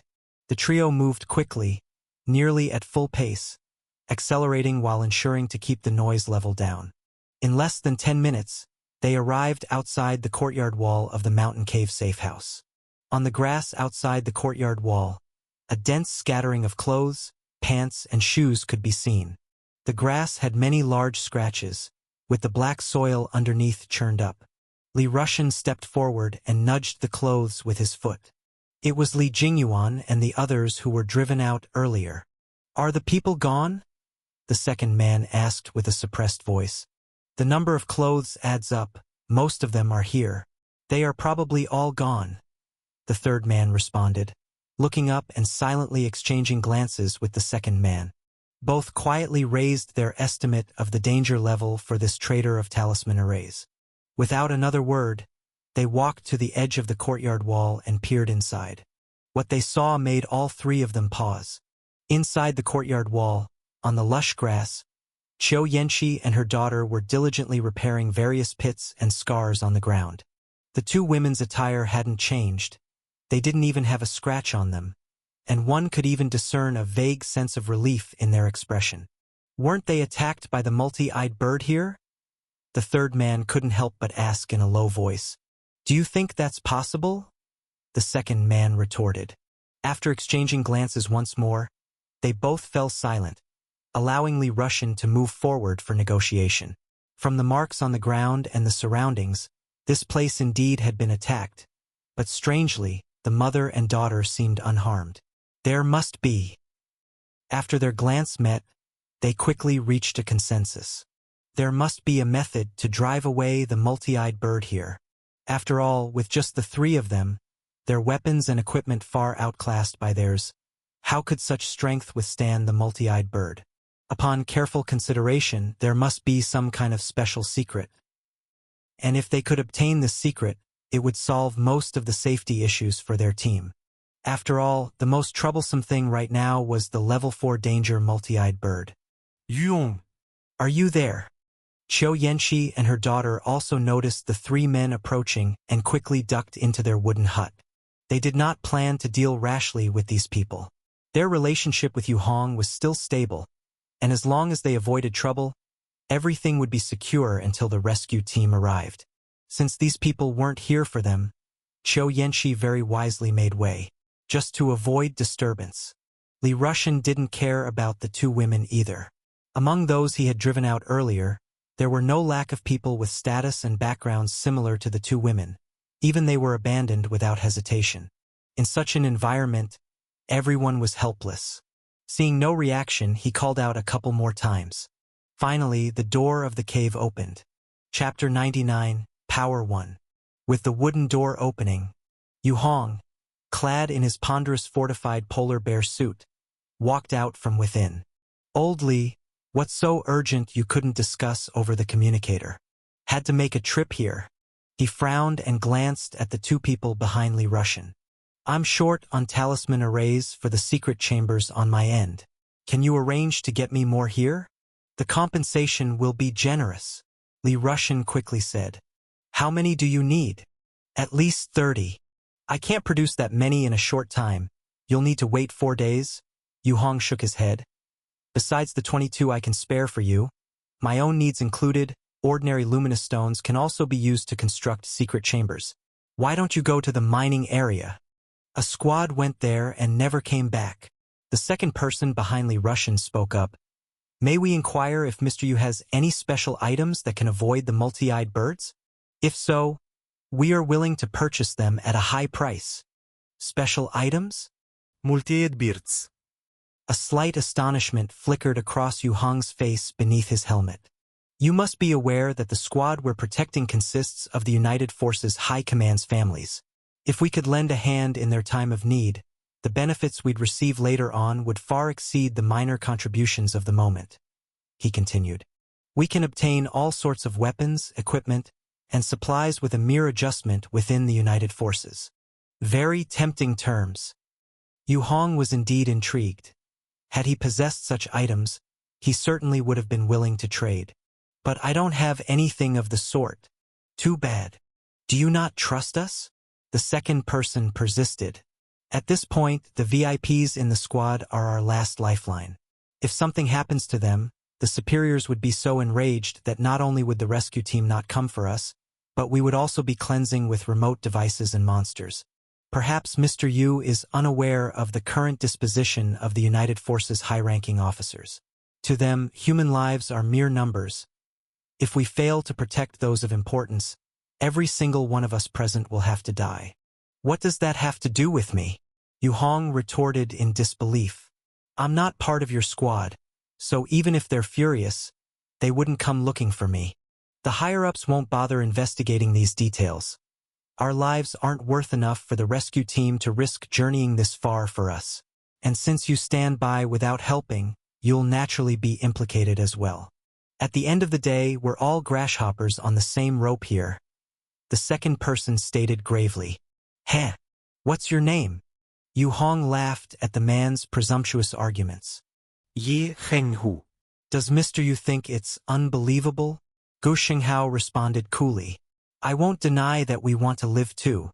Now that we know you have a way to avoid the multi-eyed birds, what do you think we'll do? Just sit here and wait for death? Or make some other possible choices?" Yu Hong fell silent. This was a veiled threat. He looked at Li Rushan, who shook his head subtly at him, signaling to just go along with it. Yu Hong, too, was reluctant to fall out with the rescue squad. If they really did come, he had numerous items he needed to trade. If he completely turned against the officials, many items would then be unobtainable from the postal service. "I would really like to cooperate with you, but unfortunately, I truly don't have any method to evade the multi-eyed birds." Yu Hong spoke again. His words made Gu Xinghao and the other person tense up, clearly not expecting him to respond in the same manner.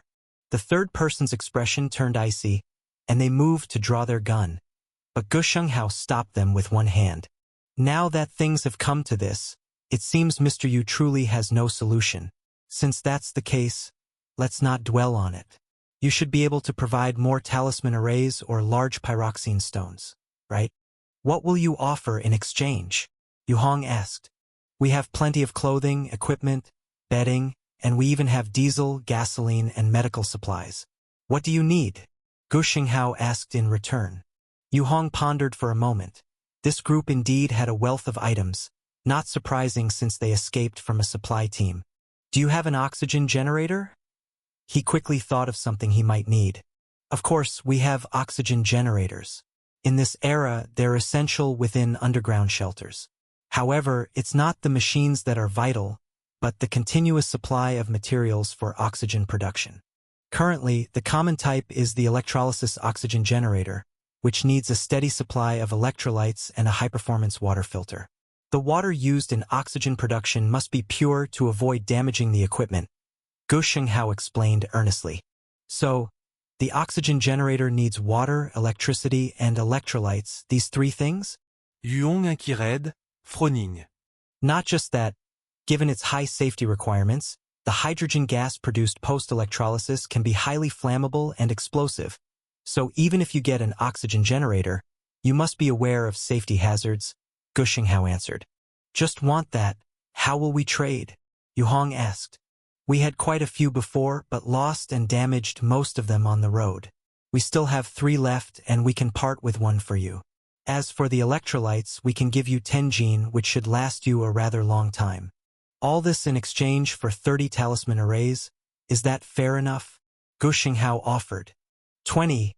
I don't have more." Yu Hong shook his head. "Deal?" Gu Xinghao did not insist, as the multi-eyed birds could reappear for an attack at any moment, and they had to complete the exchange quickly and return to the Postal Service's underground chamber. "Bring the machine first. I can give you the talisman arrays any time," Yu Hong continued. "I'll fetch it." The third person, without another word, turned and left, quickly disappearing into the thin mist. Seizing the moment, Yu Hong voiced the doubt that had just crossed his mind. "May I ask, how did you repel the multi-eyed bird earlier?" "Single-soldier automatic tracking micromissiles. We fired 5 of them," Gu Xinghao sighed. "And still lost 3 people. The second and third squads are all gone," Li Rushan lamented from the side. There had been too many deaths these last few days. If he had died like a warrior in battle, he wouldn't have felt so moved. But to be slaughtered alive without any power to resist. "As far as I know, although the multi-eyed bird is strong, it shouldn't be able to withstand missiles, right?" Yu Hong frowned as he spoke.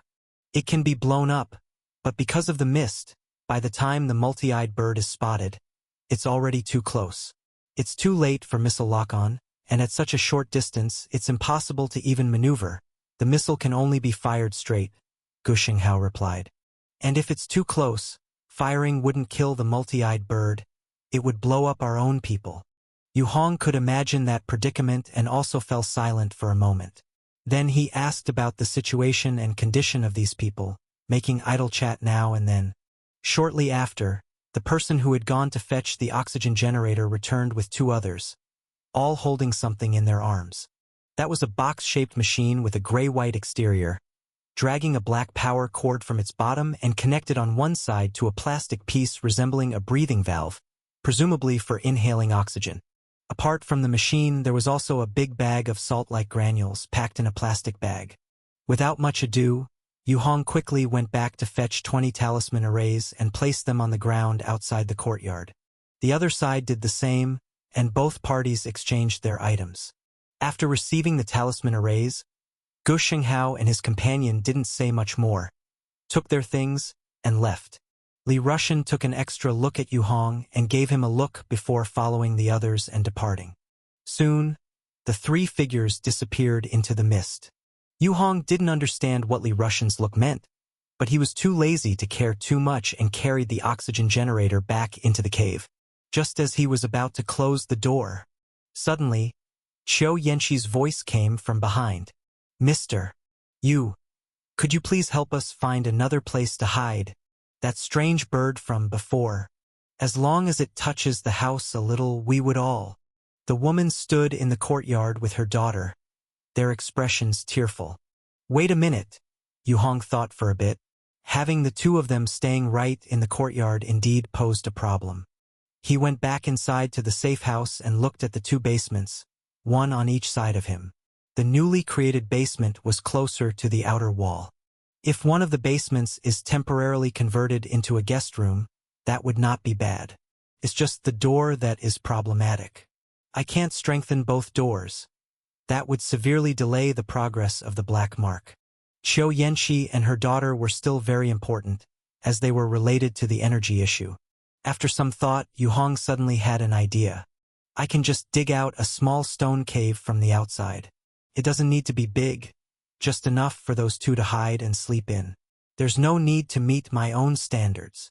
With that in mind, he quickly grabbed his tools, opened the door and went outside. Boom! He had taken only a couple of steps out and had just stepped outside the door.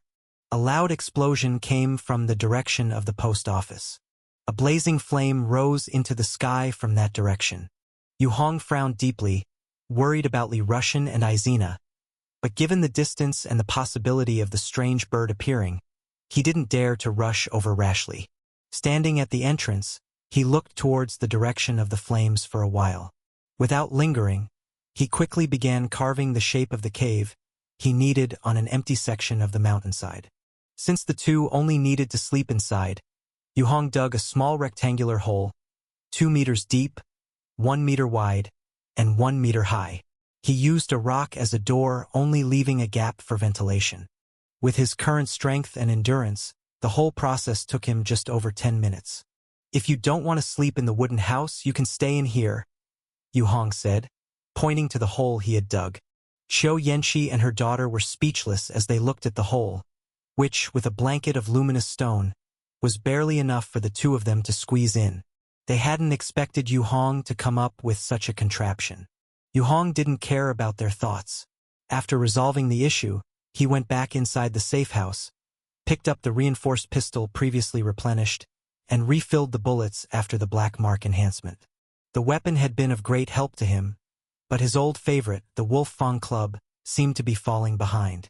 Inside the house, as Yu Hong listened to the continuous explosions from the direction of the post office, he lifted the Wolf Fang Club with one hand and recalled Li Rushan's suggestion.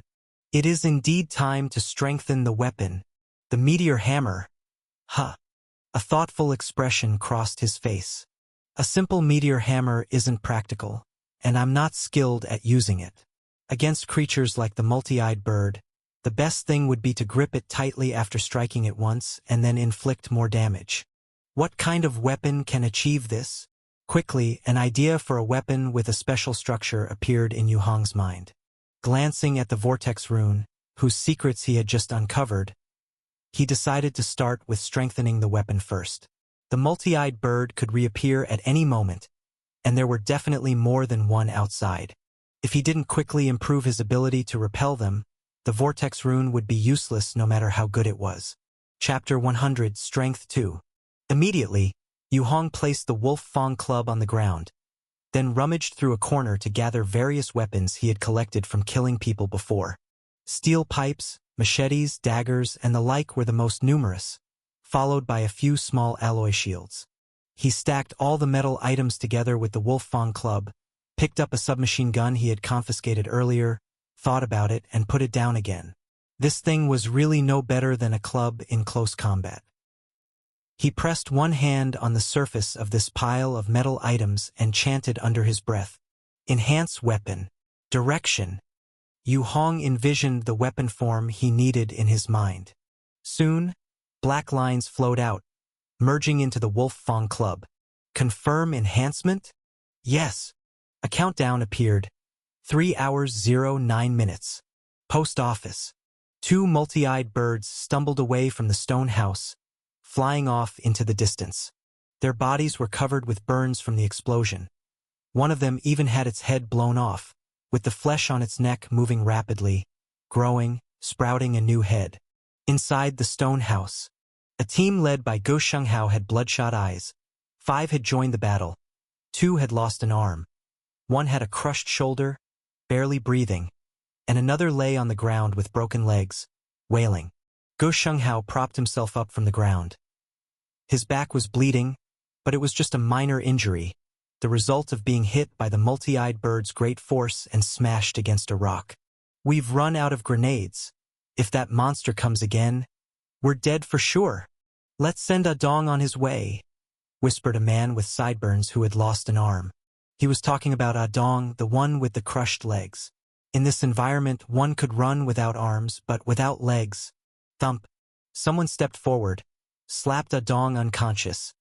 Didn't lay a hand on him, just refrained from stopping his bleeding and gently laid him flat. How long till the rescue team gets here? Go Shenghao asked in a low voice, standing up to tend to everyone's wounds. They said today, the sideburns man replied. With one hand, he bit down on a cigarette and lit it with a lighter, his head bowed. He closed his eyes, not wanting to see his doomed companion. We can't hold out. We've got nothing left that can threaten the multi-eyed birds, said Go Shenghao as he bandaged the man's arm stump. There's nowhere to run, we'd be killed halfway there, replied the sideburns man dispassionately. There's one more way. Go Shenghao paused, then described the situation he had seen at Yu Hong's place. There were no explosions there, and one person was keeping those 2 women safe alone. He must have a secret. There must be a way to repel the multi-eyed birds. After hearing the description, hope reignited in everyone's eyes. What do you want to do? The sideburns man looked at Go Shenghao. He was accustomed to life and death, but naturally, it would be best to survive. Seek life from death. Go Shenghao turned to look at Li Rushan, who was not far away, emerging unscathed from the basement entrance. The man looked shamefaced, holding some medicine and clean water. Obviously, during the chaos of the battle, he had hidden in the basement at some point. Evening was coming on, and the sky was darkening. In the yard, Qiu Yanqi and her daughter were chiseling luminous stones into small pieces. But what both of them hadn't noticed was that, outside the wall of the courtyard, deep within the thin mist, 2 broad gray-white shadows were silently staring at them, and at the cave's safe house. Yu Hong stood inside the safe house basement, holding a vortex rune board he had just discovered some secrets of. Vortex runes need to be drawn with inner qi to produce an effect successfully. Once successful, the negative red value no longer radiates outward but concentrates inward, accumulating within the rune, especially at its very center, which is the core of the red value concentration. Yu Hong summarized.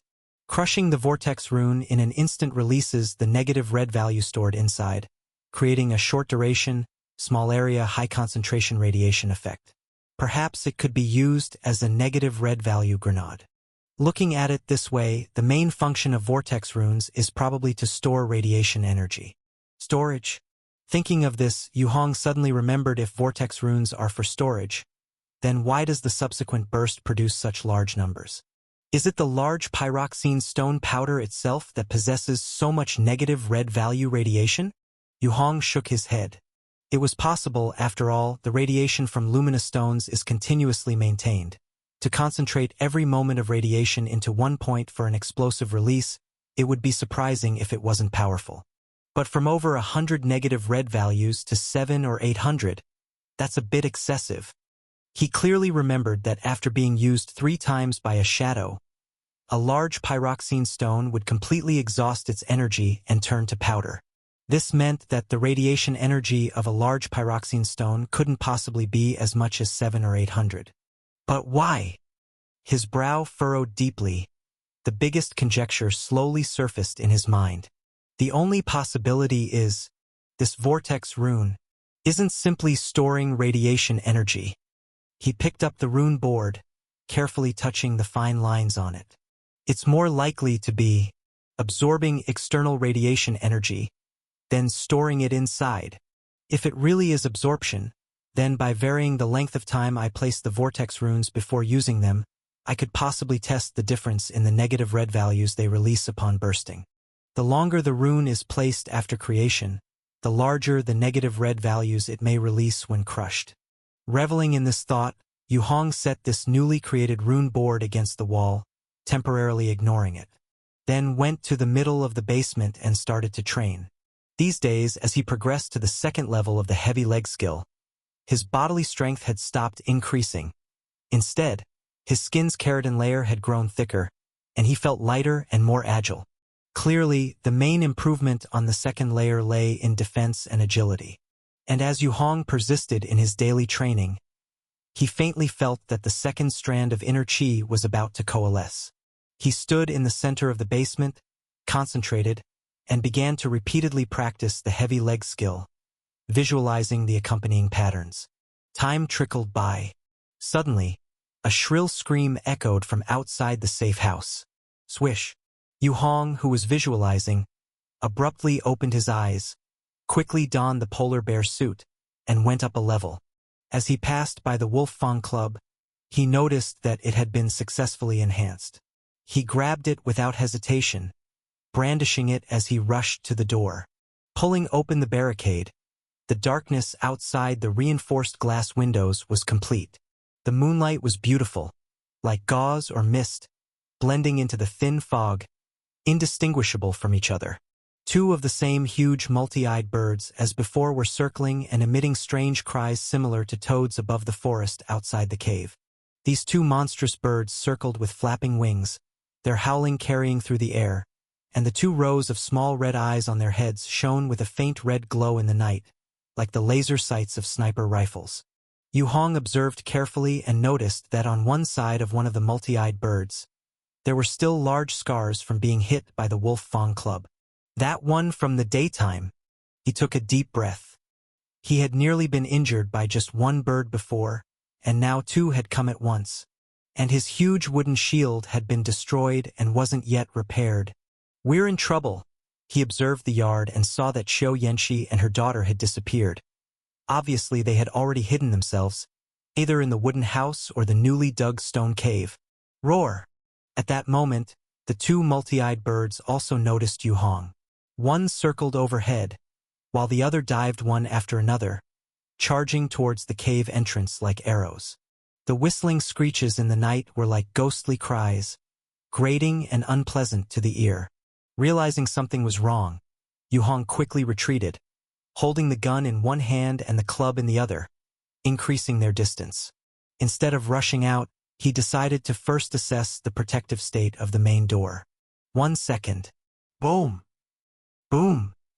2 loud bangs followed one after another. It seemed as if the entire safe house cave trembled violently. At the door, the thick wooden door now had 2 bulges smashed into it from the outside. But it was just those 2 bulges, nothing else. It held. Yu Hong's spirits lifted, as the door that had previously not been able to withstand an attack from the multi-eyed bird had now managed to block 2 hits from them in succession. This test was sufficient. Relying entirely on the door to block enemies was unrealistic unless it could self-repair. Regardless, he had to go out and repel the enemy. With the realization that the door was much stronger than before, Yu Hong's tension eased. Standing in his spot, he didn't move forward to open the door, but instead raised the Wolf Fang Club with one hand and quietly waited. Boom! Boom! Boom! Rumble! The door finally shattered, and a white bird's head charged in, continuing its momentum, stabbing towards Yu Hong. D. In an instant, Yu Hong roared angrily as he stepped forward, his figure blurring like a shadow, smashing the ground beneath him, and he dealt a powerful blow with the club to the bird's head. The Wolf Fang club cut through the air with a shrill sound, driving a sharp howl, carrying all of Yu Hong's accumulated explosive power, and heavily struck the bird's head. Boom! Caught off guard, the multi-eyed bird's head was hit hard by the club. Its head and most of its neck instantly burst open, turning into a gray and white shower of blood. The rest of its body was hit by the tremendous impact and flung out of the cave at an angle, shooting into the nearby forest with a plop. Roar! The second multi-eyed bird took the opportunity to lift its head and hammered its beak down with great force. It gripped the door with its talons, its wings madly flapping for leverage, its beak sharp as a spear, creating a similarly piercing screech, fiercely stabbing at Yu Hong, who was standing by the entrance. This sudden attack came just as Yu Hong was off balance from the inertia of his swing. The multi-eyed bird was already incredibly fast, and now, seizing the opportunity for a sneak attack, it was impossible to dodge. This blow struck hard against the alloy plate on Yu Hong's raised arm. The alloy plate bent again, twisting the face of Yu Hong inside. But even though the hit was heavy, it was blocked by the transparent keratin layer that had grown on Yu Hong's skin, and it caused no harm, only pain. And this sudden pain induced a violent fury in Yu Hong's heart. His blood rushed furiously, flooding his entire body in the moment he was hit by the beak. He staggered back 2 steps and fired the gun without aiming. Bang, bang, bang, bang, bang. 5 consecutive shots. The enhanced bullets blasted 5 bloody holes in the body of the second multi-eyed bird. It nearly tore its upper body apart, leaving even the basic skeleton unable to hold up. Yu Hong took the opportunity to lift the Wolf Fang club, roaring as he smashed it forward wildly. The enhanced Wolf Fang club was much heavier than before, now weighing over 100 pounds, and its surface covered with a multitude of barbed spikes. Once embedded in flesh, it would be extremely difficult to pull out. As Yu Hong lifted it for a ferocious smash, the top end of the club barely hit the neck of the second multi-eyed bird and hooked onto it.